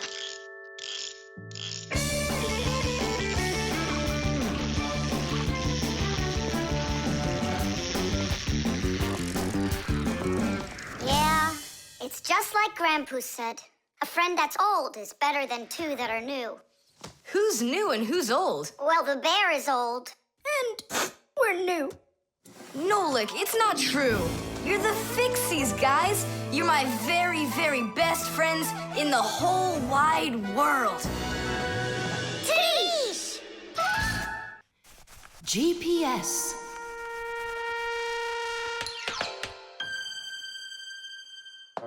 And 3, 4. Stop.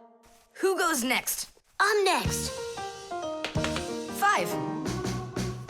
1, 2, 3. 3. And... Wait, I gotta choose a route. Should I go here or there? choose already. Nolik, what are you doing over there? Nothing at all. Just waiting at my place. Good, and don't get off it. Wellfire? What was that? The alarm on my Fixie tab. Oh, our lesson's about to start. Hurry! What about the game? Later!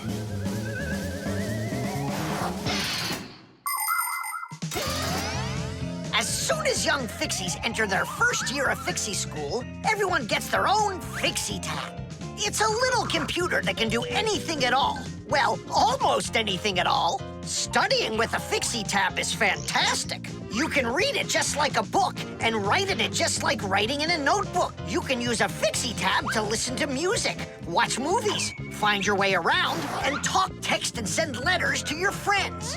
And if you want, you can use a Fixie tab to go on to the internet that humans use, or you can visit the secret Fixie internet, where you can find news about the world of the Fixies.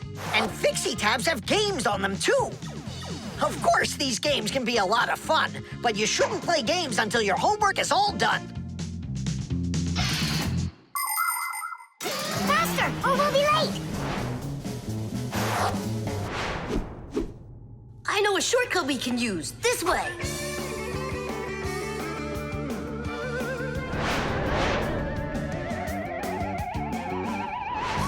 Now which way do we go? I need to remember the route. I think it's this way, or it could be that way. Well, which is it, this or that? I have no clue. Uh-huh. So what's our plan? We'll go back and start again. We flew in from there, right? No, I think it was there. That's not how we flew in. It was there. I think we're lost in here. Uh-oh. Nolik, stop the panicking. I only went uh-oh. I'm not panicking yet. It's your fault, Fire. I know a shortcut. Go this way. How are we gonna get out of here? How do I know? All I know is that we're late for our lesson. Thanks to someone. It wasn't on purpose, I swear. Now Grandpa's will punish us. What's going on? Well, I think I found a way to get out. Which way? Right here.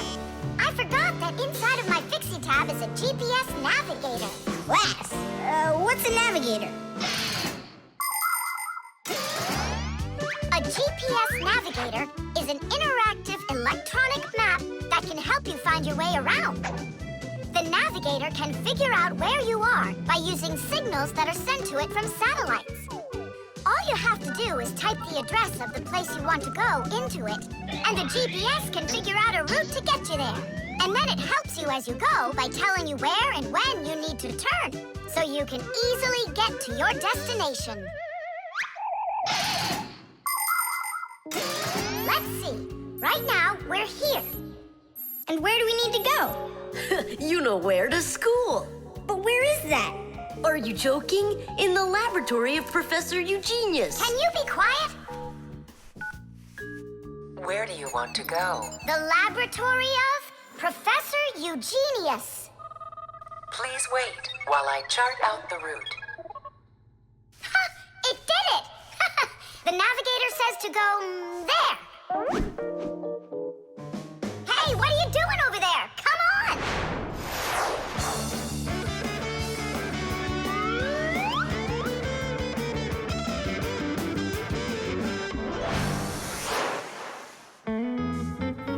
And if you happen to go off route, the navigator will give you a different way to... Well, you finally made it. Unfortunately, you missed an important lesson today. We got lost. Forgive us. In case you're wondering, we were studying navigators. And you know what? We just used a navigator to get here. Yeah, it showed us the way we had to go. Well, that's certainly quite lucky for you, because now you don't get an F. But from now on, kids, you have to get here on time. I promise you that. Because now we know where to get our shortcuts from. The team. The first period is almost over. Tom Thomas's team is leading 2-0. There's no getting around the difference in class. Simka, pass to me!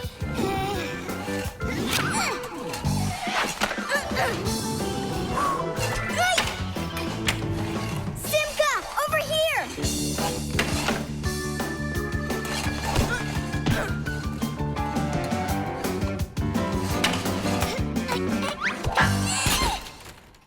Goal! 3-0. And that's the end of the period. Time for the teams to take a break. This isn't a fair game. There's 6 of these guys and only 2 of us. Go ahead and call your classmates. I'll still outscore you. You sure about that?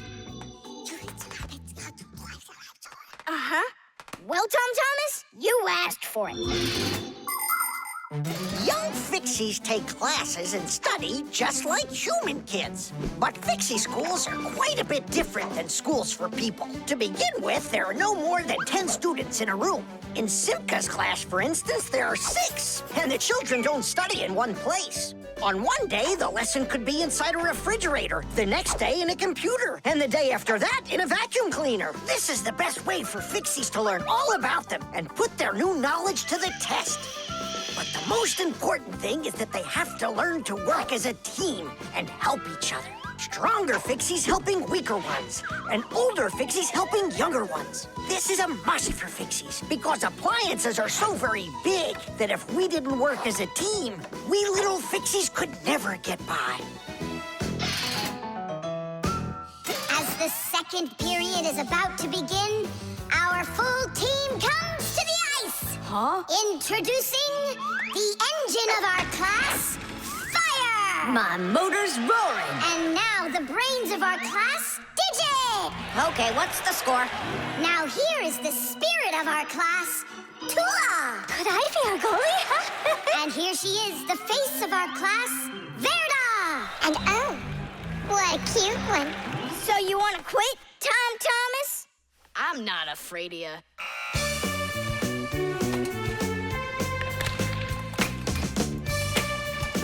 Nolik, pass!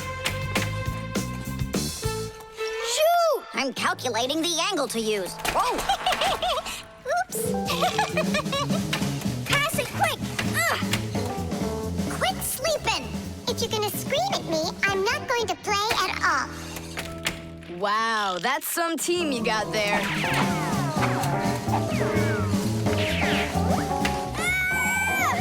6-0. It's a blowout. Now the intermission before the final period. We're missing something here. I can tell you what. You mean confidence? Calculations? Elegance? I know speed. What's missing here's teamwork. Simka, you're right. It's one for all and all for one. Then here's what we're gonna do. We got it.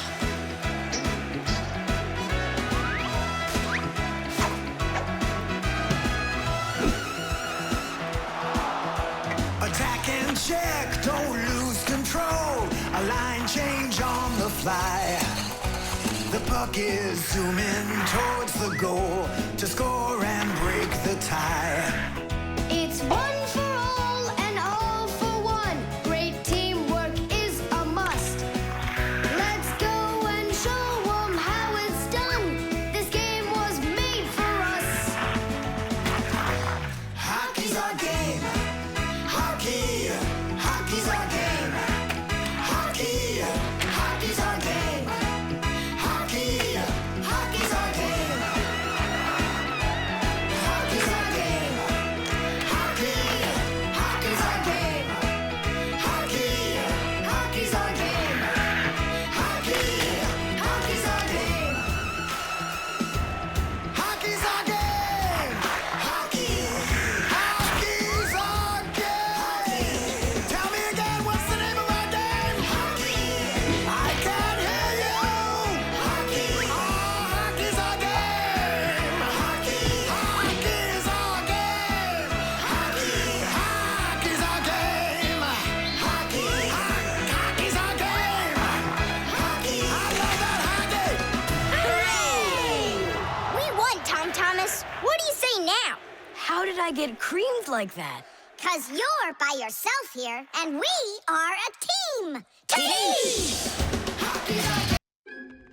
The gramophone. And that's a photograph of my mom when she was little. She sure looked happy, didn't she? 'Cause parents were all happy when they were children. But then they grow up and start getting all gloomy and as boring as can be. Oh, what's this, do you know? A song about a screw? It's total nonsense. Nonsense. It's about a screw, which means it's practically about Fixies. Why don't we listen to it and find out? If it's good, we can all dance together. How do you listen to this thing? Like this? Why don't we try to use the player? We won't fit in there. Look, right here it says gramophone record. See? So we need to find a gramophone player. Find what? Let's go to Grandpa's. Grandpa's, we found a song about a screw we want to hear. We're looking for a player for a gramophone record. Ah, I understand. What you need is a gramophone. A gramophone is an old appliance that was made for playing back sound that was recorded onto records. If you want to turn on a gramophone, you need to turn the handle to wind up its spring. The spring makes the record spin. Then, a needle is placed on top of the record, and as it moves through the groove on the record, it shakes a little, which makes a diaphragm, a sort of mini drum skin, start to vibrate. The big horn of the gramophone then makes the sound louder, and we hear a voice or music. The most amazing thing is that a gramophone doesn't have an electric motor or any electronics. That's right, you don't need electricity for a gramophone to play back the sound that's recorded on a record. That's because a gramophone is an entirely mechanical wonder. If you want to know, there is a gramophone in the office of Tom Thomas's dad. It's on the desk. Great, let's go. Thanks would be nice.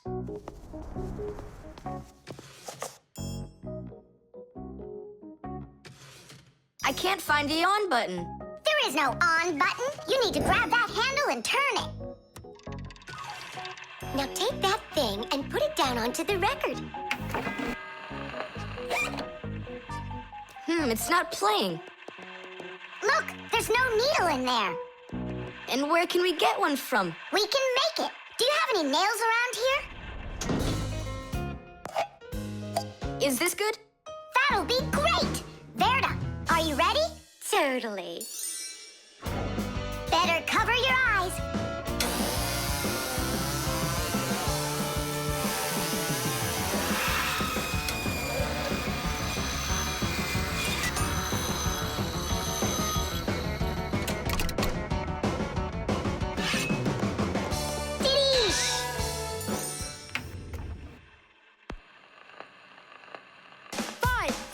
It's working, listen. A little screw went for a run, and now without this little part, everything just falls apart. If you think a screw is nothing, take it out, but just beware. Everything will break without them, with no little screws in there.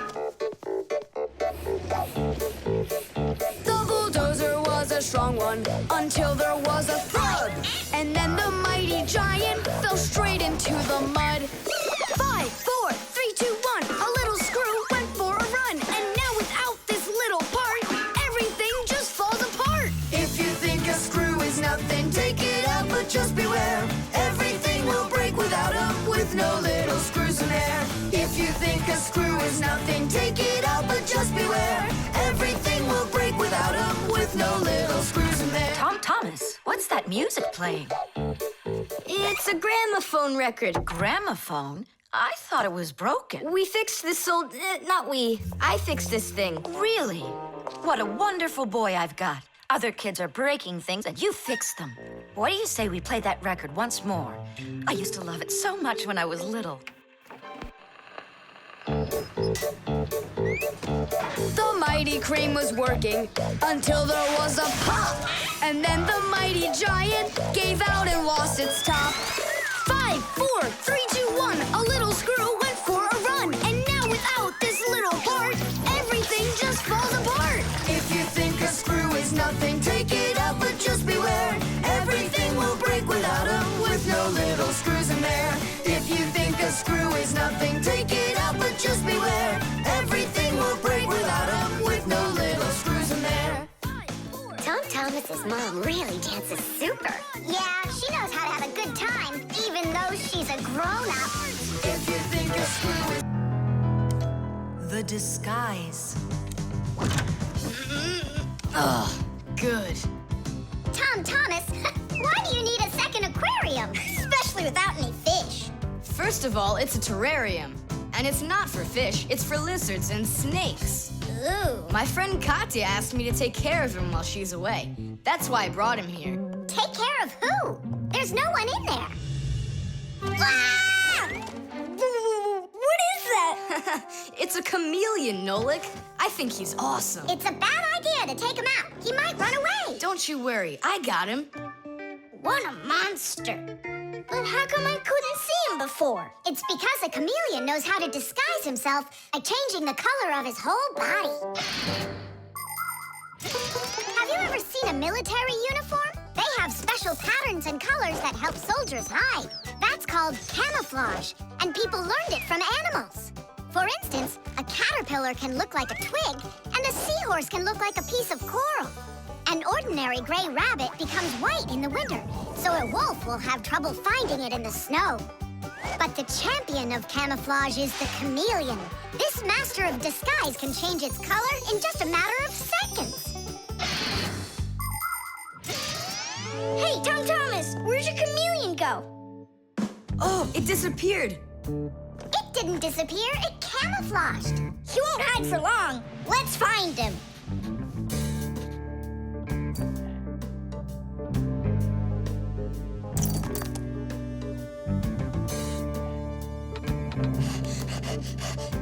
Chusaka, have you seen the chameleon? Where is he?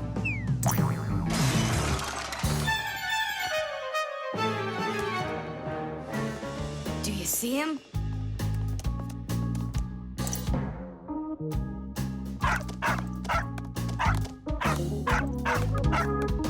No, he's not gonna let us catch him. We're gonna have to trick him into coming to us. Uh-huh.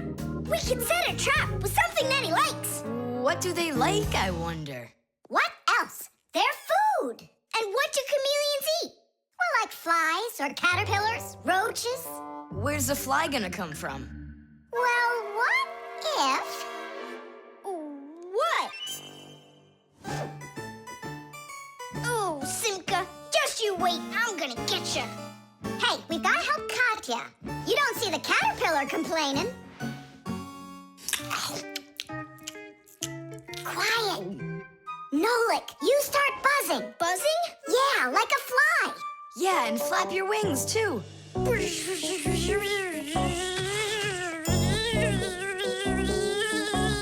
Simka, how long do I gotta keep doing this? Until the chameleon shows himself. Just keep buzzing.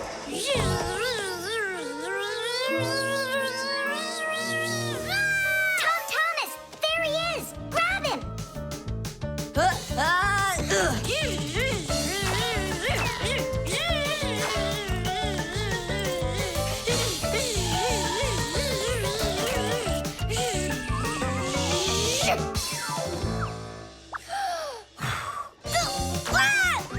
Let go of my brother.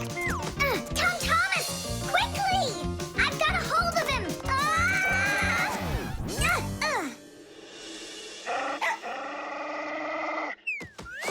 Yep, I gotcha.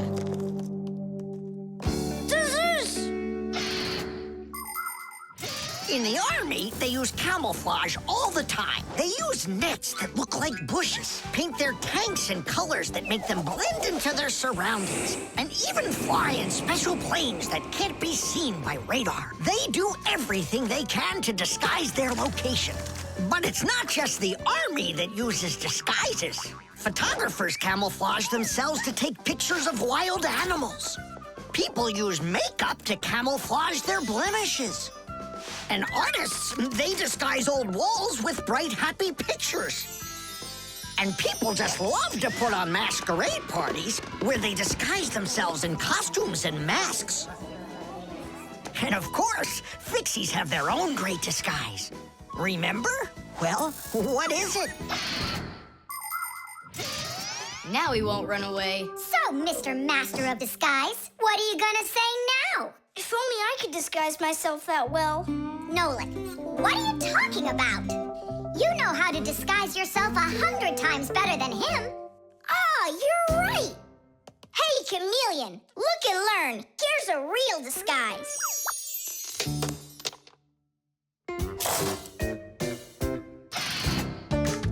Nolik's cube. Whoop. Tom Thomas, you'll be late for school if you don't stop. School?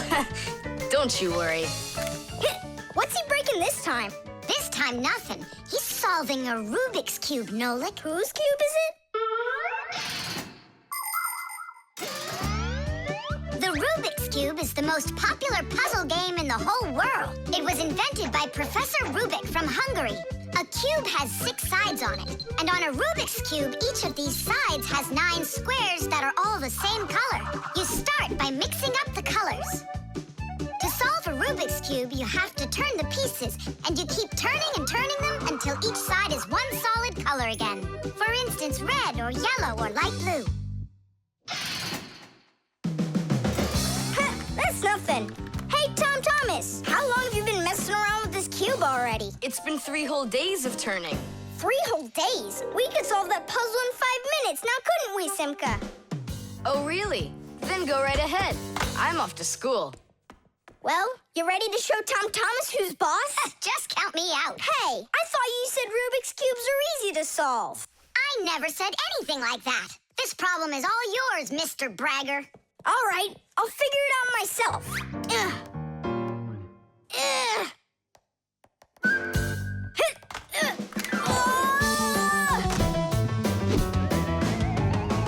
Hey, Nolik. Looks like you've got a problem.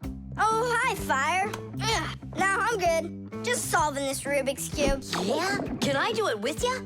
What, you can do it? Of course I can. How hard can it be? You'll see for yourself. Try getting all the red squares on one side. Piece of cake. Now hold it tight. Great, I'm with you.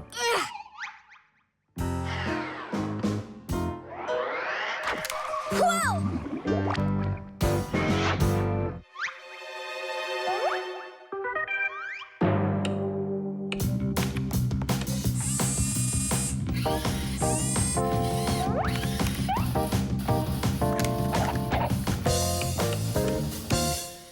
You mean like that? Class. And what about this side? What? This side's gotta be all blue. Okay, let's go fix it.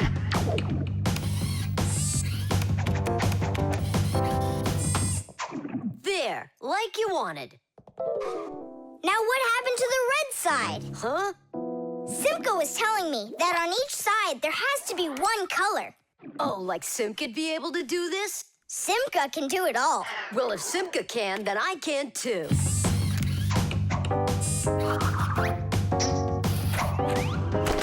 Oh! Fire! You busted the cube! I didn't bust it. I took it apart. Now let's put it together. And not just any way, but the right way. Puzzles are toys, games, or problems that force you to use your mind in a clever and creative way. Take a labyrinth, for example. In a labyrinth, the challenge is to find the one way to get through a series of tangled corridors. Another fun puzzle is a jigsaw puzzle. Here, you need to put together a picture out of many little pieces. For this, you need to not only pay attention, but be patient. And there are all sorts of puzzles for the computer. One popular computer puzzle is Tetris. In Tetris, different shapes fall down the screen, and you have to think quickly to get them to line up into rows. And solving puzzles isn't only a great activity for people, it's good for Fixies, too. That's right, puzzles are like exercises for our brain. There, all done. Nolik, you better hurry, because Tom Thomas is on his way home. Hi there, Simka. Just take a look at this. We did it. I can't believe it. How? Oh, it was a piece of cake. Simka, Nolik, I'm back. Well, I'm out of here. Ciao! Woohoo! Wow, you really solved it. It was Nolik. Nolik, you are cool. So how? You see, first you break it apart into all of the pieces, and then you put it all back together. No. That's cheating. You gotta turn the cube, not take it apart. Now I'll solve this cube, honestly. I don't think you can. Why you so sure? I glued it together. How come? So you'll stop straining your brain with it. Now the cube will always be the right way. But if it doesn't turn, it's not a Rubik's Cube. Well, yeah. Now it's a Nolik's cube, right? The motion sensor. What the heck? This part has to be replaced with one that's new. I've got an idea. How about we run to the warehouse and get it? Because you don't have time to go there. And that way you can keep on working. All right, then. Only remember the code for the part. A8375. I'll remember it for sure.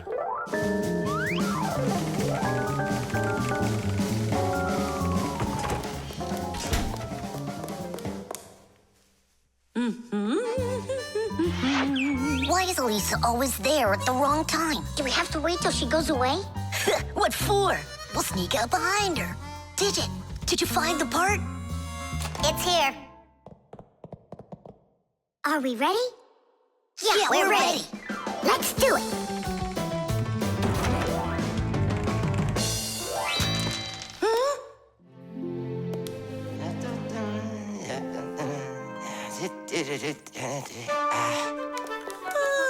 Professor Eugenius, you're in here.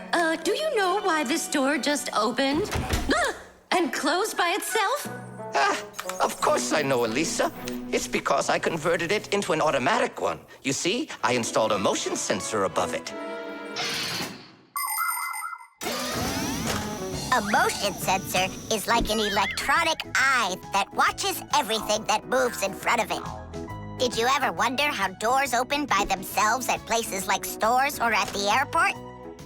They open with the help of motion sensors. If the sensor sees that someone walks up to the door, it sends a signal to the door's electric motor. The electric motor opens the door and then automatically closes it after the person walks through it.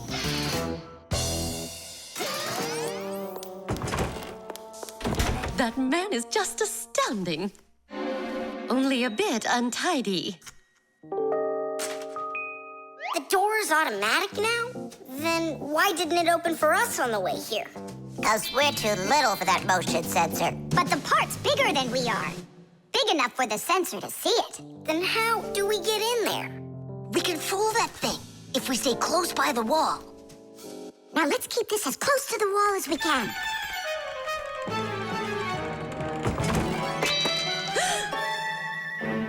This door is a little too automatic. And these parts are here again. Didn't I put them away?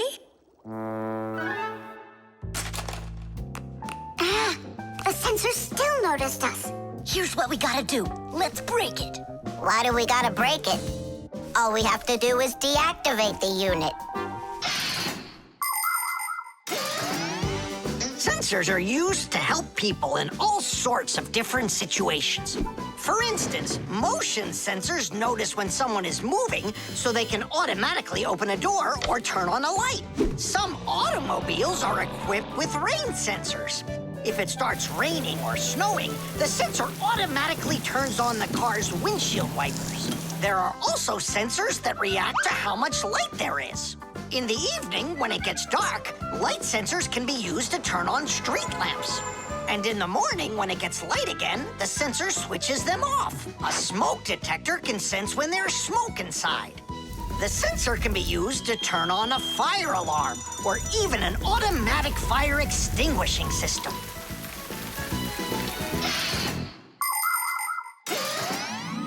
I turned it off. That should do the trick.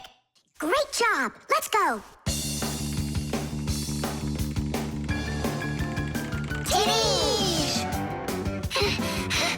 Professor Eugenius, mission accomplished. Well done, Fixies. Actually, not that well. This part here is A7583. Uh-huh.